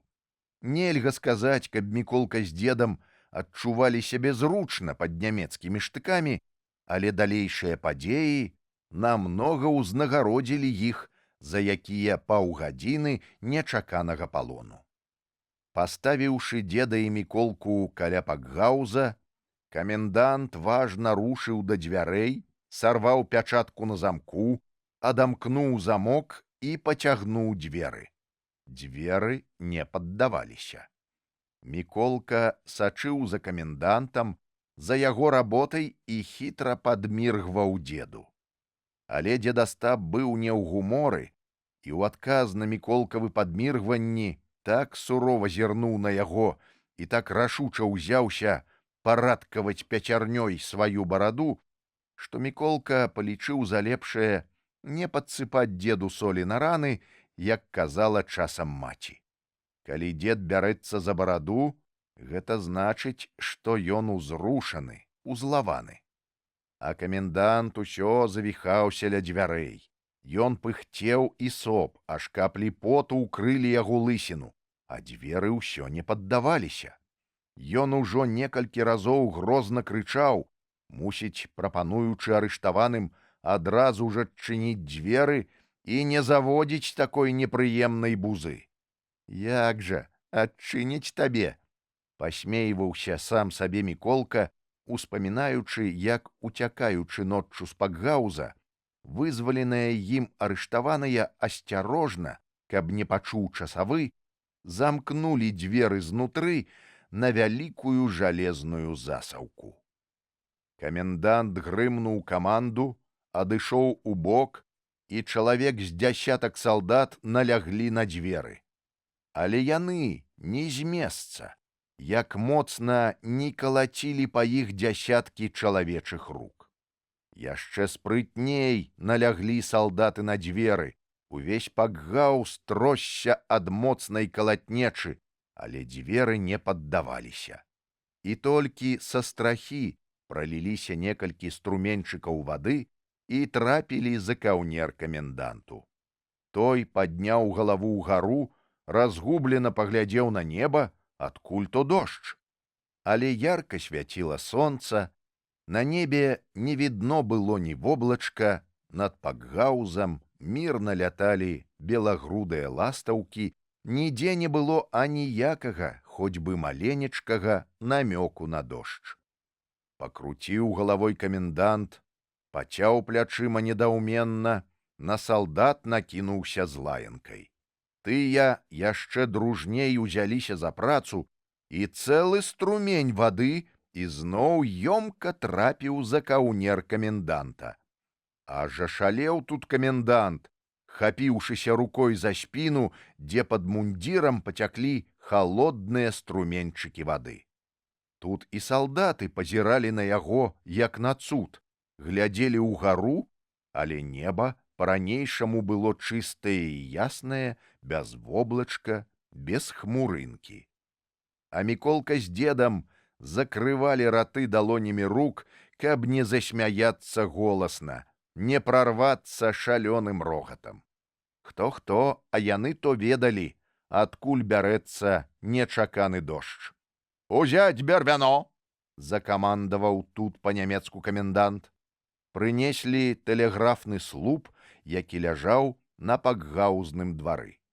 Узяліся дружна салдаты і давай дзяўбці слупам у дзверы. Такі стук паднялі, што народ пачаў збягацца. Усім хацелася падзівіцца на незвычайную работу. І тут здарылася такое прадстаўленне, што дзед, расказваючы аб ім пасля, за бакі хапаўся ад вялікага смеху. Толькі гэты слуп разышоўся як след па дзвярах, як на страсе нечакана раздаўся страшэнны грукат. Ледзь не абамлеў ад страху камендант, але паспеў грымнуць каманду «Лажыся! Агонь!» і выхапіў рэвальвер з кабуры. Ляснуў вобземлю слуп. Салдаты маланкай сіганулі ў бок і заляглі на зямлю, нацэліўшы вінтоўкі на дзверы. І ў гэты момант скацілася са страхі нешта круглае, чорнае, вялікае, абдаўшы каменданта цэлай рэчкай вады. Яшчэ секунда, і гэтае круглае, чорнае, прабіўшы дно аб камендантаву каску, усела на каменданта. Той толькі і паспеў, што пекануў разы са два з рэвальвера па гэтаму страшнаму ворагу. А потым стаяў, як мыла з'еўшы, лыпаў вачыма. З вусоў ліліся струмені вады, і ўвесь ён быў такі прыгажун у гэту хвіліну, такі ваяўнічы з выгляду, што цяжка было салдатам захаваць строгую дысцыпліну ў такі ўрачысты момант. Яны заліваліся дружным рогатам. Дзед і Міколка не прамінулі тут даць драпака. Дзед бег так шпарка, што зачапіўся за кастыль і пакінуў на ім палавіну адарванай падэшвы. Ды ў дадатак згубіў красала, якім выкрэшваў заўсёды агонь для свае піпкі. Гэтае красала, як і ўсё ў дзеда, пачынаючы з яго медалёў і канчаючы піпкай, было, па яго словах, вельмі гістарычным. Таму зразумелы тыя вохі і ахі, якія апанавалі дзеда, калі ён не далічыўся красала. Яно заўсёды было прывязана танюткім раменьчыкам да пояса. Гэта ж не са звычайнага жалеза, а з турэцкай крывой шаблі была зроблена гэтая рэч. А шабля належала самаму заядламу турэцкаму салдату Янычару. Успамінаў пасля дзед пра сваю страту і вельмі ж сумаваў і жалкаваў. Яно і відаць, падтакваў дзеду Міколка. Калі ты пачынаеш красаць, дык нібы шабляй махаеш і не падыходзь блізка. І сапраўды, калі дзед выкрэсваў агонь для піпкі, дык махаў так заўзята рукой, што лепш было адысціся далей, каб не атрымаць па лбу. Ды і выгляд тады ў дзеда быў надзвычай суровы і грозны. Так закончыліся ўцёкі для дзеда. Міколка ж кінуўся ў другі бок. Як маладзейшы і спрытнейшы, ён пабег паціху паміж вагонаў, перабег пуці і схаваўся за вадакачку. Апынуўшыся тут, ён не мог уцярпець, каб не паглядзець, а чым жа ўрэшце скончыцца ўся пакгаузная справа. Па вітай чыгуначнай лесвіцы ён спрытна забраўся на вадакачку і, прымасціўшыся пад самай страхой, пільна сачыў за пакгаузам. Там варушыліся ля каменданта салдаты. Яны вызвалілі яго ад уссеўшай на яго бочкі, разабраўшы яе па клёпцы. То была самая звычайная бочка пажарная, якая стаяла на пакгаузнай страсе на самым вільчыку з вадой. Калі пачалі салдаты грукаць у дзверы і трэсці сцены пакгауза, бочка скранулася ад стуку з месца, пахілілася трохі. Вось адкуль былі тыя струменчыкі вады, якія ліліся з гары за каўнер каменданту, хоць быў такі ціхі і ясны дзень. А калі салдаты ўзяліся за слуп і ўзяліся не на жарты за дзверы, бочка зусім пахіснулася і, пакаціўшыся з грукатам наніз, нагнала вялікага перапалоху на каменданта. Ад нечаканасці той падумаў, што тут цэлая дывізія варожая наступае. Калі салдаты вызвалілі каменданта з яго вымушанага палону, яны зноў узяліся за перарваную справу. Якія немоцныя былі пакгаузныя дзверы, але падаліся яны пад тэлеграфным слупам, бразнулі засаўкі, разляцеліся. Каб падтрымаць свой крыху падмочаны аўтарытэт, камендант храбра кінуўся ў насцеж раскрытыя дзверы, высока трымаючы, аднак перад сабою неразлучны рэвальвер. «А ну выходзь, бандыты, рукі ўгару!» — грозна скамандаваў камендант па-нямецку. Але ў пакгаузе было ціха, як у магіле. І толькі пары з дзве галубоў са свістам пранесліся міма падмочаных каменданцкіх вусоў, прымусіўшы яго для перасцярогі разы са два стрэліць у пусты пакгауз. Ды клубы пылу, узнятыя галубамі, паволі плылі з дзвярэй. І ад гэтага пылу папярхнуўся начальнік, зачыхаў і ўзлаваўся. «Смірна!» — зароў начальнік, і тут жа «На плячо! Шагам арш!» Выстраіліся салдаты, і, каб замаскіраваць свой вялікі рогат над начальнікам і залішне яго не канфузіць, пачалі дружна чыхаць. Так і пайшла, што называецца, з носам чыхаючая каманда. І кожны уяўляў сабе расправу, якую ўчыніць генерал над незадачлівым камендантам, не сумеўшым усцерагчы арыштаваных бальшавікоў. А на станцыі была абвешчана ваенная трывога. Замітусіліся немцы, наладжваючы пошукі ўцекачоў. Але дзе ты іх зловіш? Сядзеў Міколка на вадакатцы і ўрэшце наважыўся падацца ў больш спакойнае месца бліжэй да дзеда. Каб не папасціся пад гарачую руку немцам, Міколка з дзедам рашылі перасядзець у лесе ночы са 3, пакуль кінуць немцы пошукі ўцекачоў.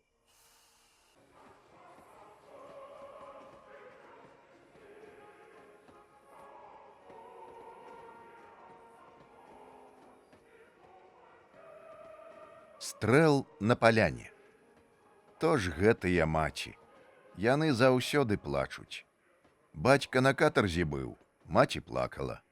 Бацька ад немцаў уцякаў, маці ў слёзы. Вось і цяпер, калі сабраўся дзед з Міколкам рушыць у паход, маці таксама пусцілася ў слёзы. І куды ж вы пойдзеце? Каб забілі дзе-небудзь, такі ж час неспакойны.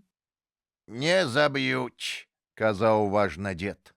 а калі тут сядзець, то можна да немцаў у лагер канцэнтрацыйны трапіць, а гэта горай, чым заб'юць. І дзед паказваў маці нямецкую адозву да рабочых чыгуначнікаў. У ёй нямецкі генерал пагражаў рабочым куляй і катаржнымі лагерамі, калі яны будуць выступаць супроць нямецкага войска, няспраўна працаваць на чыгунцы, і асабліва, калі будуць падтрымліваць бальшавікоў і думаць аб нейкай там свабодзе. Маці не спрачалася доўга. Яна ўжо звыклася з такім неспакойным жыццём, гатовая кожную хвіліну да яшчэ горшага. Перад тым, як пайсці ў лес, дзед схадзіў да міколкавага брата Паўла, які хаваўся дзесьці ў горадзе, і вярнуўся адтуль са зброяй. Ужо ў лесе паказваў дзед Міколку сваю зброю. Гэта быў стары пісталет, які мог бы справядліва канкурыраваць з дзедавай славутай арудзіяй, якая калісьці ўзарвалася ад міколкавага стрэлу. Пісталет быў вялікі і цяжкі, але дзед любоўна пачысціў яго, прывязаў рэмень, пералічыў і перацёр патроны і схаваў зброю за пояс. Так і пайшлі. Ужо цямнела, як прыселі яны адпачыць у лесе недалёчка ад чыгункі.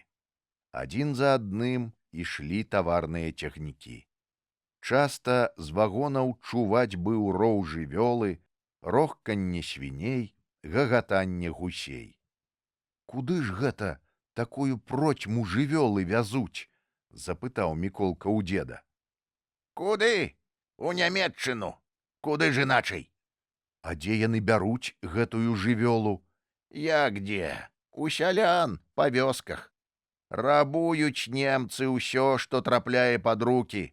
Сялян жабракамі пускаюць, адбіраючы ўсё да ніткі. Ну, я б ім паказаў, як рабаваць. А што б ты зрабіў? Запытаў дзед. А пастраляў бы ўсіх. І Міколка мнагазначна паглядзеў на дзедаву зброю. Вось у тым-то і бяда, што мала ў нас зброі. Цяжка з ёй супроць нямецкай вінтоўкі ды кулямёта выступаць. Вось калі арганізуемся як след, тады ніякі вораг нам не страшны. Ціха гутарылі Міколка з дзедам, адпачываючы на ўскрайку лесу. Але заўважыўшы нямецкі патруль на чыгунцы, рашылі падацца глыбей у лес, каб выбраць дзе зручную мясціну для начлегу. Несці пісталет, відаць, было вялікі труд дзеду, і ён часта спыняўся, папраўляючы сваё нядосыць зручнае аружжа. Тады Міколка прасіў дзеда даць яму паднесці пісталет, каб крыху ён дзед адпачыў. І Міколка ўрачыста нёс зброю, любоўна пагладжваючы вялікую чорную рулю, праўда, вельмі заржавелую і аблупленую. Міколка цэліўся з пісталета ў дрэвы, у прыдарожнае каменне і быў вельмі задаволены такім важнецкім аружжам. Усё роўна як вінтоўка, і страляе, мусіць, як з гарматы. Цяпер ніякія немцы нам не страшны. Вось бы паспрабаваць ды пекануць з яго. І Міколка прыстаў, як смала да дзеда. Давай паспрабуем, ці спраўна страляе. Не было асабліва ахвоты дзеду займацца стральбой, але дзед і адчэпішся ад унука. Ну, добра, вось раскладзем агонь, тады і паспрабуем. Месца для начлегу выбралі надзвычай добрае. Старыя яліны высока ўзнеслі свае лапы ў чорнае неба, на якім мігцелі рэдкія зоры. Пад ялінамі быў сухі ўзгорак, на якім густа разрасліся верасы, папараці і бліскучы бруснічнік. Яловыя лапы так моцна перапляталіся, што праз іх цяжка было прабрацца. Пад імі было ціха, утульна. Сюды не дасягалі вятры, што глуха гулі ў верхавінах дрэў, і ніякі дождж не прабіўся б тут праз густыя яловыя нетры. На ўзгорак нацягалі сухога лісця, моху і, падаслаўшы на зямлю яловых лапак, змайстравалі такія мяккія пасцелі, што дзед аж крактануў ад вялікага задавальнення. Гэта, браце, лепш, чымся твой тапчан у вагоне. Прастор, чыстата, мякка і пах які духавіты, ну не раўнуючы як буржуйская пасцель. А ты калі-небудзь спаў, дзеду, на буржуйскай пасцелі? Запытаў Міколка.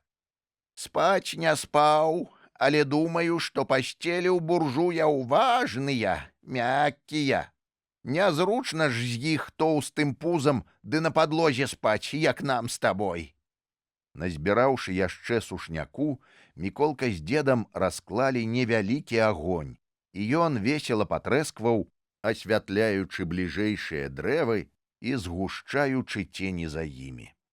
З агнём стала куды весялей. Ён нібы разганяў і тыя гукі лесавыя, да якіх уважліва прыслухоўваўся Міколка і, не разумеючы іх, распытваў дзеда. А хто гэта там крычыць? А гэта заяц дзе-небудзь каля лесу. А хто гэта? Нібы рагоча так страшна. Гэта сава. Дык давай, дзеду, пеканём цяпер з пісталета. Весялей будзе, і воўк уцячэ, калі пачуе. Ваўкі, браце, не страшны. Цяпер страшней двухногія звяры. А страляць дарэмна не варта, шкада патронаў. А ўсё ж паспрабуем. Паглядзім, як страляе. Дзе ты тут адчэпішся ад Міколкі? Згадзіўся дзед. Міколка ўсё намагаўся, каб самому стрэліць. Але дзед, узгадаўшы колішняе паляванне, рашуча адмовіў і стаў сам рыхтавацца да стральбы. Зрабіўшы ножом метку на яліне, дзед важна стаў у баявую позу і падняў пісталет угору. Але калі пачаў цэліцца, дык адвярнуў так далёка галаву ад пісталета і так далёка адставіў руку са зброяй, што відаць было, як дзед яўна непакоіцца за вынікі стрэлу, баючыся, каб не паўтарылася старая гісторыя з арудзіяй. І сапраўды, ён хутка крыкнуў унуку: «Хавайся, Міколка, за яліны, а то чаго добрага!» Падаўся Міколка за тоўстае дрэва і, высунуўшы з-за кары сваю кірпаўку, назіраў за дзедавым практыкаваннем. А той стаяў усё з выцягнутай рукой і глядзеў зусім у другі бок ад мішэні, відаць, баючыся выбуху. «Правей, дзеду, правей трымай, а то не ўцэліш!» дапамагаў Міколка сваімі парадамі. Урэшце дзед адважыўся і, зажмурыўшы вочы, націснуў на курок. Міколку здалося, што ў яліну стукнуў пярун, бо ўся яна моцна здрыганулася, страсянуўшы з сябе цэлы дождж ігліцы і шышак. Аж шорах пайшоў па лесе, так церушыліся шышкі. Ды агеньчык ледзь не згас ад стрэлу. Дзед і Міколка мнагазначна пераглянуліся. «Вось гэта дык арудзія! Вось гэта дык б'е!» Важнецкі б'е, не раўнуючы, як батарэя, задаволена адказаў дзед і пачаў масціцца нанач, схаваўшы пад бок сваю слаўную батарэю. Аднак спалі трывожна, насіліся па лесе нейкія таемныя гукі, пагрозліва шумелі верхавіны ялін, і абамшэлыя ствалы гудзелі працягла і сумна. Зрэдку падалі каплі дажджу. З ціхім шолахам скочваліся яны з ялін і сіпелі, трапляючы ў прысак вогнішча. Дзесьці раздаваліся не то раскаты далёкага перуна, не то прыглушаныя стрэлы, а з поўначы палавіна неба зрабілася барвовай. Барвовасць то рабілася цьмянай, то набракала залацістай чырванню, нібы падміргвала неба налітым крывёю зрокам. Барвовыя спалохі неба наганялі жудасць і страх. Верхавіны дрэў нібы загараліся тады празрыстым полымем, і яшчэ гусцей быў змрок на зямлі. А з ветрам, што кідаўся зверху, з высокіх вяршалін, даносіліся водгукі нейкіх слоў, крыку. Нібы нехта кідаў у чорныя прасцягі ночы прыглушаныя словы ці то просьбы, ці то адчаю, ці гарачага закліку да расправы, да помсты. Міколка бачыў, як дзед уважліва прыслухоўваўся да нечага, прынікшы вухам аж да самай зямлі. Твар дзеда быў трывожны. «Што слухаеш, дзеду?»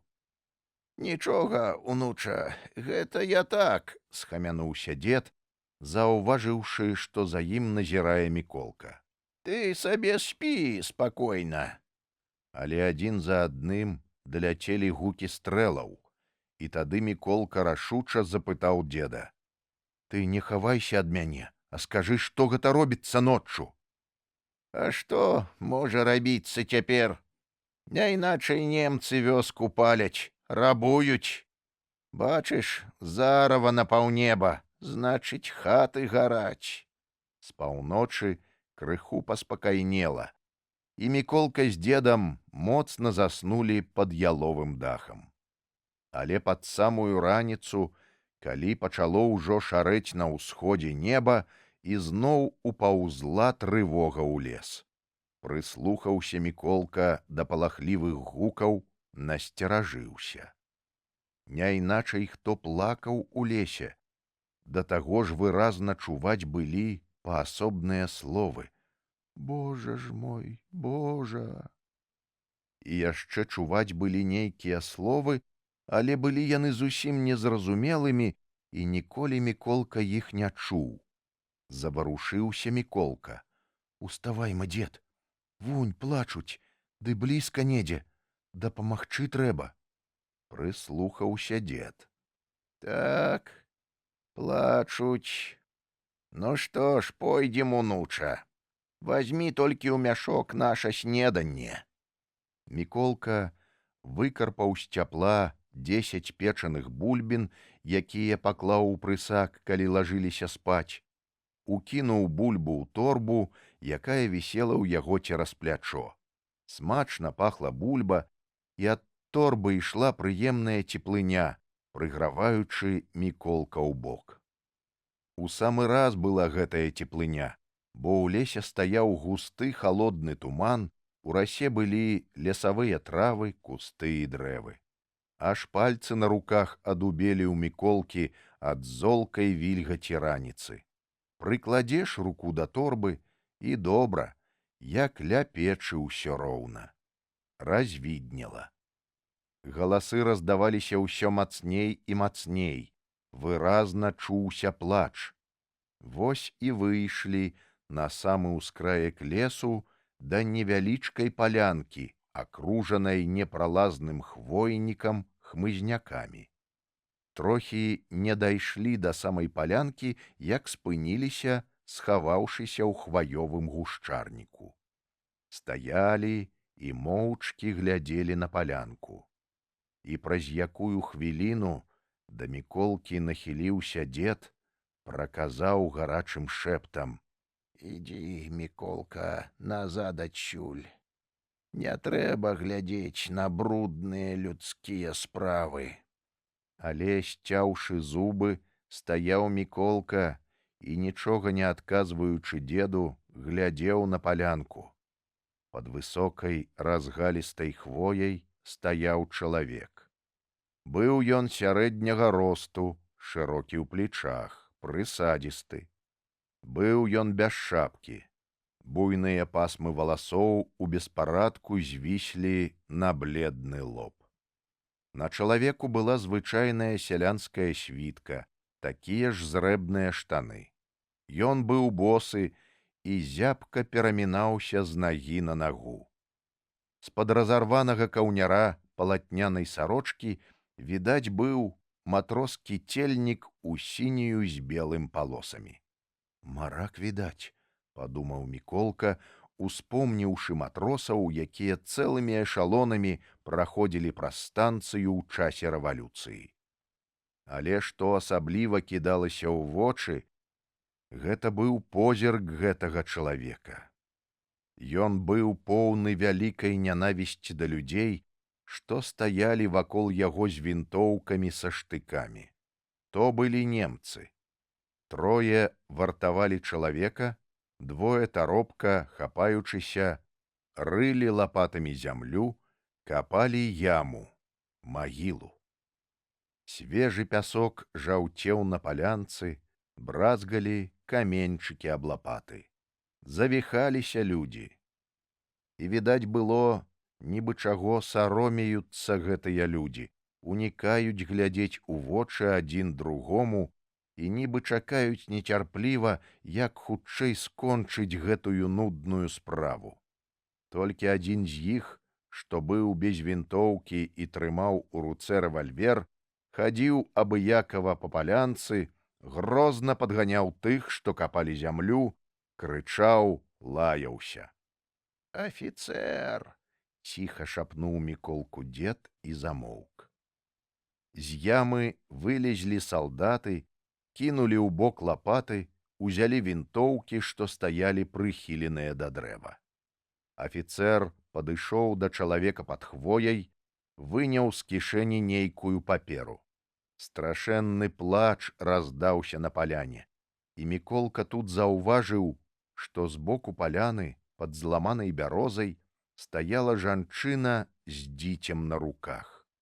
Другое, большае, стаяла побач, трымаючыся адной рукой за матчын падол, другой расцірала слёзы па перапалоханым і запэцканым тварыку. Жанчына кінулася была да чалавека, што стаяў без шапкі, але грозна закрычаў афіцэр і, наставіўшы на яе рэвальвер, адагнаў назад. Афіцэр, спяшаючыся, чытаў прысуд. За пасягненне на маёмасці жыццё мясцовага пана, за парушэнне закону аб уласнасці, за супраціўленне імператарскім нямецкім вайскам, за падбухторванне сялян супроць падаткаў, Батрак Сямён, былы матрос і член былога бальшавіцкага савета, па загаду яго імператарскага вялічаства імператара ўсей Германіі Вільгельма II, прысуджаны ваенным судом да расстрэлу. Двое салдат кінуліся да чалавека пад хвояй і сталі надзяваць яму мяшок на галаву. Але чалавек рашуча скінуў яго і, кінуўшы мяшок у твар афіцэру, крыкнуў: «Прэч, нягоднікі! Не мне баяцца смерці, як вам, сабакам.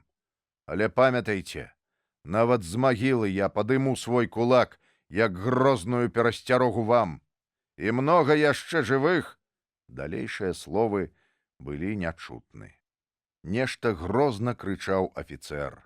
Бразнулі затворы вінтовак. Міколка сцяўся ў халодны камяк, нібы ўліп у зямлю.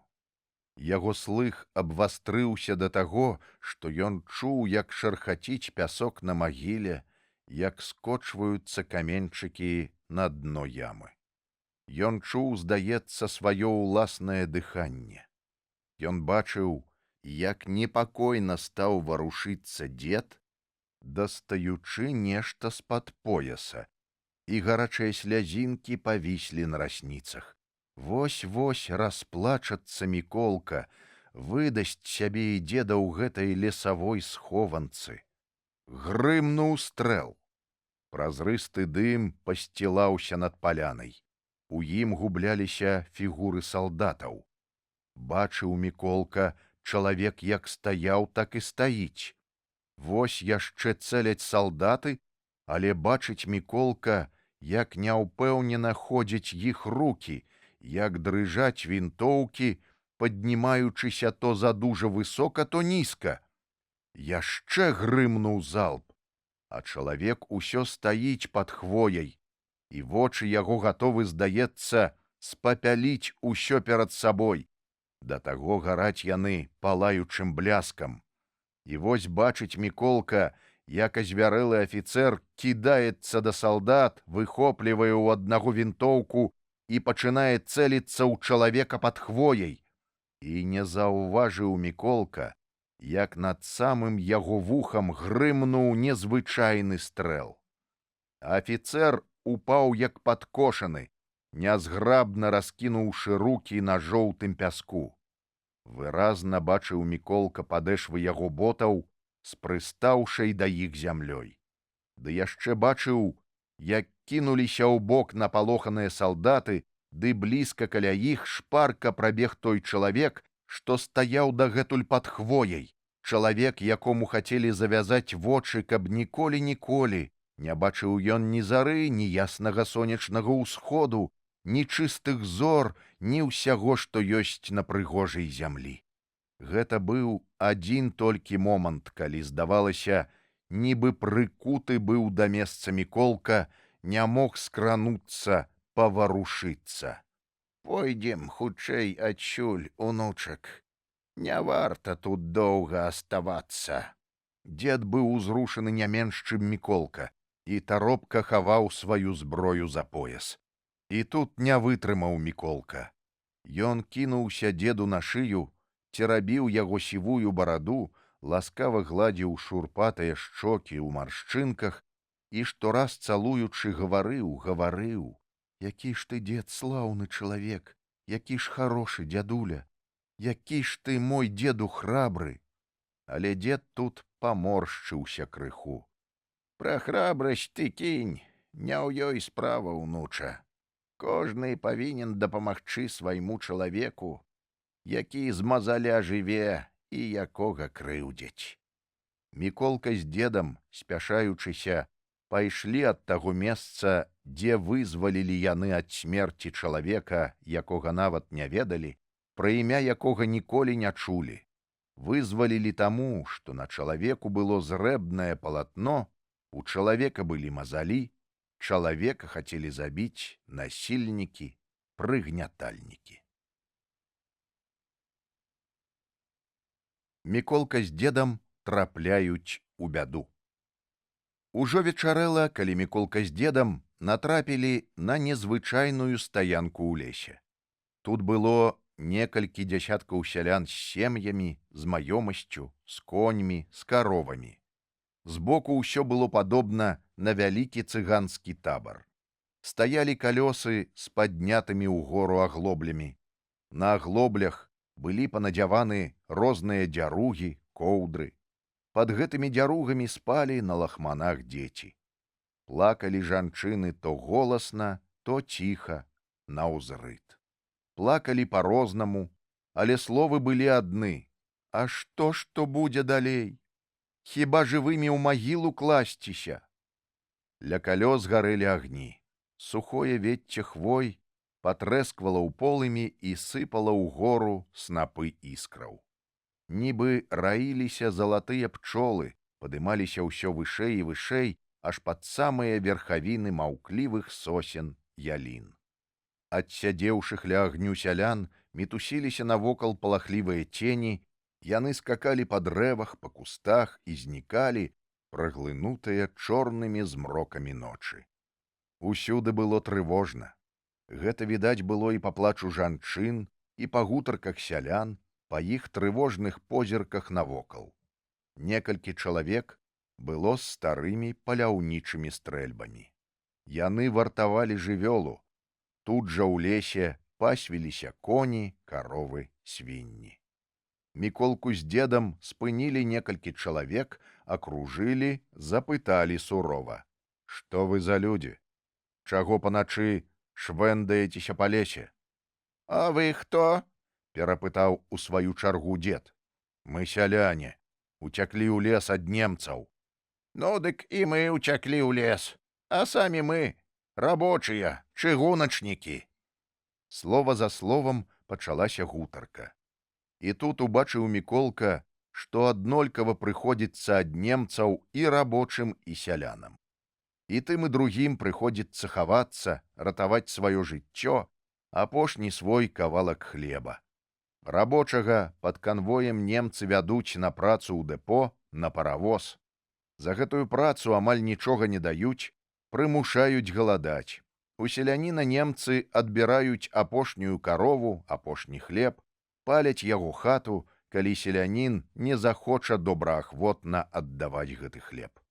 А паспрабуй ты выступі супроць гэтых парадкаў, цябе расстраляюць або закатуюць да смерці.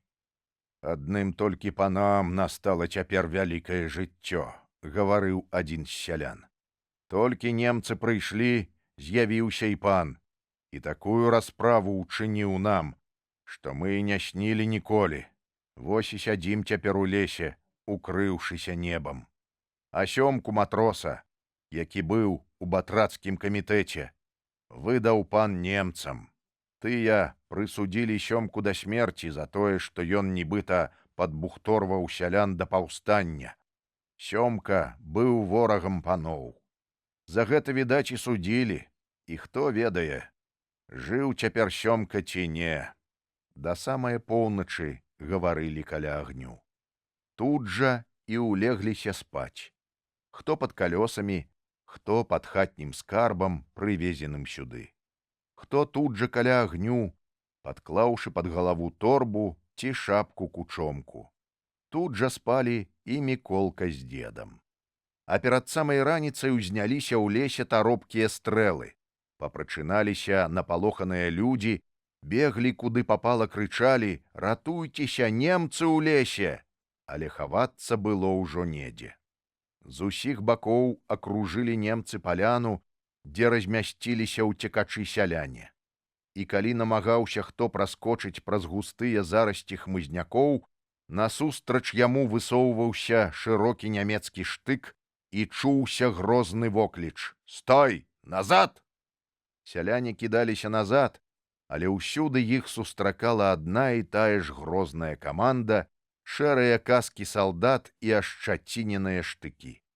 І тады ўбачыў Міколка, як таропка хавалі сяляне ў кусты свае старыя стрэльбы, як дзед Астап, прыгнуўшыся да зямлі, хаваў у стары абамшэлы корч зброю, старанна абкруціўшы яе старой хусцінкай. «Патроны, дзеду, хавай, патроны!» — ціха крыкнуў Міколка, але не дачуў дзед, ды позна было. Каля дзеда стаяў ужо нямецкі салдат і штыком падганяў яго, каб ён хутчэй падняўся на ногі. Міколка кінуўся да салдата, лёг грудзьмі на вінтоўку, каб адвесці штык ад дзеда, але тут жа пакаціўся па зямлі. Яго ударыў прыкладам вінтоўкі другі нямецкі салдат. Міколка ледзь падняўся на ногі, бо, падаючы, ён моцна ударыўся аб ламачыну. У Міколкі кружылася галава, нейкая пеляна засцілала яму вочы, але ён выразна бачыў таго салдата, які так неміласэрна ударыў яго. І вялікае, непераможнае пачуццё помсты запаліла Міколку. Ён падхапіў вялікі камень і кінуў яго ў салдата. Камень трапіў у каску. Азвярэлы салдат кінуўся са штыком на Міколку, і здавалася тады Міколку, што ніколі яму болей не ўбачыць ні гэтай паляны, ні лесу, ні дзеда, ні бацькі.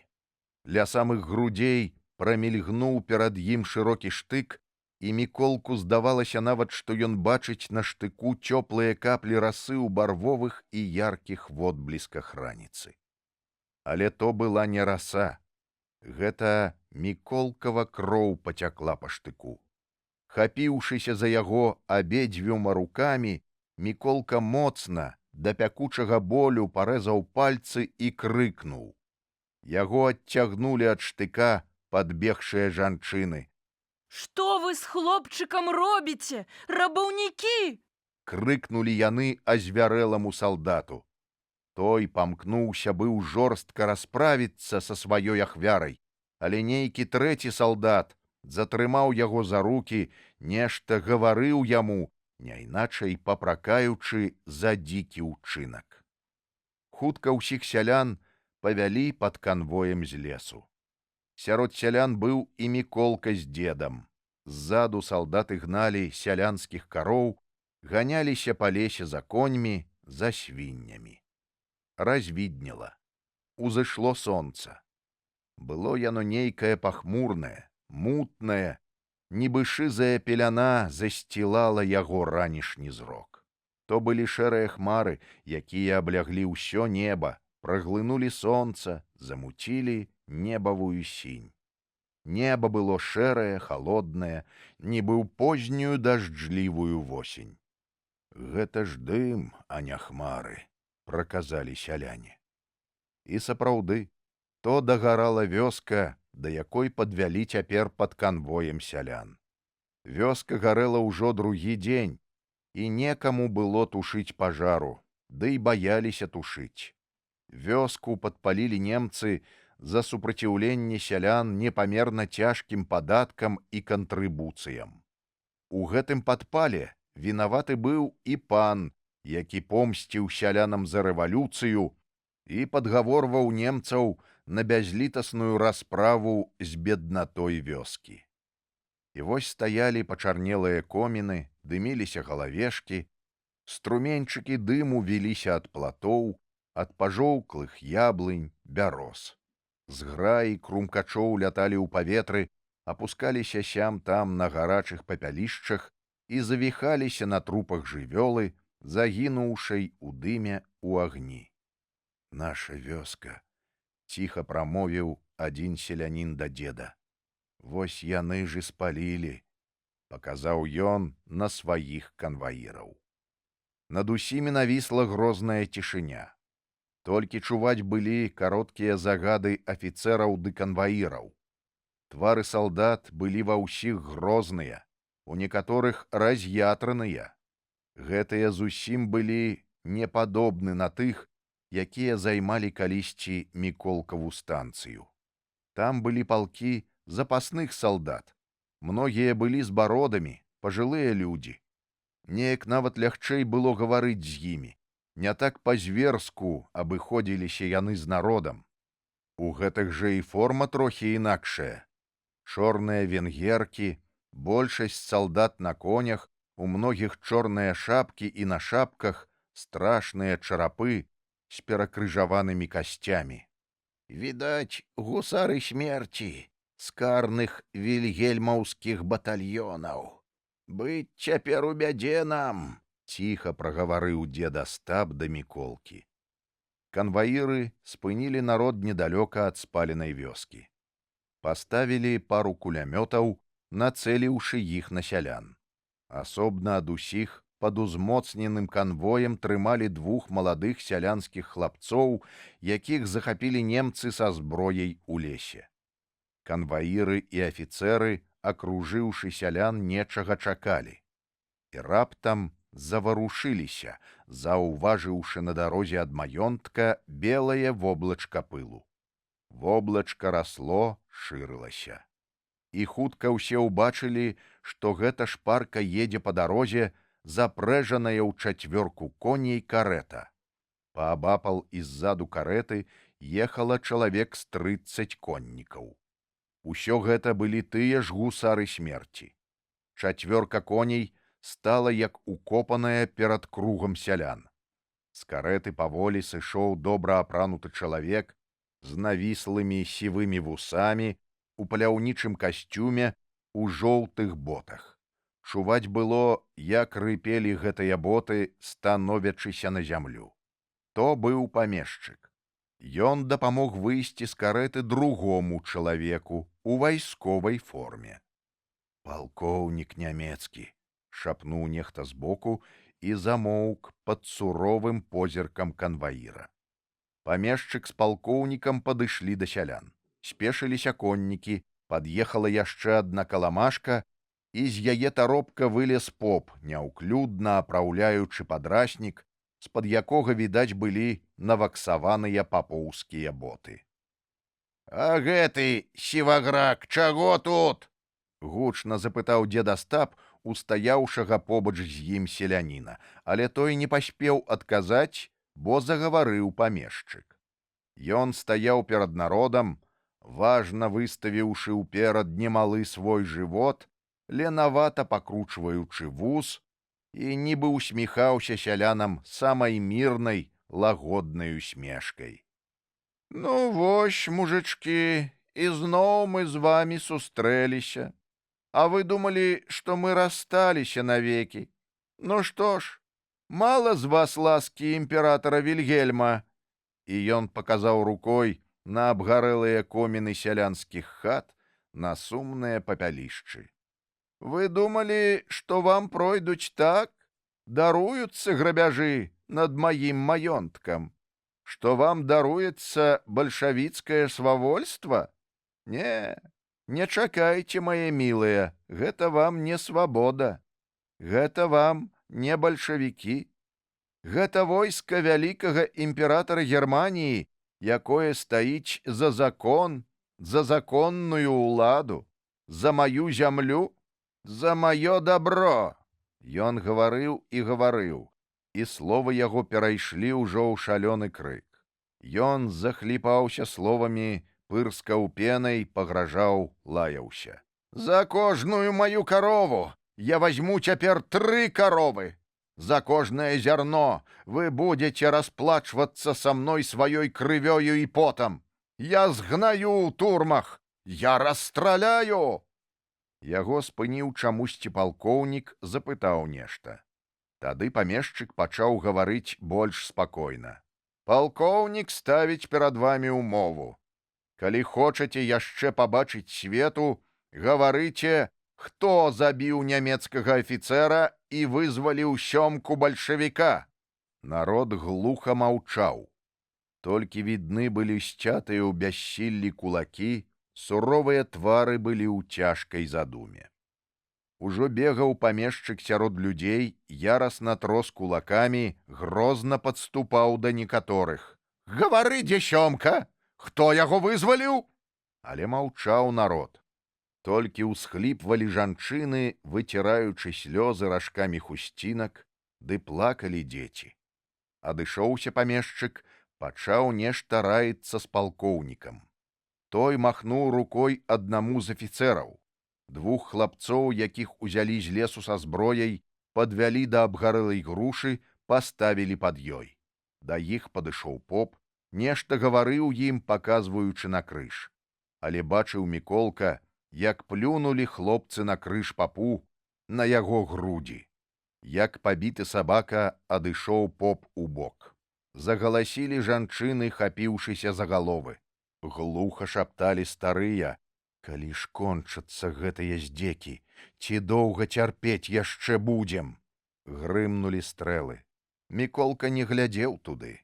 Ён бачыў толькі, як узняліся над папялішчам стаі чорных крумкачоў, як з абгарэлай грушы пасыпалася сухое лісце і ціха-ціха кружылася, ападаючы ўніз. Яму насустрач віліся шызыя клубы дыму ад стрэлаў. Доўга яшчэ здзекаваліся над людзьмі. Усё выпытвалі пра Сёмку, пра тых, хто падбухторваў не здаваць немцам хлеб і жывёлу, хто быў у батрацкім камітэце. Але колькі не настаўлялі на людзей кулямётаў, колькі не спрабавалі страляць паверх галоў у народ, нічога не дапамагала. Людзі маўчалі. Тады памешчык з афіцэрамі падышлі бліжэй да людзей. Некаторых бралі і адводзілі ў бок. Вось і да дзеда з Міколкам падышоў памешчык, сурова паглядзеў. «Ты хто? Нешта цябе я не памятаю».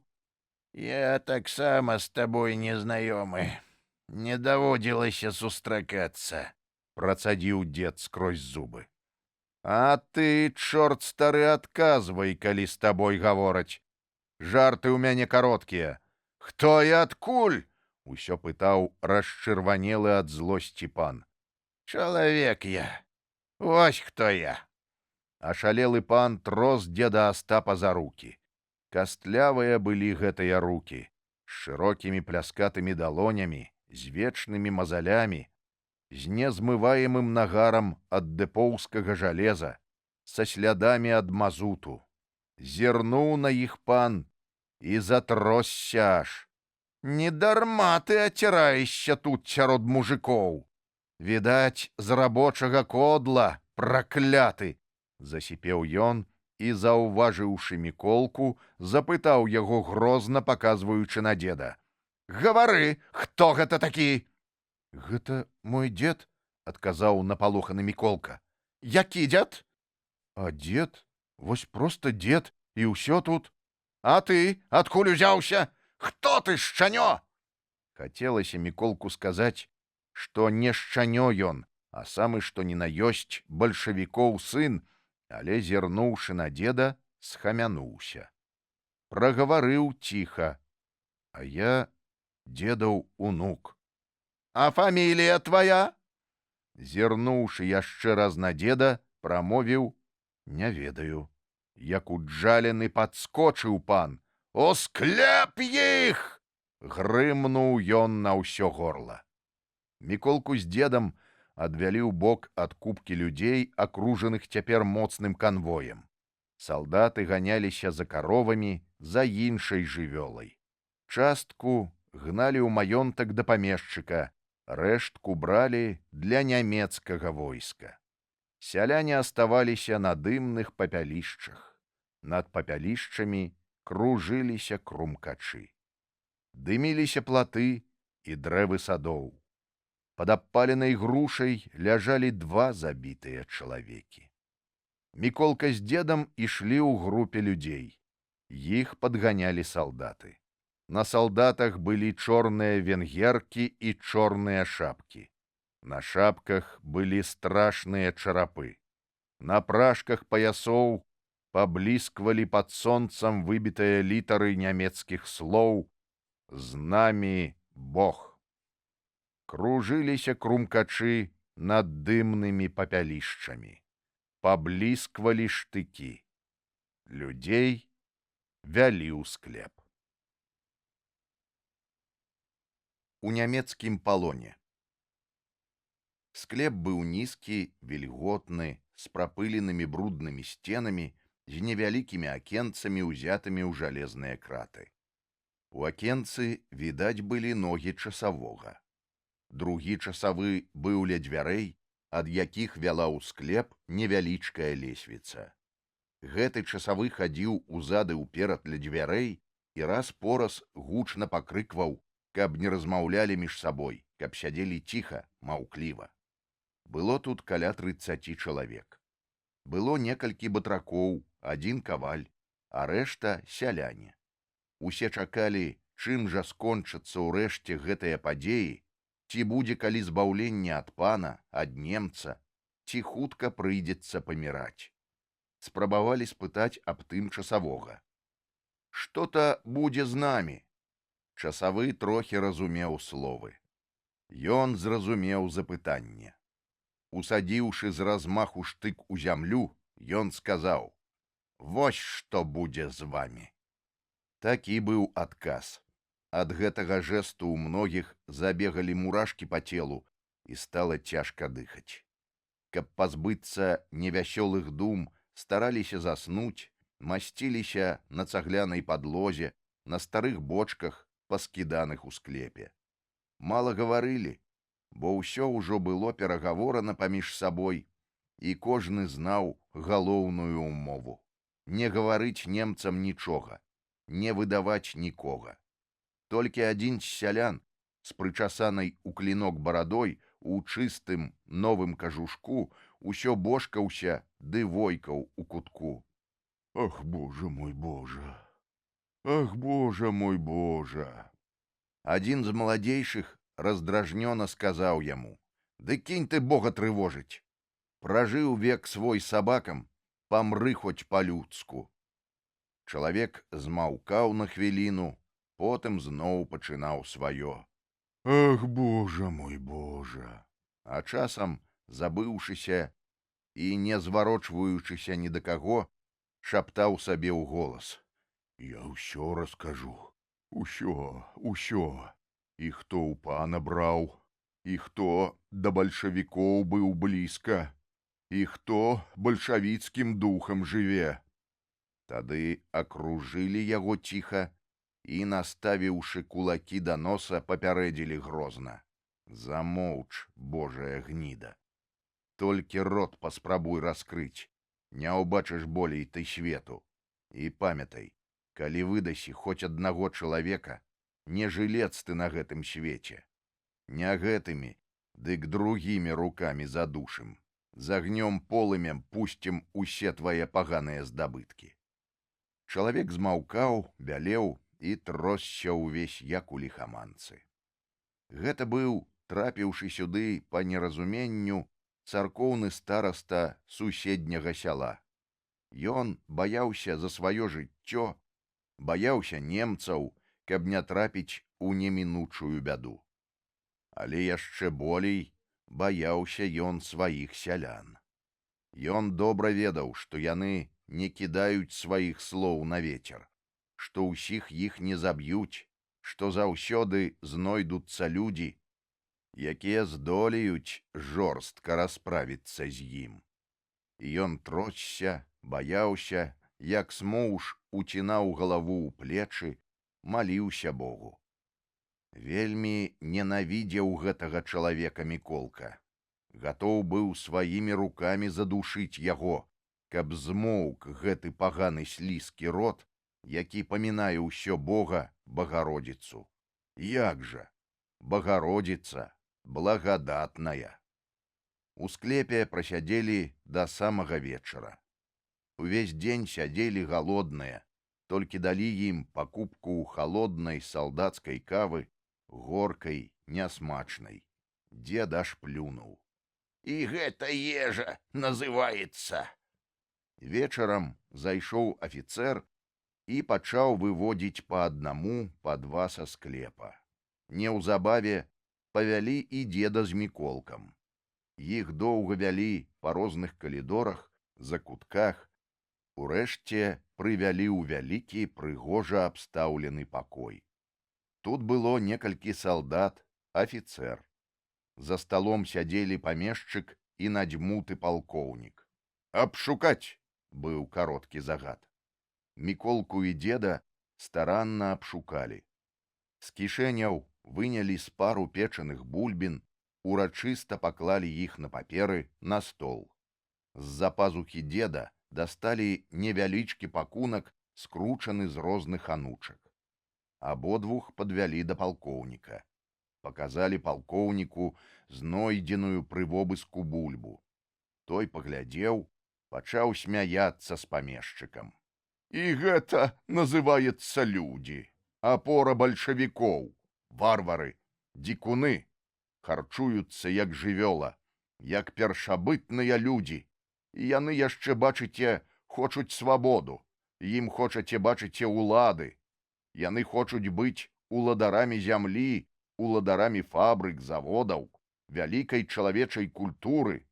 Дык я ж пакажу ім культуру, сапраўдную нямецкую культуру, культуру імператарскай Германіі».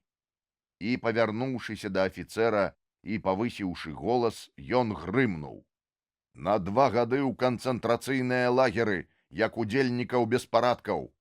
Дазвольце далажыць вам, гаспадзін палкоўнік, што гэтыя людзі, тут афіцэр паказаў на Міколку і на дзеда, аказалі нам у лесе супраціўленне. 3 гады турмы!» кінуў палкоўнік. «Дазвольце далажыць вам, гаспадзін палкоўнік, што салдат яго імператарскага вялічаства на катаргу!» Усё больш свірэпым рабіўся палкоўнік. Афіцэр, які ўсё дакладваў і раз-пораз хадзіў да століка, дзе была пакладзена Міколкава бульба і дзедаў скрутак, раптам спрытна падскочыў да палкоўніцкага стала і стаў як укопаны. «Асмелюся далажыць, што ў гэтых людзей знойдзены яшчэ пры вобыску баявыя патроны». Памешчык аж падскочыў на крэсле, ці то ад страху, ці то ад нечаканасці. Паволі падымаўся палкоўнік, і вочы яго наліваліся крывёй. Увесь ён надзьмуўся неяк, ашчацініўся, нібы ўспеніўся твар, набрыняў хваравітаю чырванню. Палкоўнік адразу страціў увесь свой важны выгляд, сваю вытрыманасць.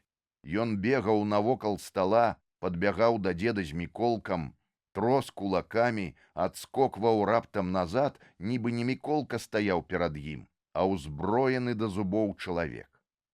Міколка разумеў, што трапілі яны з дзедам у бяду, ды яшчэ вялікую. А праз каго? Відаць, трохі і праз дзеда. Гэта ж трэба, зброю схаваў, а пра патроны забыўся. Але некалі было крыўдаваць, ды і цяжка было крыўдаваць на дзеда. Як-ніяк, ён жа вельмі стары чалавек, дзе яму ўсё прыпомніць. А палкоўнік усё бегаў. Надакучыла гэта Міколку, ды і цяжка было стаяць увесь час на змораных нагах. І, не чакаючы асаблівага запрашэння, Міколка важна ўсеўся ў крэсла ля стала, ды яшчэ дзеда запрасіў: «Сядай, дзед, яны ж могуць і пастаяць, невялікай жа працы людзі». Дзед разгублена паглядзеў на ўнука, але потым рашуча сеў, махнуўшы рукой: «Нам цяпер усё роўна, абы адпачыць». Аж аслупянелі тут усе. У памешчыка выпала папяроса з зубоў. Вырачанымі вачыма пазіраў на памешчыка палкоўнік. Стаялі афіцэры, выцягнуўшыся ў струнку, чакалі начальніцкага загаду. Замерлі салдаты ля дзвярэй. У пакоі была мёртвая цішыня. Чуваць было толькі, як гудзе каля лямпы муха, выбірае месца, дзе сесці. І села. Проста на начальніцкі нос села. Муха вывела палкоўніка з аслупянення. Ён махнуў раздражнёна рукой, падскочыў да дзеда, грымнуў на ўвесь пакой: «Устаць перада мной, нягоднік!» Дзед адмахнуўся ад яго, як ад назойлівай мухі. Аж зайшоўся тут ад крыку палкоўнік. «Забіць! Павесіць! Расстраляць!» Усе захадзілі і замітусіліся. Нібы трывога ўзнялася над старым панскім палацам. Ляпалі дзверы, брынчалі шпоры, чуліся загады, распараджэнні. Палкоўнік сядзеў на канапе і выціраў спацелы лоб. Цяжка дыхаў памешчык, засопся аж, ці ад страху то, ці ад вялікай злосці. Да дзеда і Міколкі падскочылі салдаты, схапілі іх, звязалі рукі. Павялі з пакоя ўсё тымі ж доўгімі змрочнымі калідорамі. Павялі ў склеп. Хутка апынуліся ў тым жа самым склепе, дзе сядзелі і раней. Толькі цяпер тут было меней народу, усяго чалавек 10. Усе яны ўжо ведалі Міколку, сустрэлі яго ветлым словам. Не табе б, хлапчына, хадзіць сюды. Адсюль дарога толькі адна. Яны не хацелі дагаворваць, не хацелі, каб залішне сумаваў Міколка, каб не думаў ён аб тым, аб чым не варта думаць у такія дзіцячыя гады. І мо таму, што сярод іх быў такі малы хлапчук, яны стараліся сябе трымаць весела. Пелі песні, расказвалі яму смешныя байкі. А калі даведаліся, што дзед Астап стары мікалаеўскі салдат, прасілі яго расказаць пра турэцкую вайну. Але тут умяшаўся Міколка. Дужа старыя байкі ў дзеда, што іх расказваць? Лепш скажы мне вось, дзед, дзе цяпер мой бацька? Колькі то дзён, як няма яго. І дзе ён, невядома. І я не ведаю, унуча. Давай лепш класціся спаць. Ды няхай прысняцца табе добрыя сны. Што сны? Махнуў рукой Міколка. Як ні стараліся ўсе развесяліць Міколку, гэта не ўдавалася. Якая весялосць у такім месцы? Хутка ўсе паляглі спаць на падлозе. Але не спалася. Чуліся галасы наверсе, зрэдку даляталі гукі музыкі. Той граў у пана палкавы нямецкі аркестр. Пан спраўляў перамогу над сялянамі, над бальшавікамі. Шчодра частаваў сваіх збаўцаў, нямецкіх афіцэраў. Адтуль даляталі гукі танцаў, чулася брынчанне шпор, вясёлыя галасы. У склепе было цёмна. Скрозь невялічкае акенца, скрозь краты, відаць быў кавалачак цёмнага неба.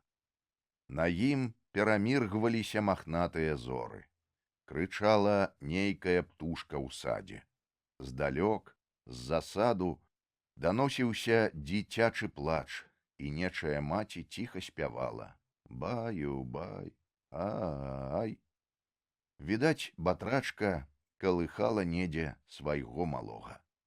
Прынік Міколка гарачым ілбом да жалеза крат і глядзеў, глядзеў. Нібы ўпершыню ён бачыў і гэтае неба, і такія ж махнатыя зоры, і ў ціхім шолаху лісця цёмныя купіны ліп. Нібы дрыжалі гэтыя дрэвы пад густым месячным святлом, і так выразна відаць былі зубчыкі лісця на цёмным небе, што хацелася дацягнуцца да іх рукой, дакрануцца да іх, прылашчыцца гарачай шчакой. Дакрануўся рукою да крат. Халодныя яны, моцныя. Рыпнуў пясок за акенцам, мільганулі ногі часавога. Раздаўся злосны воклік і стук вінтоўкі. «Назад!» Лязо штыка прасунулася ў акенца, пагрозліва бразнуўшы аб краты. Міколка адхінуўся ў бок і, трымаючыся за сцяну, ціха падаўся да дзеда. Прылёг ля яго. Дзед ляжаў у глыбокай задуме, маўчаў. Не вытрымаў тут Міколка, аж затрымцеў увесь, сцяўся ў камочак. «Страшна мне, дзеду». «А ты не бойся. Чаго баяцца, унуча? Усё будзе добра, усё будзе слаўна. Прыйдзе час, Не будзе ні паноў, ні царскага войска нямецкага. Будуць толькі рабочыя ды сяляне, ды такія вось, як ты, бальшавіковы сыны. І зямля будзе наша, і паравозы нашы, і яны будуць бегаць куды шпарчэй, бо яны будуць нашы. Сонца будзе свяціць куды гарачэй, і яно будзе нашым. І неба наша, усё, усё наша. То добра, дзеду, але ж нас з табой не будзе. Вунь на ганку стаяць кулямёты, яны ж нарыхтаваны на нас. А ты плюнь на іх, на гэтыя кулямёты. Дужа страшныя яны хіба? Змаўкае Міколка. Але чуе дзед, як уздрыгваюць Міколкавы плечы. Плача Міколка і стараецца захаваць свой плач, сцяўшы зубы, уткнуўшыся тварам у дзедава плячо. Упору і самому дзеду заплакаць, але трымаецца ён, гладзіць унукавы плечы, на вуха яму шэпча: «Ну, чаго ты, дурненькі мой? А яшчэ казаў, што храбры, храбрэй дзеда». Захліпаецца плачам Міколка, гаворыць скрозь слёзы: «Не ад страху я, дзеду, мне бацьку шкада, мне паравозаў нашых шкада. Хто-то ездзіць цяпер на іх, немцы ж гэтыя. Як жа ж, у іх жа царскія арлы. Ды з імі Бог яшчэ гэты, на кожным поясе напісана.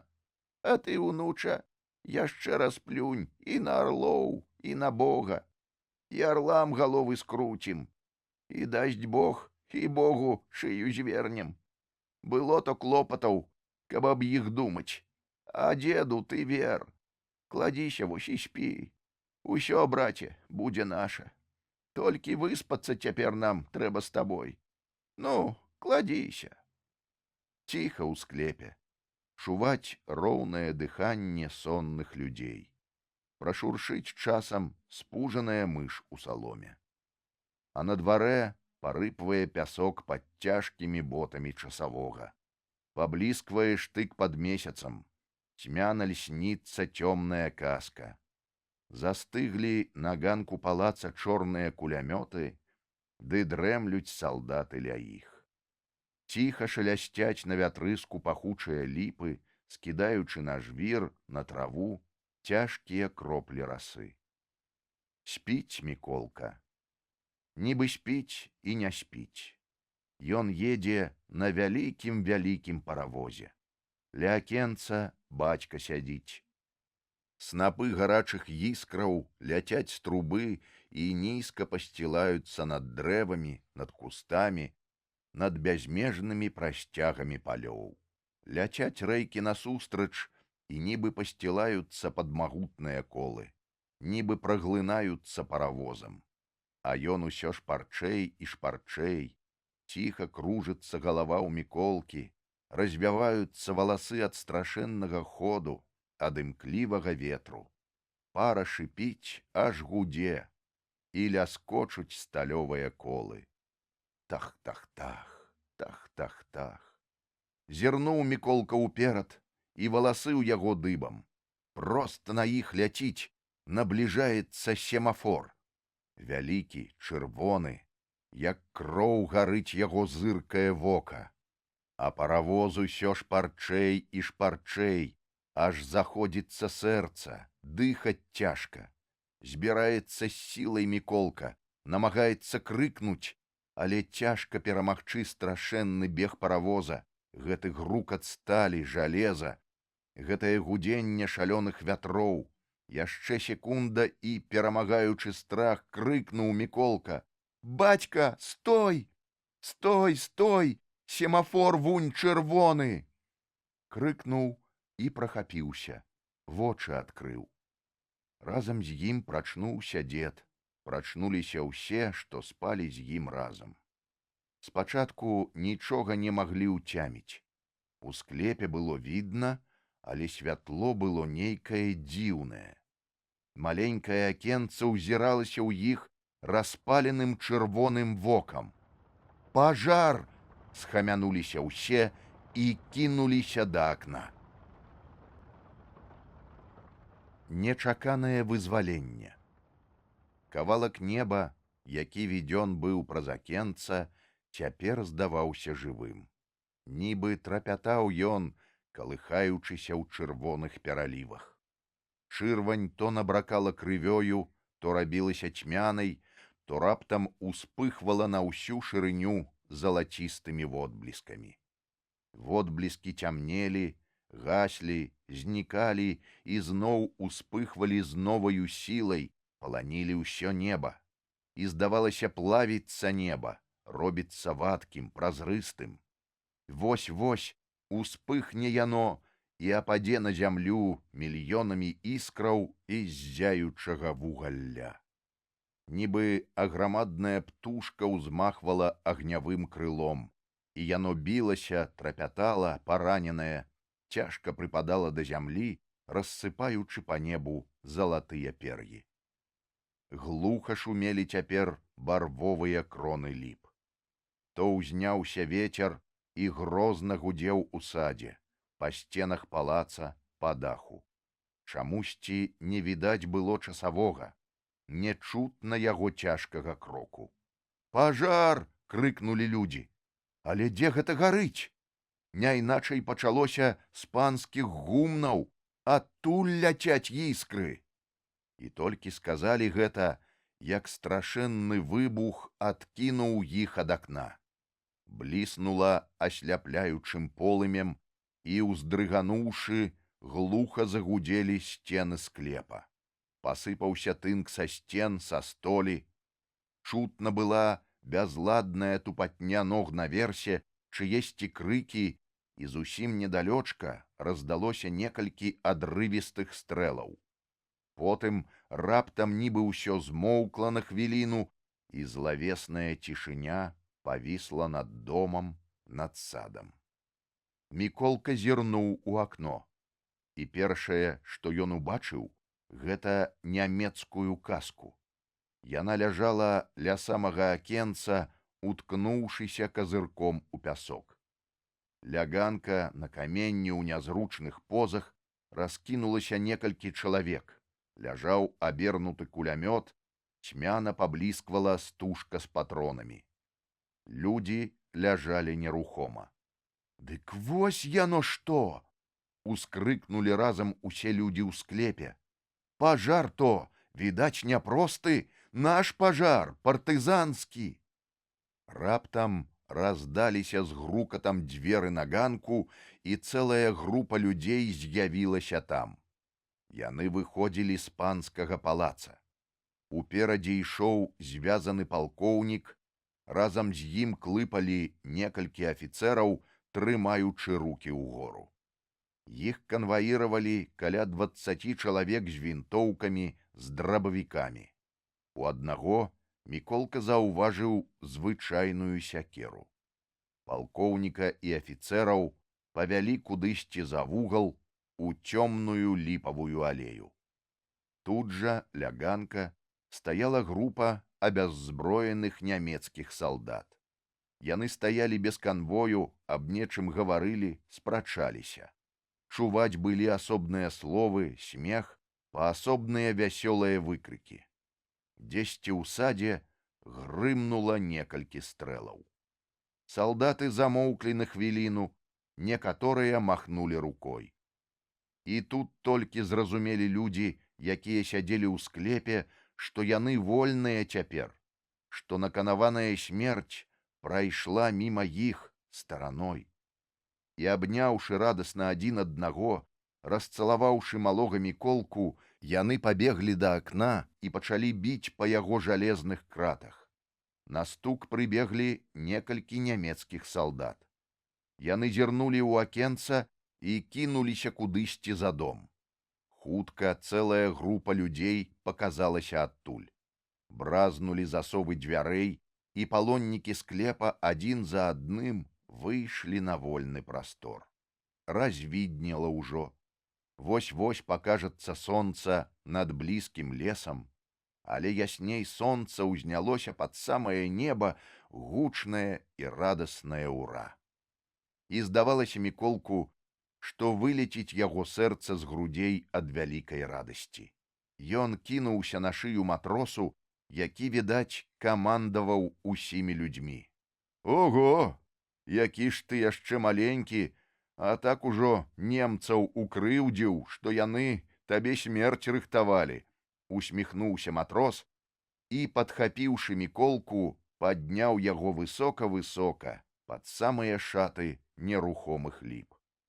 Нічога не адказаў Міколка, увесь захлынуты радасцю збавення, радасцю перамогі. І толькі угледзеўшыся ў матроса, ён крыкнуў деду: «Дед, а гэта ж той чалавек, што пад хвояй стаяў і якога ты ад расстрэлу выбавіў!»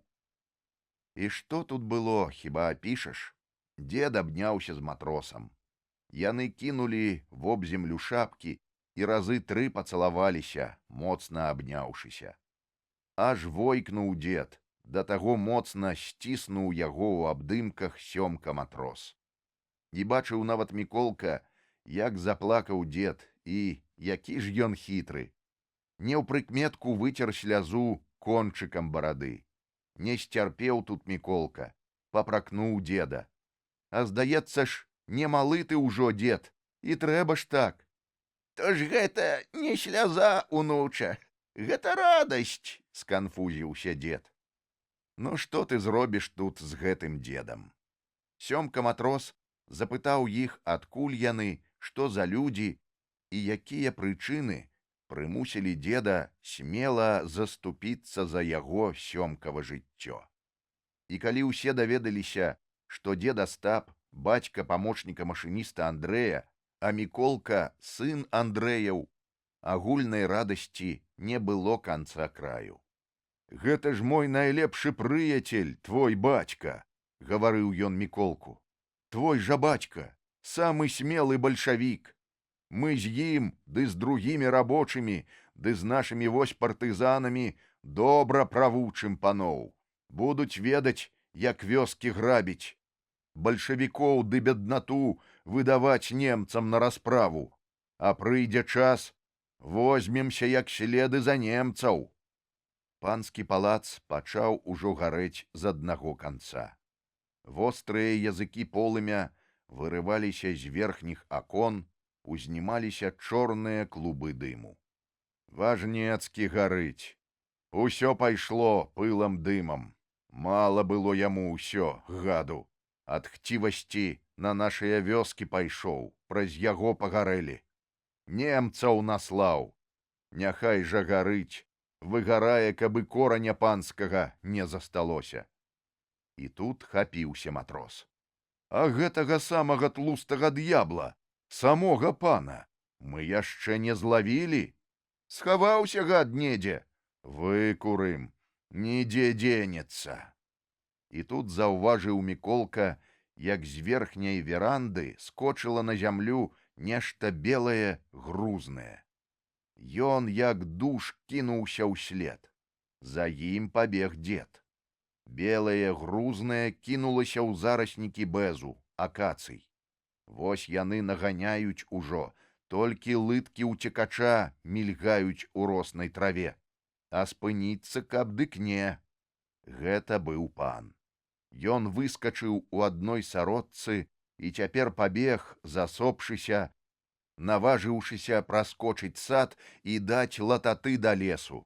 «Стой, пузан, а то выстралю!» — крыкнуў на бягу дед і размахваў карабінкай, якою надарыў яго Сёмка матрос. Пан сігануў праз шчыкет, але, учапіўшыся сарочкай за шчыкеціну, павіс на ёй, агаліўшы валасатыя ногі. «Бач ты, сцёгны якія паразгадаваў! Па 3 пуды, не іначай!» Але раптам зрабіўся сур'ёзны і адступіў на крок. Узяўшы важна пад казырок, скамандаваў дед. «Злазьце з плота, ваше сиятельство! Нязручна так, не іначай!» Але дзе тут злезці пану? Павісла сиятельства ўсур'ёз. Падбеглі сяляне і не зусім, каб сказаць далікатна, знялі яго з нязвыклага крэсла. Як крануўся зямлі пан, так і кінуўся ў ногі сялянам. Цалаваў зямлю, слюнявіў сялянскія лапці, маліўся, прасіўся, усімі багамі кляўся, што ён не вінаваты ў расстрэлах, а немцы. Хто табе веры дасць, цірат? Але што з ім рабіць, з сіятельствам гэтым? Не варта кулю псаваць на жабу такую, раіўся сёмка матрос і загадаў. Пасадзіць яго ў сажалку. Няхай прахалоджваецца пасля такой гарачкі. А то ў ванне яшчэ сёння, мусіць, не было яго сіятельства. І сядзеў пан у сажалцы, паварухнуцца баяўся. А партызаны тым часам не драмалі. Выганялі жывёлу з панскіх хлявоў, выводзілі коней, выгружалі свірны. Прыгадзіліся панскія каламашкі, на іх зручна прымайстравалі адабраныя ў немцаў кулямёты, палажылі вінтоўкі. На адной з каламажак прымасціўся ля кулямёта Міколка. Дзед Астап усеўся на нямецкага стаенніка і быў цяпер падобны на сапраўднага ваяку-кавалерыста. Не хапала да поўнага баявога выгляду толькі шаблі. Але сёмка матрос дастаў аднекуль і шаблю і надарыў ёю дзеда. Міколку ж ён даў маленькі штык ад нямецкай карабінкі. Штык быў падобны на кінжал, і ім вельмі ганарыўся Міколка, павесіўшы яго збоку на папружку. Так зрабіўся Міколка кулямётчыкам, а дзед Астап кавалерыстам. Праўда, у кавалерыі дзеду Астапу хутка не спадабалася, і ён перайшоў неўзабаве ў пяхоту. Але аб гэтым пасля. Калі дагараў ужо ніжні паверх панскага палаца, атрад сёмкі матроса рушыў з двара. Уперадзе ехаў сёмка на добрым вараным кані, якога ўзялі ў пана. За ім ехалі некалькі хлопцаў, узброеных шаблямі, карабінамі і гранатамі. Услед рушылі 3 каламашкі з кулямётамі. Ужо развіднела. Збляднела зарава пажару, толькі дым пасцілаўся яшчэ чорнай смугой над дарогай, над лесам. Атрад прыбавіў кроку. Коні рванулі ўперад і панеслі наўскач, пераганяючы адзін аднаго. Затарахцелі каламашкі, падскакваючы на выбоінах ды на карэннях лясной дарогі. «А ну яшчэ паддай!» — грымнуў сёмка матрос. Як лёгкія птушкі узняліся коні, распушыўшы хвасты і грывы. Толькі срэбрам мільгалі падковы капыт, ды клубы пылу ўзнімаліся ўслед, плылі за атрадам ружовым воблакам. «Паддай, паддай!» — не змаўкаў камандзір.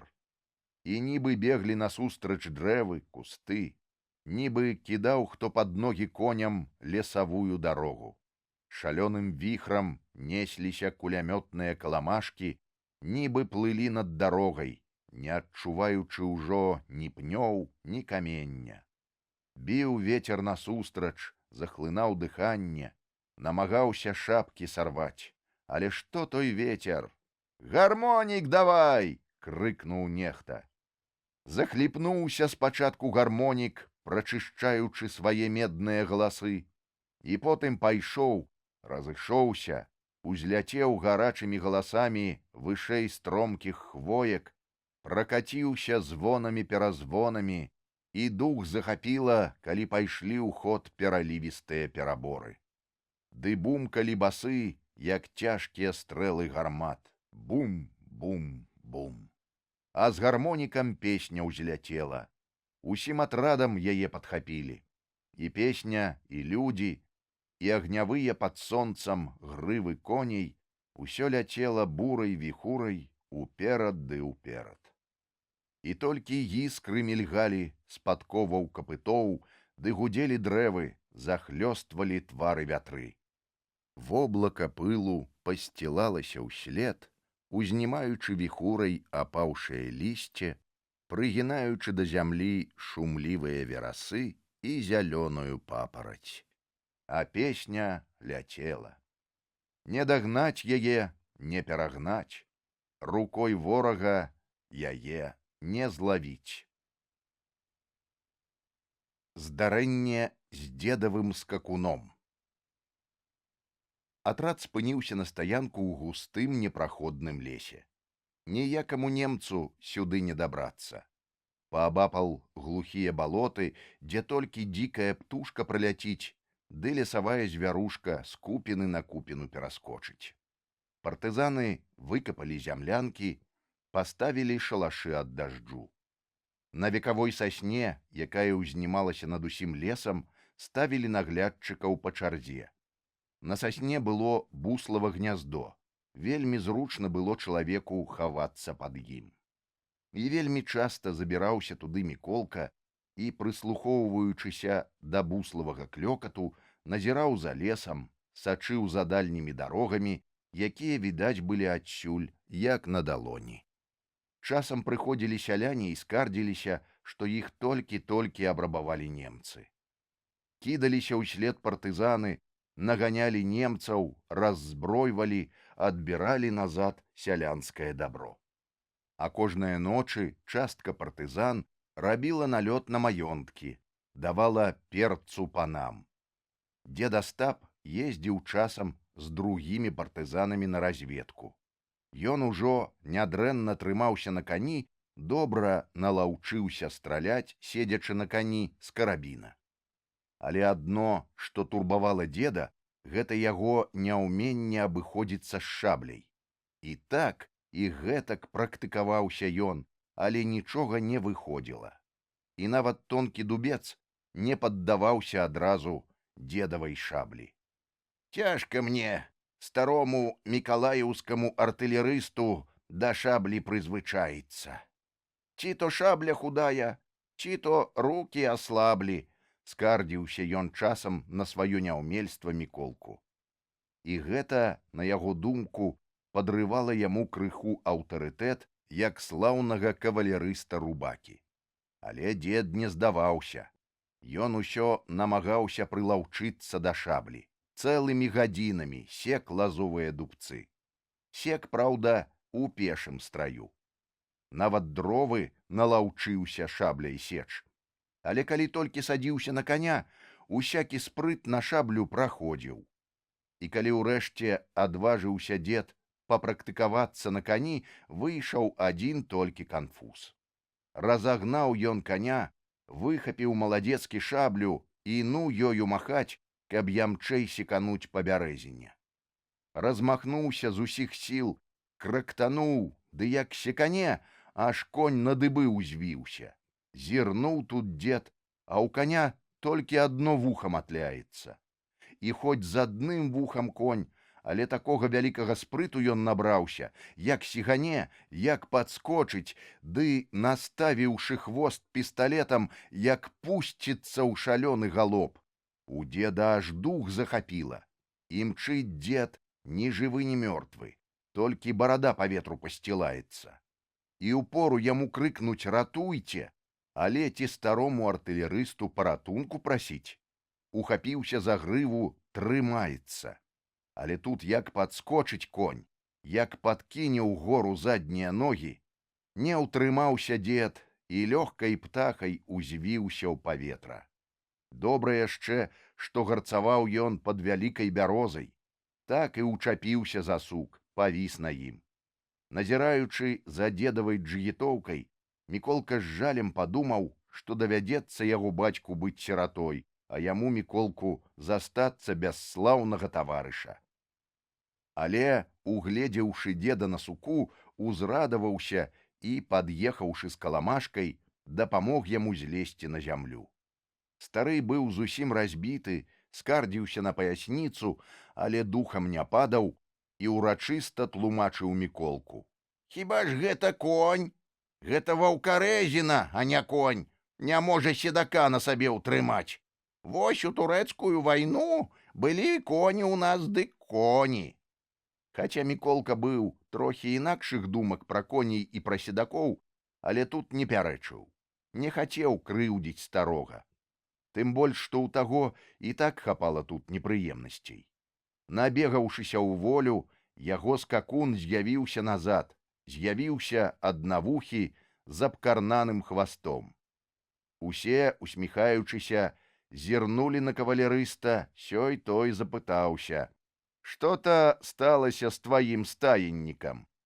Не міргнуўшы вокам, дзед адказаў: «Ды не іначай, дзе засук засілілася жывотнае, ну, і адарвала слыхавы орган». Дзед любіў пры зручным выпадку ўжыць навуковае слова. Змаўчалі ўсе. Каму было ахвота крыўдзіць такога слаўнага рубаку? Толькі Сёмка матрос, хітра падміргнуўшы, запытаў яго: «Ці цэлы хаця сук той?» Гэта завельмі ахаладзіла дзеда да кавалерыйскай справы.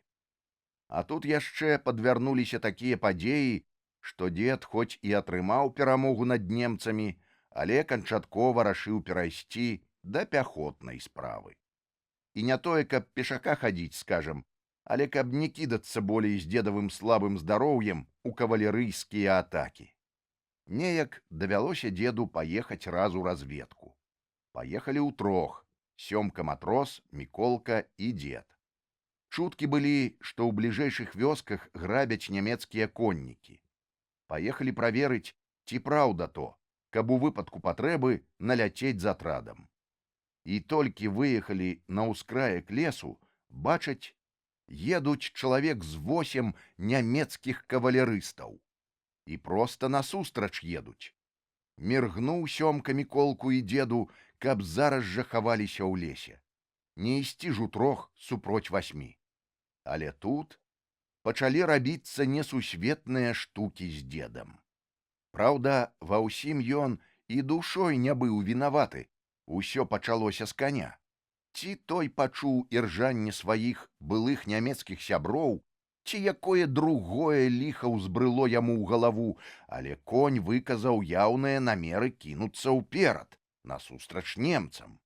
Дзед і так і сяк браўся за каня, усё намагаўся яго павярнуць у бок да лесу, але нічога не дапамагала.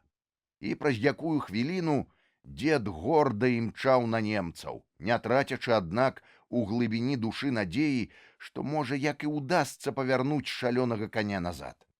Толькі і паспеў крыкнуць дзед: «Ратуй, Сёмка, старога артылерыста!» Ды, бачачы немінучую сустрэчу з немцамі, прышпорыў з адчаем каня наскамі ботаў, выхапіў шаблю, ды як закрычыць: «Ура!» Аж Міколка не на жарты спужаўся. Зірнуў Сёмка на Міколку, вось ашалеў дзед, ды, выхапіўшы гранату з кішэні, памчаў на ўвесь дух услед за дзедам. Не кідаць жа старога рубаку ў небяспецы такой. Бачаць немцы, ляцяць на іх дзіўныя коннікі, ура крычаць, шаблямі махаюць. А тут і трэці памчаўся ад лесу. То Міколка пусціўся наўскач за дзедам, за Сёмкам. Павінен жа і ён дапамагчы дзеду з бяды выбавіцца. Імчыць Міколка, ды раз-пораз з карабіна страляе. Замітусіліся немцы, спыніліся. А угледзеўшы Міколку, зусім спалохаліся. Ім паказалася, што прытаіліся ў лесе несусветныя сілы, выскакваюць адтуль адзін за адным партызаны і, не разважаючы доўга, пусціліся немцы назад, коней прышпорылі. Але не такі дзед, каб адстаць. І хоць гатовы ён і каня нямецкага праклясці, які кінуў яго ў такую страшэнную атаку, хоць гатовы ён і другое вуха яму адсеч за вялікае непаслушэнства, але дзе ты ўжо дзенешся, калі шаблю выхапіў? Ляціць віхурай дзед, насцігаючы немцаў, крычыць: «Здавайцеся, пакуль не ўцяклі!» Бачаць немцы, не паласа. Кінулі карабіны, рукі ўгору. Тут і Сёмка падскочыў, падскакаў Міколка, палонных пад канвой забралі. Так неспадзявана рушыў дзед у кавалерыйскую атаку і, як бачым, атрымаў перамогу. Дзедаў аўтарытэт вырас яшчэ болей. і ніхто ўжо не пасмеў бы напомніць деду аб яго джгітоўцы, аб няшчасным конскім вуху і абсечаным хвасту яго скакуна. Але ўсе гэтыя падзеі вельмі дорага каштавалі деду. Дні са 3 прахварэў ад тых здарэнняў і расказваў пасля. Думаў я, што не прыйдзецца мне болей Міколку пабачыць праз гэтага нямецкага скакуна, які папёр мяне на нямецкі атрад. Але калі ўбачыў, што няма мне ўжо аніякага выхаду болей і што насоўваецца мая смертухна, рашыў я тады на хітрыкі пайсці і так грымнуў на іх, што аж сам быў спужаўся. А тут і Сёмка, а тут і Міколка. Ну, думаю, цяпер падавай мне цэлую дывізію і самога генерала. Я ім пакажу, што знача дзед Астап і яго турэцкая шабля. Сказаўшы пра шаблю, ды яшчэ пра турэцкую, дзед трохі пачырванеў і змоўк. Відаць, адчуваў сябе ніякавата. Ён сам убачыў, што трохі перабаршчыў. Пра шаблю ж ён наогул не любіў успамінаць пасля трагічных падзей з конскім вухам. З крыху прыкрага маўчання вывеў Міколка. А ты не зважай, дзед, калі там сёе-тое з шабляй у цябе было раней. Затое ты перамог. Усё ж такі здаліся немцы. Так, здаліся, прамовіў дзед. Але ўсё ж прымушаны ён быў адмовіцца ад кавалерыйскіх атак. Як-ніяк адчуваў сябе вельмі нязручна з шабляй. Ды і гарцаваць на кані не дазвалялі ўжо гады і здароўе. «Арудзію б мне! Паказаў бы я вам, як ваяваць трэба!» — гаварыў часам дзед і марыў аб гарматах, аб сваёй колішняй зброі. І трэба сказаць, што гэтыя мары хутка спраўдзіліся, і дзед Астап стаў заўзятым артылерыстам, багата дапамогшы партызанам у іх барацьбе з немцамі. Аб гэтым пасля. Партызанскі браняносец. За часы міколкавага партызанства на яго роднай станцыі ў родным горадзе станавілася ўсё горш і горш.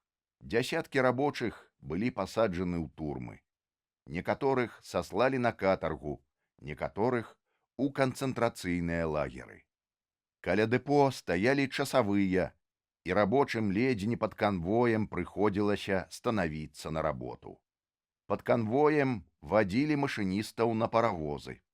За малейшае супраціўленне пагражалі расстрэлам. За работу амаль не плацілі, і сем'і рабочых жылі ў вялікім голадзе. І гэта ў той час, калі праз станцыю праходзілі дзясяткі і сотні эшалонаў з хлебам, з мясам, з жывёлай. Немцы рабавалі народы, ўсё, што рабавалі па гарадах і вёсках, адсылалі ў Германію. Але як ні горка жылося рабочым, яны не думалі здавацца немцам. Яны рабілі ўсё, чым толькі можна было нашкодзіць нахабным заваёўцам, якія марылі задушыць савецкую краіну. Рабочыя псавалі паравозы, вагоны, чыгуначны шлях, каб перашкодзіць немцам вывозіць нарабаванае дабро. Уцякалі машыністы з паравозаў, спынялі ў лясах цягнікі і раздавалі назад сялянам адабраную ў іх жывёлу. Арганізоўвалі рабочыя дружыны абароны, даставалі зброю. Нават дзеці рабочых удзельнічалі ў гэтай барацьбе.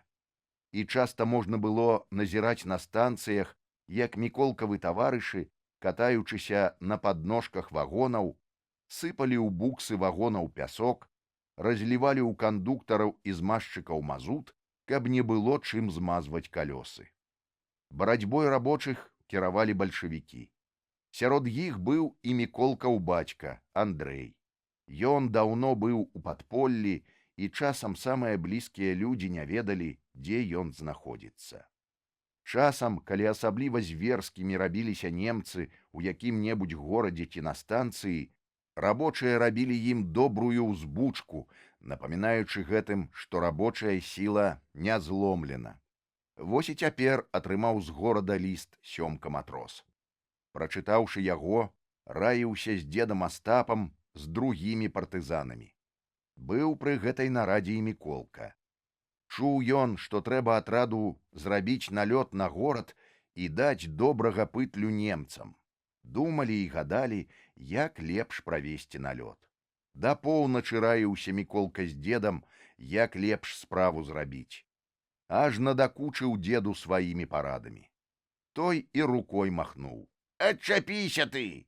Малы ты яшчэ, табе толькі варон біць з карабіна, ды штыком тваім пячуркі з пяску рабіць. І дзед паказаў на кінжал, якім так ганарыўся Міколка. Абурыўся тут Міколка, трохі нават узлаваўся на дзеда і з пагардай сказаў яму: «Як відаць, ты, дзед, добра яшчэ мяне не ведаеш. Можа, я таксама ваяка. І зноў жа, хто спаў каля Пакгауза? А хто лазіў у Пакгауз людзей вызваляць? Ага, успомніў. А хто каню вуха шабляй адсек?» Аж паморшчыўся дзед, узгадаўшы пра гэтую прыгоду, і, каб спыніць непрыемныя для яго міколкавы ўспаміны, адразу ж пайшоў на змірэнне. Ну дык чаго ты ўжо так разышоўся? Хіба я кажу, што ты не храбры? Ну дык гавары, што ты надумаў? А вось і надумаў. І тут расказаў Міколка аб сваім плане. Бачыш, дзеду, сіл яшчэ ў нас мала, і зброі мала. Калі не пойдзем мы на хітрасць, нічога часам і не выйдзе. Міколкаў план быў вельмі просты. Лазячы на хвою, на наглядальны пункт, Міколка часта бачыў, як праходзяць зрэдку па Дняпру параходы. Яны хадзілі пад нямецкім сцягам, хадзілі з узброенай камандай, з кулямётамі, а часам і з гарматамі. Абы толькі параход нам дастаць, а там пабачым, закончыў Міколка свой план. А што ты думаеш? Захапіўся дзед планам.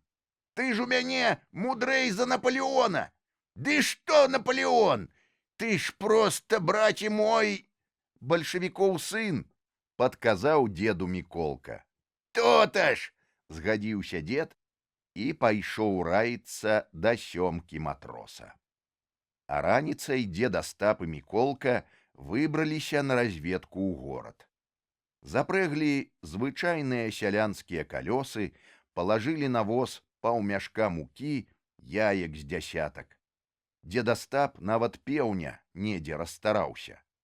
Усё гэта рабілі, каб ніхто не западозрыў іх у партызанстве і каб немцы прынялі іх за звычайных сялян, якія едуць на базар у горад. Так і паехалі. Амаль без асаблівых прыгод дабраліся яны да горада. Толькі ў адным месцы спынілі іх немцы, хацелі ў падводы забраць, але выручылі ўзятыя яйкі. Аддаў дзед салдату цэлы дзясятак, пусцілі іх далей. Так і даехалі. Каб лішне не цягацца з мукой ды з розным другім харчам, рашылі аднесці іх на станцыю да маці. Нябось, даўно і хлеба добрага не бачыла яна.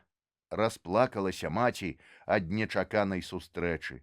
А я то думала, што і костачак тваіх не збяру. Толькі чуеш штодня расстрэлы ды расстрэлы. Вось бацька твой таксама хаваецца недзе. Хіба ж гэта жыццё? Табе б у твае годы пагуляць толькі.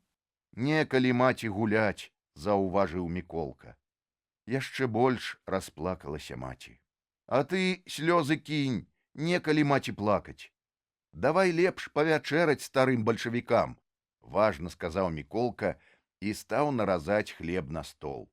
А ты, дзед, цягні сала з торбы. Хутка і развіталіся. Маці дзеда прасіла, каб сачыў ён за ўнукам, да бяды не дапускаў. А ты не клапаціся, мы то ўжо адзін за аднаго пастаім, у крыўду не пусцім. Пайшлі на прыстань. Па дарозе дзед Астап заглянуў да Міколкавага брата, потым забег на тэлеграф, на станцыю, да знаёмага тэлеграфіста з сваіх. Ты ўжо стукні па тэлеграфу на раз'езд, што мы выязджаем. З раз'езда нашым перададуць у атрад. На прыстані сустрэліся. Абышлі горад, агледзелі, дзе і якая часць стаіць. Заўважылі на беразе Дняпра нямецкую батарэю. Недалёка ад прыстані стаяў штаб. За штабам стаяла гарадская турма. Ля яе важна прахаджваліся нямецкія часавыя. Агледзелі ўсё, запомнілі і пайшлі на параходную прыстань. Якраз і параход стаяў на Дняпры і даволі вялікі. Дзед купіў білеты, селі на параход. Тут было багата пасажыраў, усё больш буржуяў, памешчыкаў, царскіх афіцэраў і генералаў, якія ўцякалі з савецкай Расіі. Адны ехалі ў гетманаўскую Украіну, другія трымалі шлях за граніцу. На параходзе была спецыяльная суправаджальная каманда з нямецкіх салдат і аднаго афіцэра. На носе і на карме стаяла па кулямёту. Недалёка ад капітанскага мосціка прыстроілася скарастрэльная гармата. Зірнуў на яе дзед, уздыхнуў, на Міколку глянуў. Разумею, деду, зайздросціш? Гэта табе не турэцкая шабля. Яны уважліва аглядалі ўсё, прымячалі кожную драбніцу, пакуль не накінуўся на іх капітан парахода. Чаго вас носіць тут, д'яблы? Панам толькі вочы мазоліць. Айда ў 3 клас, галадранцы. Зірнуў на яго Міколка, кулакі сцяў. Нешта хацеў сказаць, але міргнуў тут яму дзед, за руку ўзяў, уніз павёў. Шапнуў: «Памятай, дзе знаходзішся». Адно, што добра было ў 3 класе цяпер, гэта прастора. Як відаць, звычайныя людзі мала карысталіся цяпер параходам. Усё больш паны ехалі са сваімі манаткамі, чамаданамі, сабачкамі. Ехалі афіцэры, ехалі эсэры і ўсякая іншая погань. Усе яны ратавалі свае шкуры ад бальшавікоў, марылі аб жорсткай расправе над імі. Мы ім пакажам матушку Русь. Мы ім адпомсцім за бацюшку цара. Мы павешаем іх на слупах тэлеграфных за святую царкву. Толькі і чуваць было навокал. І асабліва стараўся адзін генерал. Стары, сівы, недалужны, а такі ж заўзяты. Каб змог, дык, відаць, сваёй бы рукой перадушыў і бальшавікоў, і сыноў бальшавіковых. Аж пенай пырскаў. Вось гетман ім пытлю дасць. Вось немцы в уму-розуму навучаць. Вось французы, ангельцы. Хоць немцам усю Расею аддаць, толькі не ім, бальшавікам праклятым. І аж сіпеў стары, шапялявіў.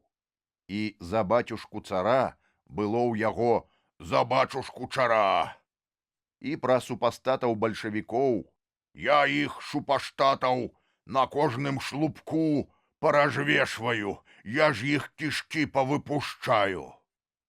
Нявесела было Міколку слухаць гэтыя размовы, і калі генерал на якую хвіліну астаўся з ім адзін, Міколка шапнуў деду, мацаючы пад поясам свой кінджал. Дай я яго, деду, трохі штыком памацаю, ці хоць стукну па дурным чэрапу. Але дзед рашуча забараніў. Не чапай яго. Ён і так акалее ад свае злосці. А мы з табой тут адны пакуль што. Вось пачакаем раніцы. А цяпер кладзіся і спі. А раніца выдалася надзвычай добрая. Узышло яркае сонца, і пад яго праменнямі хутка раставалі і знікалі белыя пасмы туманаў. Паволі плыў параход. Дед разбудзіў Міколку. Уставай! Ужо час на работу. Пад'язджаем. Абмацаўшы за поясам сваю зброю, дед з Міколкам падаліся на гару, на верхнюю палубу. Было мала людзей на ёй. Яшчэ спалі. Толькі драмала ля кулямётаў некалькі салдат, хадзіў сонны афіцэр і курыў цыгарку, каб адагнаць рэшткі сну. Ды неўгамонны генерал сядзеў ужо на лаўцы, усё не супакойваўся і пагражаў шупаштатам, памінаў бачушку чара. Дед з Міколкам скромна прыселі на скрутку канатаў. Дед закурыў цыгарку і ленавата сплёўваў за борт, пільна прыглядаючыся да берагоў. І нешта заўважыўшы, раптам ажывіўся, падняўся, Міколку крыкнуў: «Пара!» І адкуль толькі спрыт узяўся ў деда. Кінуўся ён бегма да капітанскага мосціка і, стрэліўшы на бягу з рэвальвера, закрычаў капітану: «А ну, круці да берага, ды шпарчэй, а то галаву знясу!» Стрэл нарабіў перапалоху. За дедам кінуўся афіцэр.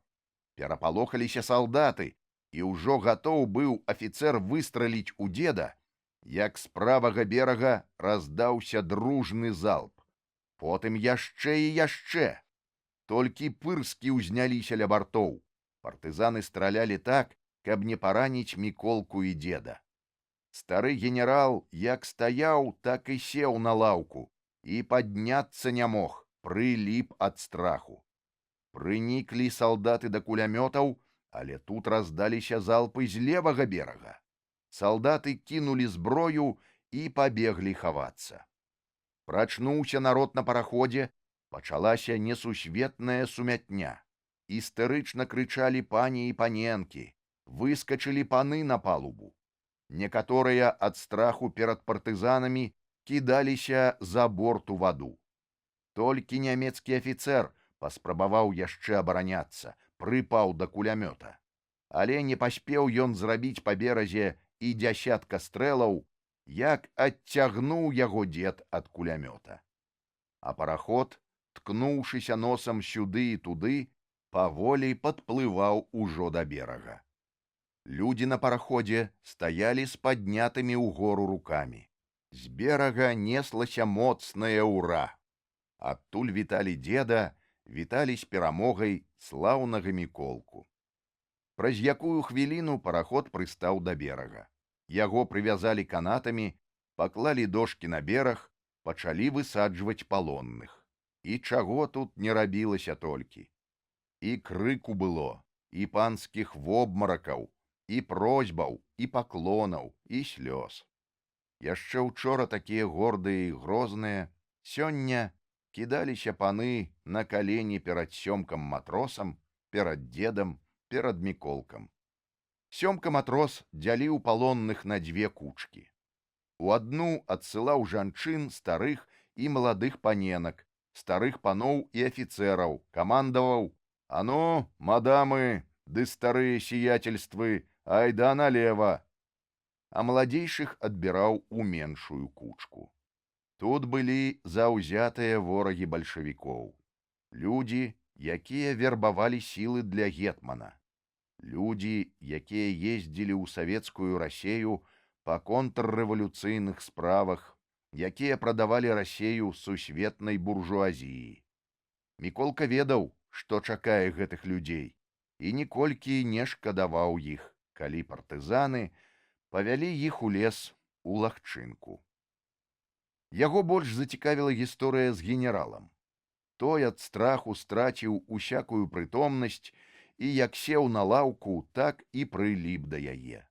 Зірнуў на генерала сёмка-матрос, а ў генерала і каленкі затрэсліся.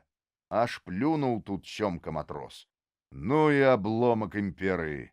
Да чаго ж палахлівы! Паглядзеў на генерала і Міколка. Успомніў пра бачушку чара і пра шупаштатаў. Хацеў нешта грознае сказаць, але махнуў рукой і, пераймаючы сёмкавы манеры, таксама плюнуў паважна і адышоўся ў бок. «Што ж з генералам рабіць будзем?» — запыталі партызаны сёмку. «А паслаць яго да мадамаў, няхай ідзе». І тут звярнуўся сёмка-матрос з вялікай прамовай да незвычайных сваіх палонных. «Вы, которые мадамы, старые сиятельствы і ўсякія іншыя абломкі імперыі, айда адсюль хутчэй, ды на вочы больш не трапляйцеся. Пападзецеся зноў, народ мы недалікатны, ад'ём усю на штык ды ў рэчку». і нават Міколку падміргнуў. Бачыш, як я па-французску з імі наярваю. А мадамы, сіятельствы і ўсе іншыя абломкі не палічылі патрэбным доўга ўпрошваць сябе і адразу ж далі заўзятага драпака. Толькі лыткі мільгалі. Адкуль і спрыту набраўся стары генерал, так бег, што аж мадамы з сабачкамі ззаду засталіся. Бег і шаптаў: Божа, Божа, выратуй маю душу! І даваў такога спрытнага драпака, што толькі пыл курэў пад абломкам імперыі. А шупаштаты аглядалі параход, прыводзілі яго да парадку. Сёмка матрос, жартуючы, назваў параход браняносцам. І гэтая назва так і засталася за ім. А паколькі Міколка быў галоўным завадатарам усёй параходнай справы, то судна называлі яшчэ Міколкавым браняносцам. Так партызаны набылі сабе браняносец. Каравул. Палкоўніка ўкралі. Дні са два вакольныя памешчыкі адчувалі сябе спакойна. У гэтыя дні іх не турбавалі партызаны, занятыя выключнымі клопатамі. Яны рамантавалі параход. І не толькі рамантавалі, а рабілі яго сапраўдным баявым параходам. Завёўшы яго ў вузкую затоку ў лесе, адкуль параход нельга было ўгледзець з Дняпра, партызаны фарбавалі судна, грузілі яго дрывамі, ставілі кулямёты. Уздоўж бартоў клалі мяшкі з пяском. Гэтыя мяшкі — добрая абарона ад куль. Дзед Астап старанна завіхаўся ля параходнай гарматы, вывучаючы яе механізмы. Але самая галоўная справа была з абмундзіраваннем. Міколкаў план патрабаваў, каб усе пераапрануліся немцамі. Іначай нельга было рабіць. І хоць дзеду Астапу і не дужа падабаліся гэтыя спектаклі, як ён называў пераапрананне, але нічога не зробіш. Справа, яна заўсёды ёсць справа. І вось шукалі дзеду нямецкі мундзір па яго росту і густу. Апрануўся дзед як след, зірнуў у люстэрка і плюнуў. Быў вельмі незадаволены. Дзедавы валасы лезлі з-пад каскі, зусім недарэчы была барада. Ну які ж салдат нямецкі, ды з такой барадой, не раўнуючы як у Льва Талстога. Спрабаваў яе дзед і за каўнер мундзіра запхнуць, каб схаваць гэтую бараду, але як зірнуў ізноў у люстэрка, яшчэ раз плюнуў. Усе зарагаталі. Гэта яшчэ больш узлавала дзеда. А тут яшчэ нехта параіў: узяў бы ты, дзеду, галавешку, абсмаліў бы бараду крыху. Глядзі, маладзей бы за нас стаў. Тут дзед зусім выйшаў з цярпення і моцна аблаяў дарадчыка. Хоць гадамі ты малады, а па розуму ўсё ж вялікі дурань. Барада справе не перашкода. Калі салдаты ходзяць без барады, дык затое носяць яе генералы. Жадаю быць генералам. Раз генералам, дык генералам. Хто будзе пярэчыць дзеду? Так зрабіўся дзед Астап на якія 2 дні нямецкім генералам. Важна і строга хадзіў па параходу, разгладжваючы сівую бараду і папраўляючы спаўзаўшую на лоб нямецкую каску. Каб сапраўды дзед паходзіў на генерала, яму нават 2 ордэны нямецкія начапілі на грудзі. Зірнуў на яго Міколка, усміхнуўся. Успомніў дзедавы турэцкія медалі і хацеў нават падражніць яго. Медалі веку ўрвалі. Але узгадаўшы, што ўсё гэта робіцца для справы, Міколка палічыў за лепшае не чапаць дзеда, не рабіць яму непрыемнасцей. Тым больш, што дзед Астап, зрабіўшыся генералам, праводзіў час зусім не па-генеральску. Дзед ведаў машыны, таму разам з сёмкам матросам яны завіхаліся ля машын, лазілі ў качагарку, рабілі агляд механізмаў свайго браняносца. А праз які дзень, пакінуўшы частку людзей у лесе, партызанскі атрад рушыў да горада на параходзе. Ніхто не мог разгадаць, што пад выглядам нямецкай каманды хаваюцца самыя заўзятыя партызаны. Параход ішоў пад нямецкім сцягам, на якім важна чарнеў кіпцюрысты вільгельмаўскі арол. Ва ўсіх былі нямецкія карабіны, стаялі нямецкія кулямёты, нямецкая гармата. Ля гарматы важна прахаджваўся дзед-генерал. На капітанскім мосціку быў за капітана малады афіцэр, у якім чытачам няцяжка распазнаць сёмку матроса. А ў памочніках яго быў зусім невялічкі хлопчык у шчыгульным нямецкім мундзірыку, які спецыяльна падагналі пад міколкаў рост партызанскія краўцы. Калі капітан спускаўся ўніз, тады камандаваў яго памочнік. І раз по разу быў чуваць яго звонкі голас: «Круці налево! Гэй, направо!» Скажа Міколка слова, і цяжкі параход плаўна паварочвае нос і ідзе туды, куды яму загадана. Ды яшчэ як ідзе, аж хвалі ўздымаюцца за кармой і расходзяцца доўгімі каснікамі, шумам пляскаючы аб берагі, аб пясок, прыбярэжныя кусты і асокі. Аж гудзіць параход, налягаючы грудзьмі на глыбокія воды. А на параходзе песні. Каманда нямецкая, а песні звычайныя, нашы.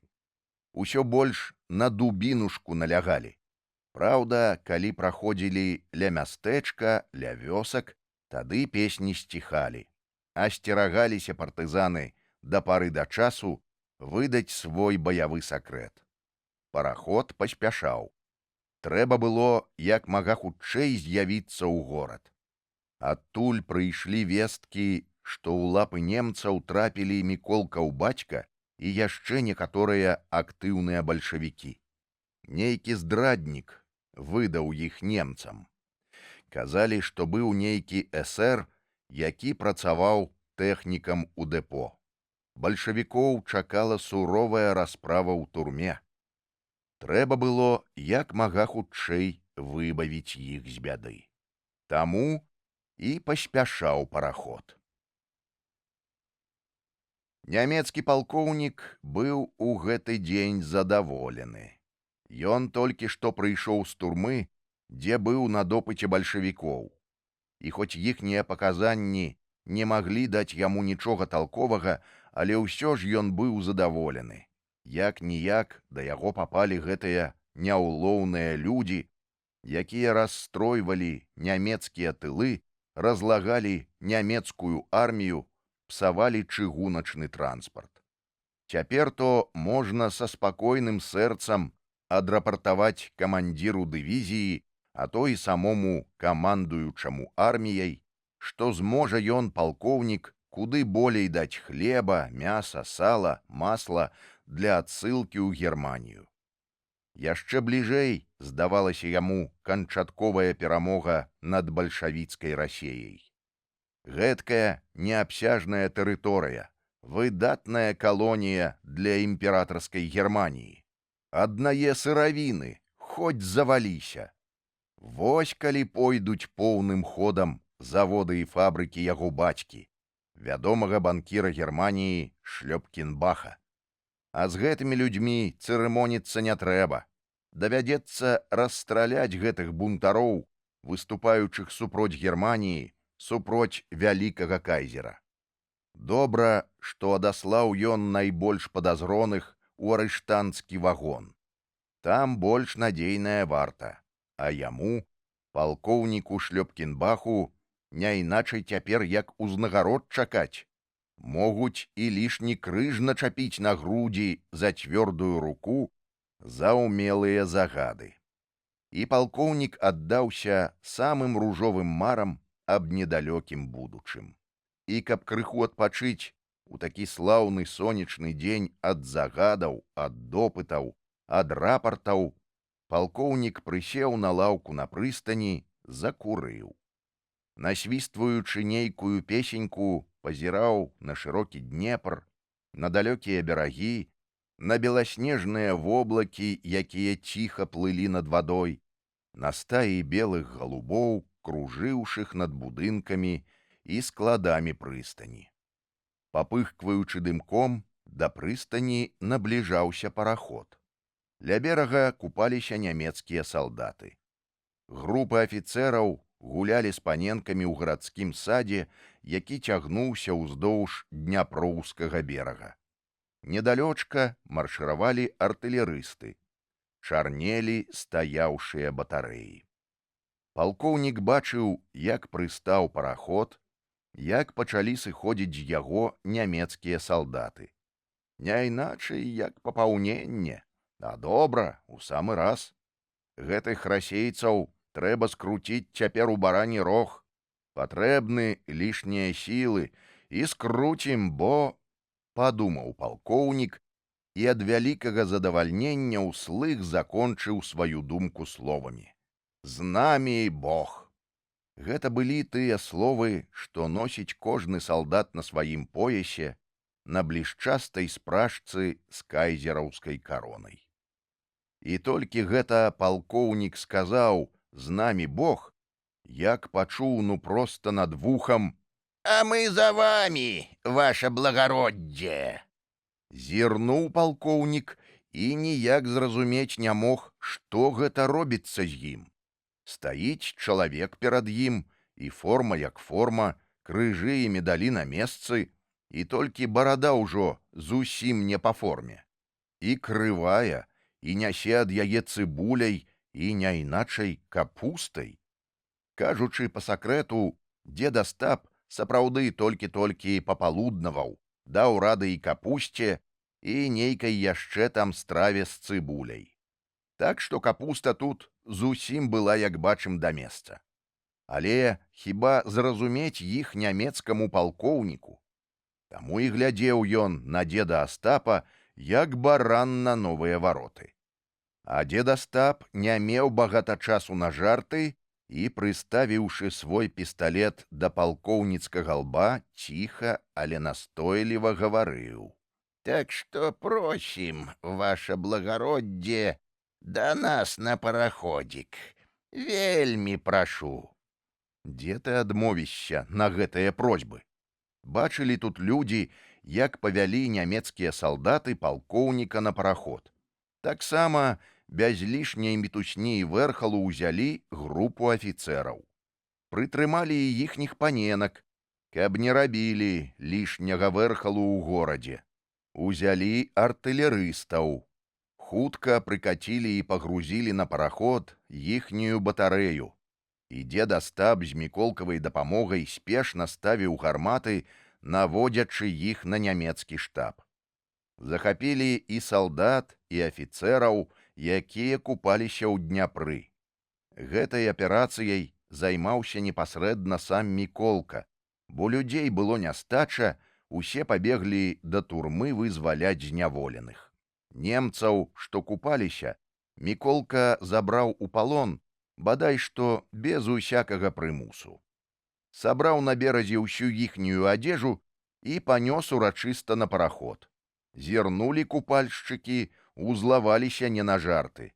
Думалі, што злодзей, не іначай, адзежу прыбраў. Адзін за адным павылазілі з Дняпра, кінуліся Міколку наганяць. А той ужо на параходзе. Пабеглі купальшчыкі на параход, ступіць каторы на палубу, а тут ужо Міколка ды другія партызаны ветліва іх з карабінамі сустракаюць.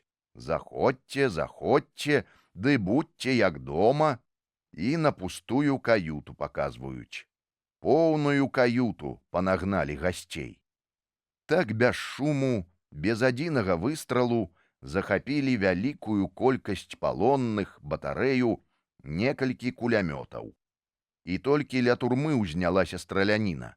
Гэта выстраліў часавы і падняў трывогу. Пачалі збягацца ўзброеныя немцы, паказаўся даволі буйны кавалерыйскі атрад. Але яны спазніліся.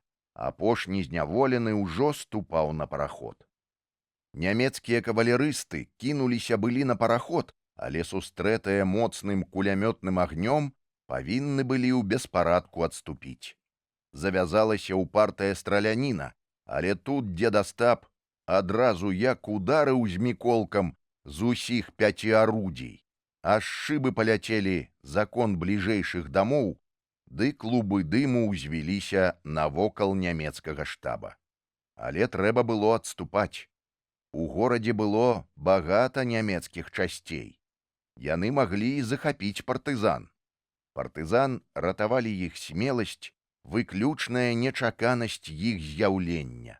Ды і наогул налёт збіў немцаў з усякага панталыку, тым больш, што партызаны захапілі бадай палавіну афіцэраў штаба.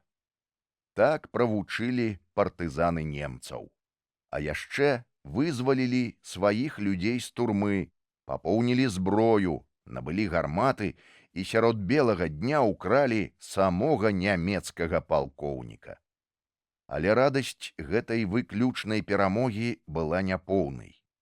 Сярод вызваленых з турмы арыштаваных не было Міколкавага бацькі і яшчэ 3 бальшавікоў.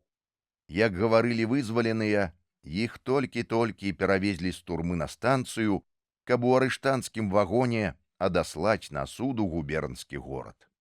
Даручыўшы дзеду Астапу камандаванне над атрадам і над параходам, Сёмка матрос, Міколка і яшчэ чалавек 7 партызан высадзіліся на бераг непадалёку ад горада і цёмнаю ноччу накіраваліся на станцыю. Яны думалі звязацца з чыгуначнымі рабочымі і прыняць усе меры к таму, каб вызваліць сваіх людзей. Параход, патушыўшы агні, паплыў далей па Дняпру. Міколка з партызанамі пайшлі ў горад, на станцыю. Калі прыйшлі і пакуль усё разведалі ад рабочых, аказалася, што спазніліся. На станцыі стаяў ужо гатовы да адпраўкі цягнік. У канцы яго быў прычэплен арыштанцкі вагон. Навокал стаяў моцны канвой. На станцыі было багата немцаў. Напалоханыя падзеямі з параходам, яны прымалі выключныя меры аховы. І тут надумаліся нашы партызаны на выключны ўчынак, каб не дапусціць сваіх таварышаў на лютую расправу немцам. Міколка падышоў да паравоза і, угледзеўшы на ім знаёмых людзей, паспеў абмяняцца з імі парай другой слоў. Партызаны зайшлі за стрэлкі. Да іх пабег і Міколка. І вось рушыў цягнік. Быў ён змешаны, так званы таварапасажырскі. Спераду былі пасажырскія вагоны, у канцы таварныя. Арыштанцкі вагон быў ззаду таварных. Калі на станцыі было светла ад ліхтароў, дык тут, за стрэлкай, пачыналася такая цемра, што хоць вока выкалі. Цягнік ціха ішоў цераз стрэлку. Міколка, як самы вопытны ў чыгуначных справах, кіраваў пасадкай атрада на цягнік. Яны садзіліся неўзаметку на падножкі таварных вагонаў. Цягнік прыбаўляў ходу. Партызаны размясціліся на 2 тармазных пляцоўках. Ніякі нямецкі часавы не дабярэцца сюды. Не лазіць жа немцам па дахах вагонаў. Затое партызаны могуць лазіць. Хоць страшна, але ж трэба. І адзін за адным па бакавіне вагона яны ўзбіраюцца на дах, асцярожна пераступаюць з вагона на вагон, ціха пасоўваюцца ўсё бліжэй і бліжэй да арыштанцкага вагона. Вось і зусім ужо блізка. Да арыштанцкага вагона застаўся адзін толькі таварны вагон. Далей ісці нельга. На пляцоўках вагона турмы стаяць часавыя, не лезьце ж на іх. Таго і глядзі, патрапіш на кулю ці звалішся пад калёсы.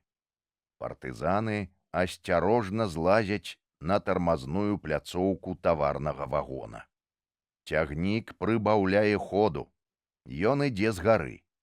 Моцна націскаюць адзін на адзін вагоны, абвісае кручча, якім сашчэплены паміж сабою вагоны. У самы раз іх цяпер раскруціць, расшчапіць, бо як пойдзе цягнік на гару, на пад'ём, тады не расчэпіш нацягненыя крукі. І прыступае Міколка да работы. Перагнуўшыся цераз борт пляцоўкі, партызаны трымаюць Міколку за ногі, за куцы пінжачок. Міколка, павісшы над крукамі, раскручвае сашчэпку. Вось можна ўжо і расшчапіць, але не з міколкавымі сіламі, ды яшчэ ў такім нязручным становішчы падняць цяжкі крук. Але дзе не хапае сілы, там выручае спрыт, выручае здагадка. І, моцна ўчапіўшыся абедзвюма рукамі ў крук, камандуе Міколка: «Цягніце мяне цяпер угору!» Падцягваюць Міколку ўгору, разам з ім падымаецца крук. Яшчэ секунда, і кідае яго Міколка. Бразнуўшыся, абвісае крук і важна гойдаецца з боку ў бок у такт колам вагонаў. Міколка з камандай гатовы закрычаць «Ура!», гатовы пусціцца ў несусветныя скокі ад вялікай радасці. Але не раскрычышся тут, не разгонішся на скокі на цеснай пляцоўцы. А пярэдні вагон усё больш і больш адыходзіць уперад. Адчэплены арыштанцкі вагон разам з таварным паволі зацішаюць ход. Партызаны саскокваюць з падножкі, хаваюцца пад адкос, чакаюць, што ж будзе далей, што будуць рабіць немцы. Ціха скрыгануўшы коламі, сталі вагоны. Толькі распазнаеш іх, гледзячы з-пад адкосу. Цёмныя абрысы вагонаў ясна выдзяляюцца на змрочным небе начы. Партызаны чакаюць. Але ў арыштанцкім вагоне ціха, не чуваць адтуль ні гукаў, ні шолаху. Цёмна ў вагонных вокнах, не відаць ніводнага водбліску свечкі. Што за чамярыца? А дзе ж людзі? Канвой? Думалі і здзіўляліся партызаны. Акружылі вагон. Яшчэ раз прыслухаліся, ціха ў вагоне. Пастукалі, ніхто не адказвае. Тады пачалі моцна біць у замкнутыя дзверы, але вагон маўчаў, не адзываўся ніводным гукам на стук. «Буфер сюды!» — закамандаваў Міколка. Знялі з вагона буфер і, падняўшы яго, пачалі ім біць з усіх сіл у замкнутыя дзверы. Хвіліна другая, і цяжкія, акутыя жалезам дзверы сарваліся з завесаў. Разбілі і другія дзверы, і толькі тады ўскочылі ў вагон. І тое, што ўбачылі яны, было зусім нечаканым і незразумелым. На лаўках ляжалі пазвязваныя нямецкія салдаты. Тут жа ляжалі і звязаныя два нямецкія афіцэры з канвою. Канвой хоць і звязаны, але ж быў у вагоне. Не было толькі арыштаваных. Як ні старанна аглядалі кожны куток вагона, ніводнага з арыштаваных не знайшлі. І куды падзеліся яны, ніхто не мог дакладна давесці. Былі цэлыя дзверы і вокны, былі цэлыя, акутыя дзе-нідзе жалезам сцены. І толькі пасля даведаліся партызаны, што арыштаваным удалося шчасліва ўцячы з вагона праз спецыяльна прарэзаную дзірку ў падлозе вагона пад адной з лавак. Перад тым, як уцячы на хаду з вагона, арыштаваныя зрабілі смелы напад на канвой, абяззброілі яго і, каб не было перашкоды для ўцёку, павязалі яго. А дзірка ў вагоне была знарок падрыхтавана загадзя рабочымі, калі вагон яшчэ стаяў у дэпо. Хоць Міколка вельмі хацеў пабачыць свайго бацьку, для якога ён так стараўся, усё ж бацькава нечаканае знікненне не надало яму суму. Міколка быў надзвычай радасны і задаволены. «Маладзец, бацька! Не паддаўся, уцёк. А тым часам ужо развіднела. Падышла група рабочых з бліжэйшай пуцявой казармы. З іх дапамогай абярнулі вагоны і скінулі іх пад адкос. «Далоў нямецкую турму!» — жартавалі рабочыя, падкладаючы шпалы і тэлеграфныя слупы пад арыштанскі вагон, каб ямчэй спіхнуць яго ўніз. Нямецкіх салдат пусцілі на волю, а самі падаліся праз лясы да свайго атрада, да слаўнага свайго браняносца. Гісторыя з пакражай палкоўніка і смелым уцёкам бальшавікоў нарабіла вялікага шуму ў немцаў. Па вёсках пайшлі ўзмоцненыя карныя атрады. Яшчэ больш пасыпаліся розныя кары на рабочых. Барацьба прымала рашучы і жорсткі характар. Але рабочыя не здаваліся. Чым большыя былі кары, тым марудней ішлі цягнікі, тым больш было розныя шкоды для немцаў. Шалелі нямецкія генералы. Прымалі і абвяшчалі самыя суровыя загады, рабілі захады, каб злавіць людзей, якія супраціўляліся ім, перашкаджалі беспакарана грабіць гарады і вёскі, распаўсюджвалі пракламацыі сярод нямецкіх салдат.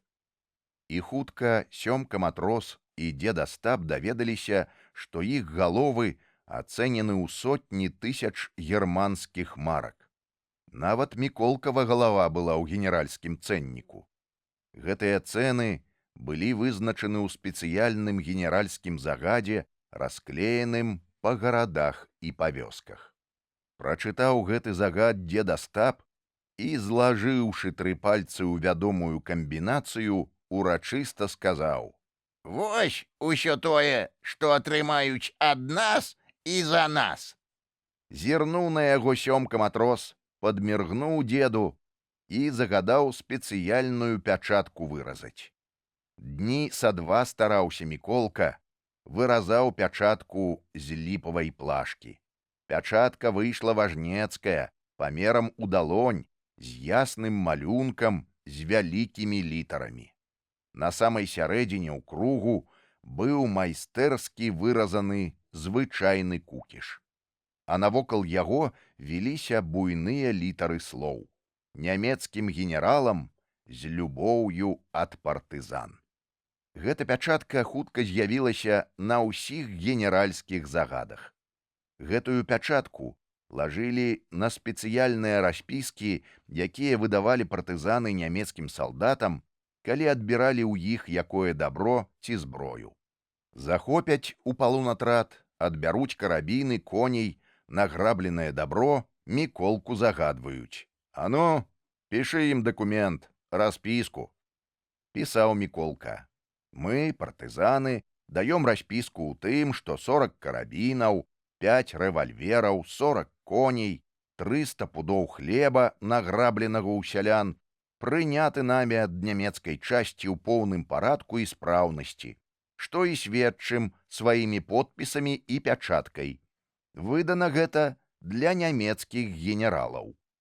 А напісаўшы, даставаў Міколка з торбы пячатку, браў кусок бяросты, запальваў яе і, пакапціўшы пячатку, важна прыкладаў ліпавы кукіш да квітанцыі.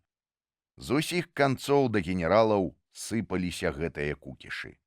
Шалелі генералы і кідалі сілы, каб расправіцца з партызанамі. Падцягнуліся і нашы лясныя ваякі. З параходам цяжка было ўпраўляцца, не зацягнеш жа яго ў лес.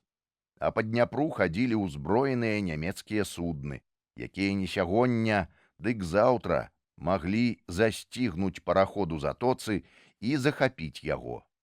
І як не шкадавалі хлопцы свайго браняносца, яны вымушаны былі расстацца з ім. У светлую месячную ноч, зняўшы з парахода ўсе кулямёты і гарматы, вывелі яго партызаны на сярэдзіну ракі і затапілі на самым глыбокім месцы, каб перашкодзіць нямецкаму параходнаму руху. А раніцай з вялікім задавальненнем назіралі, як на гэтым месцы затапіўся нямецкі параход, наскочыўшы дном на партызанскага браняносца. Лагер свой партызаны прымушаны былі пераводзіць у другія месцы, каб збіваць з панталыку немцаў. Шчаслівыя хаўтуры. Атрад сёмкі матроса набліжаўся да горада, каб дапамагчы рабочым на выпадак якой сутычкі з немцамі. А такія сутычкі маглі быць. Атрад разбілі на 3 часткі, каб лягчэй было прабрацца праз нямецкія войскі. У перадавым атрадзе былі сёмка матрос, Міколка, дзед Астап і сотня коннікаў партызан. З атрадам быў 1 кулямёт, рэштка кулямётаў была ў другіх атрадах. У кожнага партызана былі карабінка, рэвальвер, гранаты.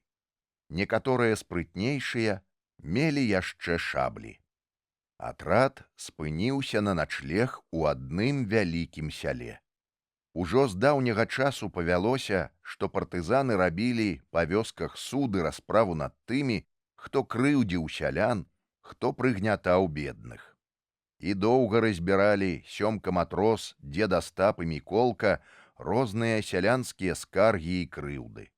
Скардзіліся на мясцовага памешчыка, які такую волю пры немцах займеў, што адбірае ў сялян зямлю, не пускае іх у лес, з дапамогай немцаў жорстка распраўляецца з усімі тымі, хто быў раней у батрацкіх камітэтах і ў сельсаветах. «Пусціць яму чырвонага пеўня», — скамандаваў сёмка. Група партызан адразу ж села на коней і, нягледзячы на цемень ночы, паехала ў госці да памешчыка. І праз якую гадзіну шырокае зарава калыхалася ўжо над лесам і над палямі. І кожны ведаў, што гэта пану навука, што гэта з агнём і дымам пусцілі партызаны панскія здабыткі. Скардзіліся сяляне і на мясцовых кулакоў, на мельніка, на старасту, які задужа налягае на сялян з падаткамі для немцаў, прычым гэтыя падаткі ўскладае на плечы бяднейшых, адбірае ў іх апошняе дабро, апошнюю карову. Узяліся як след за старасту. Да позняй ночы дапытвалі яго і дзясяткі сведак. Каб добра правучыць кулака, пастанавілі адабраць у яго палавіну маёмасці і раздаць бяднейшым, а лепшых коней узяць у атрад. Узвыў тут стараста, замахаў рукамі, захадзіў, забегаў. «Хто даў вам такі закон распраўляцца з чужым дабром? Хто мае такое права?» Аж падскочыў тут сёмка матрос, ды як лясне па стале рэвальверам. «Маўчы, крывасмок! Вось як пастаўлю да сценкі, пазнаеш тады закон наш і права!» Сагнуўся кулак, згорбіўся. На ціхую авечку зрабіўся. Толькі барада шырокая трасецца ад страху. Прасіцца пачаў. «Даруйце, таварышы, па несвядомасці гэта я, па цемнаце нашай». Ды бух у ногі з мольбамі, з просьбамі. Зірнуў тут дзед Астап, і крыху жаль яго ўзяў. Не любіў ён, каб чалавек па зямлі поўзаў, задужа ўніжаў сябе. І сказаў сёмку матросу: «Пусці ты яго лепш на волю, ці варта на такога кулю псаваць?» Стараста ледзь дзверы не выбіў ад радасці, што застаўся жывым. Так спяшаўся да свае хаты. Але вышэй за радасць была пякучая злосць. Шкадаваў дабра, шкадаваў сваіх коней, і, апынуўшыся на сваім двары, ён пагразіў некаму кулаком. «Я пакажу вам, галадранцы, як устанаўляць над светам закон свой». Пайшоўшы да хлява, доўга быў там, потым вывеў каня, якога пакінулі яму партызаны з яго маёмасці. Сеў верхам і агародамі па загуменню паехаў у цемень ночы, хаваючыся па кустах і сцежках, каб не перанялі часам партызаны. Ехаў, успамінаў пра нямецкія аб'явы і загады, дзе абяцалася некалькі тысяч марак таму, хто пакажа месца стаянкі партызан, ці даставіць жывым альбо мёртвым сёмку матроса ці дзеда Астапа. Успомніў і ўзрадаваўся, кінуў коней сваіх шкадаваць. Не такіх стаеннікаў можна будзе набыць за такія вялікія грошы. Колькі зямлі яшчэ можна будзе купіць, дамы паставіць, сады пасадзіць, вялікія крамы паадчыняць. І будзе тады ягонай кожная капейчына, а капейка за капейкай рубель, а там сотні, а там тысячы. Аж дух захапіла ў яго ад прыемных мар. Ехаў, спяшаючыся, ды ўсё шаптаў сабе паціху ў голас: Гэткія ж грошы, гэткія грошы. І, успамінаючы тых, якія прыносілі скаргі на яго партызанам, не шаптаў, а сіпеў праз вялікую злосць: Нічога, я правучу. Я скручу вас так, што юшка з вас крывавая пацячэ. Ён то выпростваўся, выцягваўся, пагражаючы сціскаў кулакі, то рабіўся адразу абмяклым, расслабленым і гойдаўся тады на кані, як саламяны куль. Тады ападаў на яго душу страх. Нібы прылятаў ён з недасяжных вышынь і ціснуў яго, прыціскаў да чорнай зямлі. Гэты страх ішоў адтуль, дзе калыхалася чырвонае зарава. Махнатыя зоры рабіліся бледнымі перад заравам. Некаторыя ніклі, гаслі. Водбліскі зарава хадзілі па каменнях. Аб каменні спатыкаўся конь, таропка прабіраючыся па кустах, па глухіх ваўчыных сцежках. Глухая ноч была напоена пахамі пажараў, крыві і чалавечае нянавісці. Спяшаўся коннік. А партызаны спалі. Даўно адгулі гармонікі, разышліся дзяўчаты са скокаў з удалымі партызанамі. Дзед Астап з Міколкам спалі ў каламажцы, што была з кулямётам. У хаце не захацелі спаць. Там было душна. Ды і, акрамя таго, у хаце быў нябожчык. Там памёр нядаўна адзін стары селянін.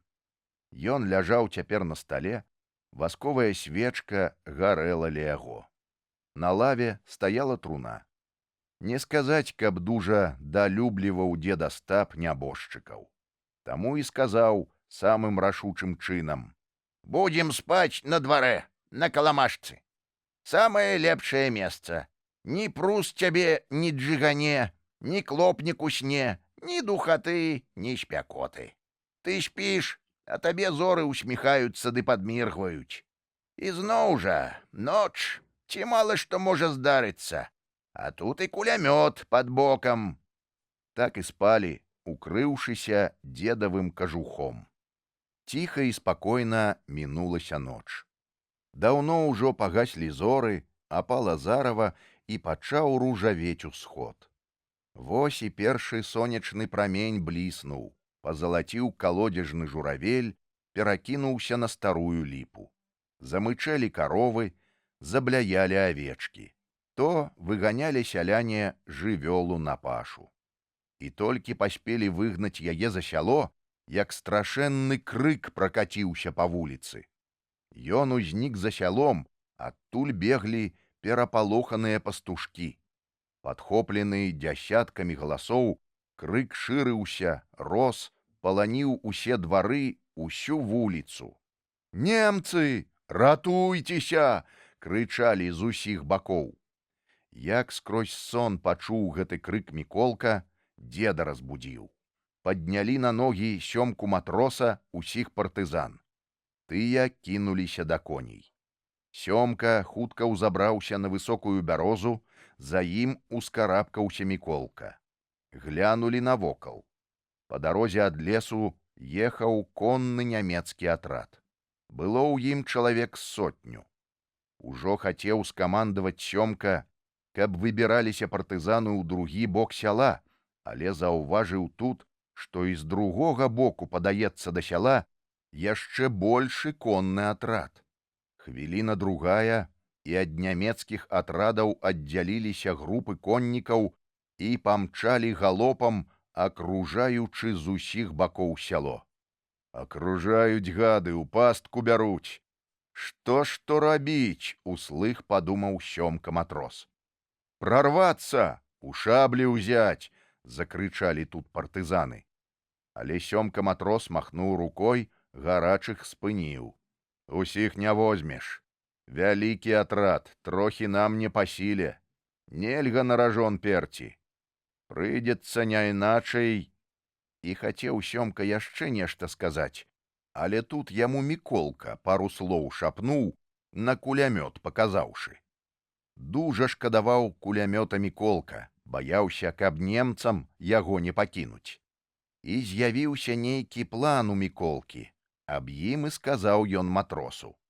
Той аж смехам спачатку заліўся, але раптам зрабіўся сур'ёзны, каманду даў. Коней хавай па хлявах, сёдлы ў каноплі.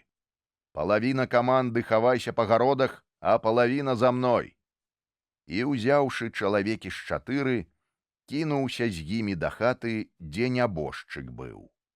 Праз якую хвіліну выносілі пустую труну адтуль. Партызаны і раты паразяўлялі. Што за праява? Некаторыя ў жарты кінуліся. Малая труна, усіх не ўмясціць. Але так грозна закрычаў тут Сёмка матрос, што ўсе захадзіліся, як па струне. Карабінкі хавай, з сабой бяры гранаты і рэвальверы. І да дзеда Астапа. Крыж бяры, крыж хапай, дзед Астап, ля труны станавіся. А ты, Міколка, за пратэсію. Пачухаў патыліцу дзед Астап, нічога не разумеючы, але ўзяў крыж, што стаяў ля варот каля хаты з нябожчыкам. Раз каманда, дык каманда. Трэба выпаўняць. Міколка ўзяўся за пратэсію, з якой носяць нябожчыкаў на могілкі. А Сёмка ўжо клаў кулямёт у труну. Той не лез, знялі колы, у гарод іх закінулі. Уціснулі кулямёт, патронаў налажылі. Прыкрылі белым палатном, паднялі труну на плечы, аж чалавек з 8 яе панеслі. Ды ўслед чалавек 40. І тут толькі зразумелі партызаны справу з труной і як пусцяцца ў шалёны рогат. Вось гэта дык нябожчык! Але грымнуў тут Сёмка матрос. Смех далоў, слёзы давай, слёзы, плачу паболей. І загаласілі ўсе па камандзе галасамі грубымі, басавітымі. У-гу-гу, у-гу-гу, у-гу-гу. З усіх хат выскоквалі на той плач старыя бабкі. Як зірнулі на труну, напалохаліся. Пачалі лбы хрысціць, ды галасіць, ды прыгаворваць. «Упакой, Господі, душу бязгрэшную!» Ім і сапраўды здавалася, што нябожчыка нясуць. Таму і слёзы пусцілі самыя сапраўдныя. А тут і немцы ўжо. Імчаць наўскач з канца вуліцы, толькі пыл курыць. Коні ржуць, шаблі пабліскваюць. І страшна Міколку, і смешна. Нясе пратэсію царкоўную, ды тонкім голасам падцягвае: «Вечная памяць, вечны пакой!» І ўсе за ім: «Вечная памяць!» А тут зірнуў на дзеда і ледзь не самлеў. Ужо блізка немцы, а дзед нясе крыж і на сябе не глядзіць. Вісяць на поясе ў дзеда 2 бомбы. Забыўся той па старой памяці на іх, не схаваў. І як запяе тут Міколка, ды на новы лад: «Вечная памяць! Деду, деду, бомбы хавай, што на поясе вісяць!» І ўсе падхапілі басам: «Што на поясе вісяць, што на поясе вісяць!» Пачуў дзед, схамянуўся, хуценька бомбы схаваў за пазуху і, як ні лыс, Міколку падміргнуў. І да таго тут зрабілася весела Міколку, што ледзь у скокі не пусціўся з пратэсіяй. Нават вечную памяць на манер кадрылі запеў. Зірнуў на яго Сёмка сурова, шапнуў, загадаў: «Цягні, цягні, дык каб жаласліва было». А немцы ўжо блізка. Цяжка храплі ўзмыленыя коні, гулка білі ў зямлю цяжкімі капытамі. Прыцішыўся нямецкі атрад, калі параўняўся з хаўтурнай працэсіяй. Нават пад казырок узялі немцы труне з нябожчыкам. Не азіраліся партызаны, старанна выцягвалі вечную памяць, плакалі ды галасілі бабкі. Нямецкі атрад паволі праехаў каля працэсіі і, падагнаўшы коней, памчаў далей галопам па вуліцы. Аж у самы канец праляцелі, адтуль назад, на сярэдзіну сяла. Немцы былі яўна расчараваны. Яны, відаць, рабілі налёт, хацелі некага злавіць, але ніякіх партызан на сяле не знайшлі, і следу тут не відаць было ад партызанскага атрада. Труна з нябожчыкам усё ж парчэй набліжалася да могілак, якія былі за сялом. «Хутчэй, хутчэй!» — камандаваў Сёмка матрос.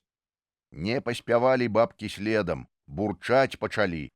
Куды гоніце? Дайце душы нябожчыка гэтым светам у смак падыхаць. Але тут як крыкне Сёмка, як закамандуе бабкам: «Хавайцеся, бабкі, па баразёнках, нябожчык уваскрос!» Зірнулі тыя на труну, ды куды каторыя кінуліся ў жыта хавацца. А немцы тым часам спешыліся і, прывязаўшы коней да платоў, кінуліся курэй ды парасят лавіць, шукаць па хатах млека ды яйкі. Пачуўшы кудахтанне курэй, уехалі ў вуліцу і тыя атрады, якія акружалі сяло, заставы рабілі. І пачаліся тут несусветная сумятня, гвалт, вэрхал, шалёная страляніна. Не паспелі немцы і малака паспытаць, як загрымеў з могілак вызвалены з труны нябожчык. Ваўсю грымеў кулямёт, наводзячы вялікі жах на немцаў сваім нечаканым з'яўленнем. Кінуліся немцы да коней, але партызаны, якія засталіся па гародах, такую страляніну паднялі, што было не да коней, ды і кулямёт не змаўкаў. І пабеглі немцы хто куды, без коней, а некаторыя і карабіны пакідалі. Як злавіў каторы курыцу, так і бег з ёй, гойсаючы цераз платы, цераз канавы, уцякаючы да лесу. І не да курэй было. Ляцелі вызваленыя птахі, ашалела кудахталі па гародах, кідалі немцы гладышы з малаком, давалі спрытнага драпака. А ўслед ім імчалі ўжо конныя партызаны. На нямецкіх конях ляцелі. Хто з немцаў уцёк, а многіх у палон забралі, абяззброілі. Сабралі ў кучу, наладзілі допыт. «Хто?» — дапытваўся ў іх Сёмка матрос. Ён пытаў пра чалавека, які навёў іх, паказаў ім партызанскую стаянку. Добра не ведалі немцы імя чалавека, але паказалі на блізкі лясок, дзе паводле іх слоў хаваўся той чалавек, які прывёў іх, і, баючыся паказацца з імі на сяле, застаўся там. З дзясятак партызан паскакалі к паказанаму месцу, і праз якіх хвілін 20 прывялі адтуль чалавека. Гэта быў стараста. «Ён!» — паказалі на яго немцы. Здрыгануўся той, пабялеў увесь, прыліп да зямлі, не зварухнуўся. Зрабілі вобыск. З-за пазухі выцягнулі вялікі пачак нямецкіх грошай. Памахаў Сёмка гэтым пачкам перад стараставым носам, прагаварыў праз зубы: «Мала, аднак жа, ты зарабіў на нашай крыві». І, сцяўшы зубы, коротко загадаў: «Станавіся пад бярозу». Была малая размова са здраднікам Кулаком. Немцаў адпусцілі на волю, выдаўшы ім вядомыя распіскі з партызанскай пячаткай. Сёмка матрос падміргнуў дзеду: «Бачыш, пашкадаваў учора». Дзед і сам абураўся: Каб я ведаў, што чалавек здольны на такую подлую справу, дык я сваімі рукамі задушыў бы яго. Ворага не шкадуй ніколі. Хутка песні і вясёлая музыка паланілі атрад. Ходырам хадзіла сяло, успамінаючы незвычайныя хаўтуры і такога дзіўнага нябожчыка. Сёмка Міколку хваліў: «Вось каму дзякуйце за шчаслівыя хаўтуры. Не здагадаўся б ён, магчыма, і прапелі б нам немцы вечную памяць». Смяяліся хлопцы, жартавалі, успаміналі дзедавы бомбы, ладзілі кулямёт, чысцілі карабіны, пахаваныя раней па гародах. Атрад рушыў у дарогу.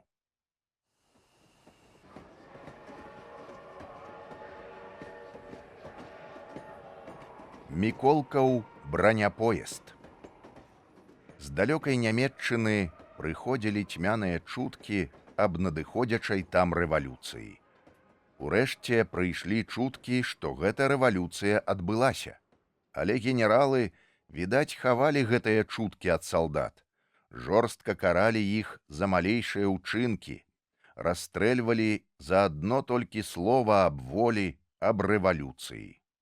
І ўжо сцягваючы да савецкіх граніц свае сілы, яны не пакідалі старых намераў, як мага спустошыць краіну, зруйнаваць яе, абяссіліць. Велізарныя запасы хлеба былі звалены на станцыі, чакалі вагонаў. Стаяла некалькі дзясяткаў цягнікоў з хлебам, з жывёлай, з розным іншым дабром, награбленым па гарадах і вёсках. Не хапала паравозаў, а тыя, якія былі, псаваліся рабочымі. Немцы шалелі, наладжвалі зверскія кары. «Не даць вывозіць хлеб», пастанавіў падпольны бальшавіцкі камітэт. Ад рабочых была выбрана спецыяльная дэлегацыя з 3 чалавек. У яе ўваходзіў і Міколкаў брат, змазчык Павел. Дэлегацыя наведала нямецкі штаб, перадала патрабаванні рабочых да нямецкай арміі мірна пакінуць горад і ехаць у Нямецчыну. Рабочыя згодны даць вагоны пад эшалоны. Пад хлеб, пад награбленае дабро рабочыя вагонаў не дадуць. Пад гэтыя цягнікі ніводзін паравоз не выйдзе з дэпо. Такія былі мірныя патрабаванні ад рабочых. Сівы падцягнуты генерал моўчкі выслухаў гэтыя патрабаванні. Ён доўга маўчаў, калі дэлегацыя кончыла гаварыць. І цяжка было даведацца па сухім паголеным твары, аб чым думае гэты генерал, увешаны ордэнамі, звёздамі, рознымі шнуркамі і шнурочкамі. І толькі праз хвіліну важна падняўся ён з крэсла, важна падышоў да дэлегацыі, стаў бокам да старэйшага з дэлегацыі, да старога машыніста Арлова. Працадзіў праз зубы: «Як вядома вам, я генерал арміі яго вялічаства імператара Вільгельма. Я прадстаўнік самай культурнай, самай перадавой у свеце нацыі. Вам павінна быць вядома, што з дзікунамі мы не размаўляем. Для дзікуноў у нас штык, кулямёты, вінтоўкі. Можаце дзякаваць мне, што я не расстраляў вас за абразу нямецкай арміі такімі ганебнымі, такімі дзікімі, такімі нечуванымі яшчэ ў гісторыі патрабаваннямі. Можаце выбірацца вон!» Відаць было, як генерал ледзь-ледзь стрымліваў гнеў. Суха паблісквалі яго шэрыя вочы, шчацініліся сівыя бровы. Дэлегацыя не пайшла. Загаварыў стары машыніст: «Выгнаць вон Гэта справа не цяжкая, але ж гэта не вырашае справы. А мы, пане генерал, прыйшлі да вас не ў жарты гуляць і не аб дзікунстве спрачацца, дзе яно і ў каго. Аб гэтым пагаворым пасля. Мы яшчэ раз пытаем вас, згодны вы прыняць нашы умовы ці не. Калі не згодны, тады наракайце самі на сябе. Што адбылося тут, цяжка апісаць. Куды дзеўся вонкавы спакой генерала, яго славутая вытрыманасць. Ён зверам кінуўся на старога машыніста і люта ударыў яго па твары. Стрымаўся стары машыніст. Але не сцярпеў Міколкаў брат, малады змазчык Павел. Як стаяў поплеч з генералам, так і ўссеў на яго і біў, забыўшыся на ўсё на свеце. Падскочылі ад'ютанты, сілком адцягнулі яго ад генерала. Паўла выцягнулі на штабны двор, і тут доўга катавалі яго, пакуль ён не страціў прытомнасць. Усю рабочую дэлегацыю адвялі ў турму, а Паўла загадалі судзіць ваенна-палявым судом за знявагу нямецкага генерала. Суровая вестка аб лёсе рабочай дэлегацыі маланкава абляцела ўвесь горад, дэпо, станцыю. І праз якія 10 хвілін трывожна гудзелі гудкі над дэпо, над фабрыкамі, над паравозамі. Паравозы выпускалі пару, тушылі топкі. Разыходзіліся з дэпо рабочыя, заварушыліся рабочыя баявыя дружыны. І калі вечарам намагаліся немцы штыкамі загнаць машыніста на паравоз і пусцілі ў ход зброю, каб рушыць першы цягнік, з дэпо, з-за вадакачкі пачуліся дружныя стрэлы. То рабочыя абстрэльвалі немцаў, якія рыхтавалі цягнік. На станцыю падышоў моцны нямецкі атрад. Ён адцясніў крыху рабочых, паспрабаваў адправіць цягнік. Але перад самым носам паравоза ўзарваліся выхадныя стрэлкі. Паравоз зарыў носам зямлю, зашипеў абяссілены, загарадзіў чыгуначны шлях. Пачалася моцная перастрэлка. Немцы абстрэльвалі дэпо, кулямётным агнём прайшліся па рабочым пасёлку. Не здаваліся рабочыя, хоць і падаліся назад. Адступаючы, падпалілі нямецкія вайсковыя склады ля станцыі. Гарэлі і рваліся патроны, снарады, моцныя выбухі патрасалі паветра. Нават немцы прымушаны былі крыху адступіць ад станцыі, далей ад страшэнных выбухаў, пажару. Раніцай падаспелі да рабочых партызанскія атрады сёмкі матроса. З гікам, са свістам імчалі наўскач смелыя коннікі, адрэзалі на ляту нямецкую батарэю і ўраз павярнулі гарматы на немцаў, на штаб. Немцы спешна адступалі ад станцыі, падаваліся ў горад, акопваліся на ўскраінах. Пачаўся зацяглы бой. Ён ішоў то заціхаючы, то зноў узрастаючы, гаворачы перастукамі кулямётаў, залпамі карабінаў, гармат. Цяжка даводзілася партызанам. Прызвычаеным да боек у лясах, у засадах, ім нязручна было весці бой з пахаваўшыміся ў акопах немцамі, з буйнымі нямецкімі атрадамі, узброенымі бамбамётамі і гарматамі. Але і гэта не магло стрымаць іх, і групы коннікаў-партызан рабілі адчайныя налёты на нямецкія акопы і кулямёты. Не вытрымлівалі немцы, вельмі баяліся партызанскай шаблі, і то тут, то там рабілі яны перабежкі, адыходзячы далей ад штаба. У смелым налёце на немцаў загінуў сёмка матрос. Пагарачыўся ён крыху. Захапіўшы нямецкі кулямёт, кінуўся ён за ўцякаўшым афіцэрам, высока ўзнёсшы вострае джала шаблі. І вось-вось ужо апусціцца гэтае джала на бліскучы лак імператарскай каскі. Аж прыціх Міколка, назіраючы за паядынкам. Перастаў з кулямёта страляць, каб не параніць сваіх.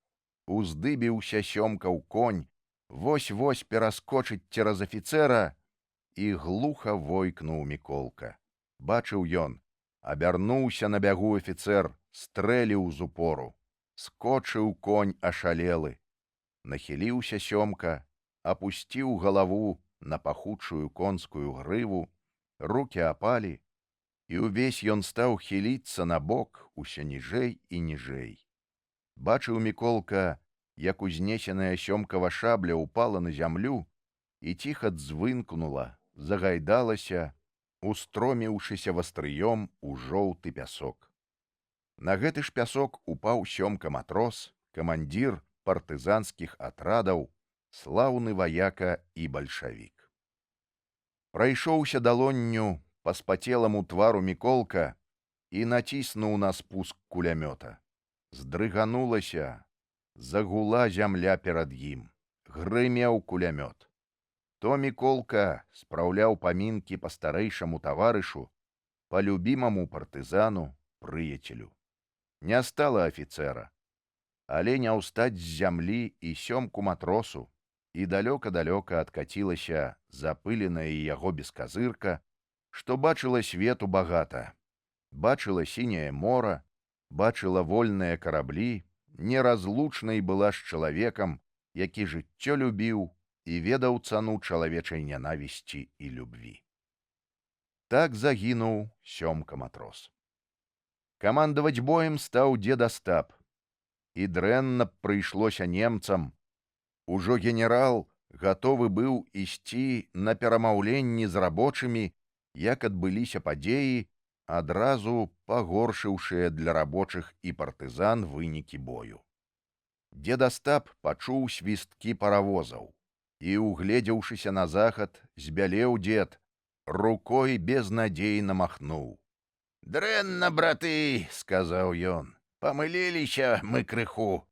Трэба было з захаду чыгунку ўзарваць. Немцам ідуць падмацаванні. Вунь іхнія эшалоны». Павярнулі гарматы на эшалоны. Але было позна. Немцы акружылі горад, абыходзілі станцыю. Трэба было адступаць. Немцы пачалі насядаць з бакоў, захапілі ўжо некалькі дзясяткаў чалавек у палон. Тады падышоў да Міколкі дзед, загадаў: «З кулямётамі мы самі ўправімся. Пакуль будуць патроны, немцам не здамося. А ты, пакуль не позна, бяжы за станцыю. Там, у тупіку на паравозных могілках, схаваны намі пасажырскі паравоз. Ён стаіць пад парай. Дык гані на ім да чырвоных. Вёрст 50 да іх будзе. Яны павінны наступаць сёння на суседнюю станцыю. Прасі дапамогі. Не дамо немцам награбленага дабра». Як ветрам падхоплены, імчаў Міколка. Вось і тупікі, вось і паравозныя могілкі. Стаяць на іх старыя паржавелыя паравозы. Пасажырскія, таварныя, манеўровачныя, кукушкі. А вось і жывы паравоз. Прытаіўся, схаваўся за паравозным ламаччам. Аж дрыжыць, так чакае дарогі прыгажун пасажырскі. Паравозная каманда ў парадку, у кожнага карабін. Уздыхнуў паравоз парай і без гудкоў, без свісткоў выбраўся на галоўны путь. Прастора перад ім, разгон бязмежны. Аж колы сакочуць, не ўгледзеш за дышлам, за размашыстым вобадам. Не ідзе, а ляціць паравоз, і толькі мільгаюць паабапал пераезды, слупы, паласатыя вёрсты, нахіляюцца бярозы, і іх шэпт кучаравы зліваецца з гарачым дыханнем машыны. А паравоз імчыць, толькі і чуваць: ча-ча-ча, ча-ча-ча. Аж калышацца тэндэр, гойдаецца з боку ў бок, ды ўзвіваюцца клубы пылу ззаду. Нічога не відаць там у дыме, у пыле. Вось і суседняя станцыя. Тут могуць быць яшчэ немцы. Каб жа не затрымалі, адна ва ўсіх думка. Трывожна загудзеў паравоз, і, не збаўляючы ходу, імчаў на закрыты семафор. Замітусіліся рабочыя там, бачылі, здарылася нешта дужа важнае. Перакінулі стрэлкі на галоўны путь, і паравоз маланкай прамільгнуў праз станцыю. Нямецкі патруль, выскачыўшы на перон, паслаў на ўздагон некалькі стрэлаў, але дзе ты вецер дагоніш? Праз якое паўгадзіны былі на жаданай станцыі. Паравоз стаяў як укопаны ля браняпоезда. Бачыў Міколка, што гэта наш браняпоезд. Шырокі чырвоны сцяг калыхаўся над закутым у браню паравозам. «Хутчэй да начальніка поезда!» — кінуў Міколка падаспеўшым чырвонаармейцам. Вось ён і ў начальніка, у маладога камандзіра. Той слухае яго уважліва. «Адразу ж давайце нам дапамогу! Неадкладна, вось зараз жа!» «Добра!» — заўважыў начальнік і загадаў падрыхтаваць да адпраўкі поезд, ды, акрамя таго, быць напагатове запасному эшалону. А цяпер можна спакойна расказаць мне аб усім. І колькі немцаў, і ці ёсць гарматы ў іх, ці цэлая путь. Аб усім расказаў Міколка. І аб немцах, і аб рабочай дэлегацыі, і аб сваім партызанстве. «Ну дык ты, выходзіць, незвычайны хлапчына, а слаўны герой?» Некалі было Міколку пра сваё геройства расказваць, ды і не любіў ён пахваляцца гэтымі справамі. Камандзіра прыспешваў. «А ў нас ужо ўсё гатова. Садзіся вось да нас у вагон, паедзем», — сказаў яму камандзір. «Не, мне ўжо дазвольце на ваш паравоз. Я з машыністам паеду». «Ну што ж, бяжы на паравоз, калі ахвота». Пабег Міколка да паравоза, але дзе ты ўзбярэшся на яго, закутага ў браню? Пастукаў Міколка, загадаў: «Адчыняйце! Загадана камандзірам ехаць з вамі!» Паволі адсунуліся сталёвыя дверцы. Зірнуў Міколка, і слёзы ў момант твар укрылі. Не ад страху, не ад перапалоху, ад вялікай радасці былі Міколкавы слёзы. Перад Міколкам стаяў яго бацька. Ён быў за машыніста на браняпоездзе.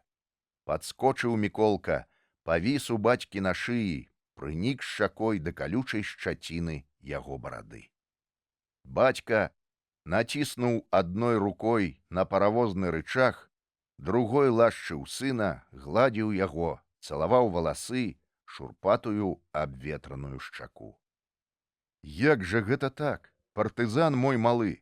Як жа гэта так здарылася, што вас немцы ў крыўду бяруць? Ну, расказвай», — гаварыў бацька і пільным вокам углядаўся наперад, куды імчаў цяпер браняпоезд. Глуха гудзелі і перазвонівалі металам гарматныя вежы, бранявыя бакі вагонаў ашчацініліся кулямётамі. Цяжка пастуквалі рэйкі пад паравозам. Паравоз бег, набіраючы імклівы разгон.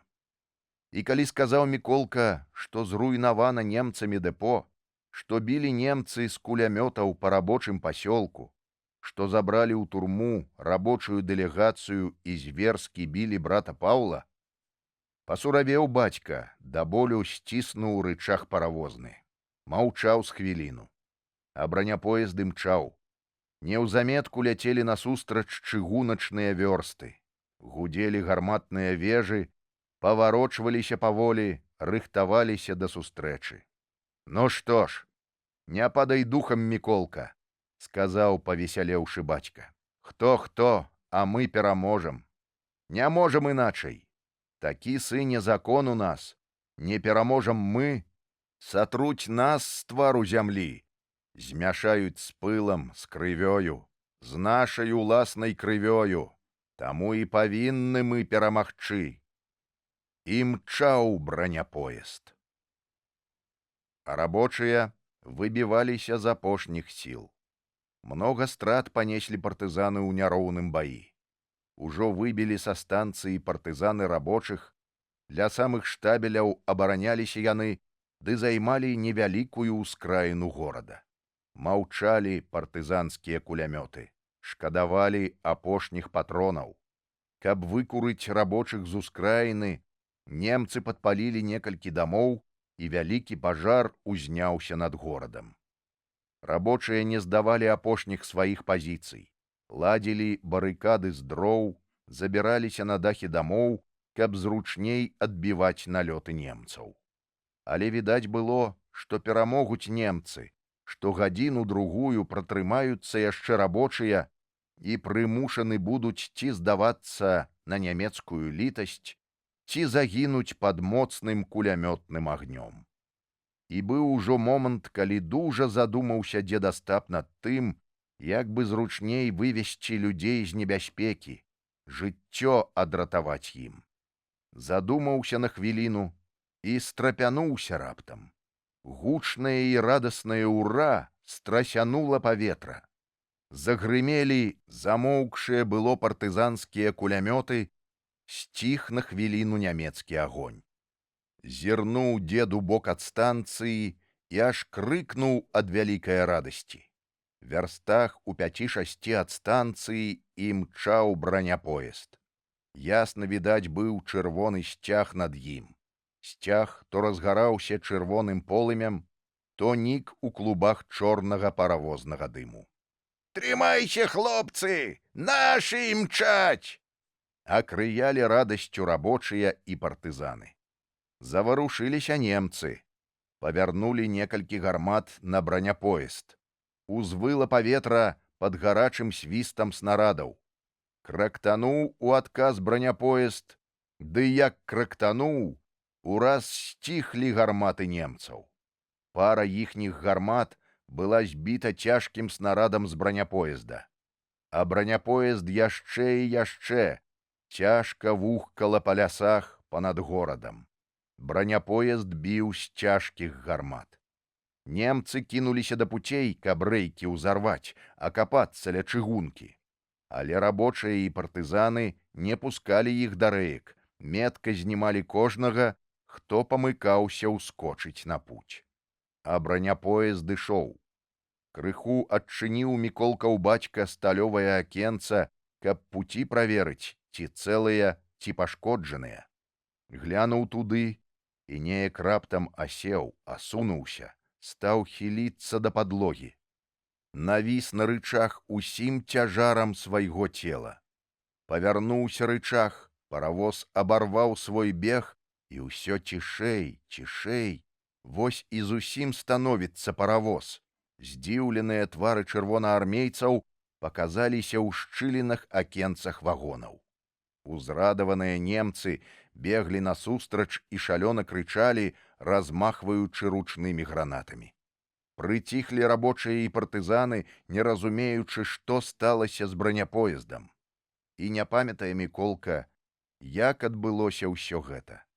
Асцярожна адхіліў ён бацькаву руку ад рэгулятара, націснуў на рычаг абедзвюма сваімі рукамі і рвануў паравоз. Зашипеў весела парай, памчаў наперад. З браняпоезда ваўсю загаварылі кулямёты, грымнулі яшчэ разы са два цяжкія гарматы. А Міколка ўжо крычаў двум чырвонаармейцам, што былі разам з ім на паравозе: «Машыніста, кладзіце на падлогу, ды перавязку хутчэй!» Бачыў, як прамазучаны бацькаў пінжак набухаў чырвонай плямай. Яна рабілася ўсё шырэй і шырэй. Чырвонаармейцы таропка знімалі пінжак, разразалі ножом кашулю, бінтавалі бацькавы грудзі. І хоць страшна горача было на паравозе, але адчуваў Міколка, як халадзее яго маленькае сэрца, як халадзеюць яго пальцы на гарачым рычагу. Гэта вялікі жаль да бацькі агарнуў усю яго малую істоту, і ён нібы сабраўся ўвесь у маленькі камок і, напружыўшы ўсе свае сілы, трымаў у руках паравозны рычаг. І бачыў ён, зірнуўшы ў шчылінку паравознага акенца, як уцякалі немцы ва ўсе бакі, як беглі рабочыя і мчалі да браняпоезда партызаны. Яны размахвалі карабінамі, падкідвалі шапкі, крычалі вясёлае «Ура!», выкрыквалі словы «Няхай жыве наша слаўная чырвоная армія!». Вось і станцыя. Спыніў паравоз Міколка. Кінуўся з шапкай пад паравозны кран, халоднай вады набраў, выплеснуў бацьку на грудзі, абняў яго. І не вытрымаў тут.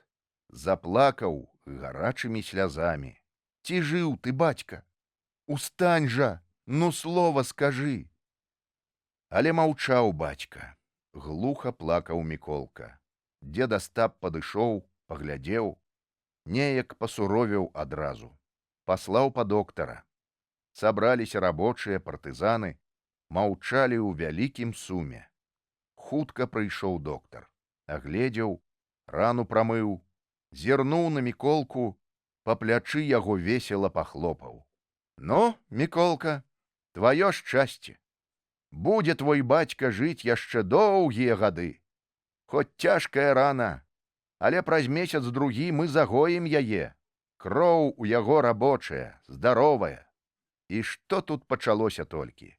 У Міколкі ўраз вочы сталі сухімі. Усміхнуўся доктару. Глядзіш, не падмані. А тут падхапілі Міколку на рукі і ну качаць. Вышэй паравоза падкінулі яго. Аж дым паравозны перасігнуў ён і ўпаў вясёлы і радасны на рукі рабочых, партызан, чырвонаармейцаў. Усе віталі Міколку, слаўнага машыніста браняпоезда, слаўнага партызана, смелага сына бальшавіка. А назаўтра Міколка разам з другімі рабочымі і партызанамі дыктаваў у нямецкім штабе сваю волю нямецкаму генералу.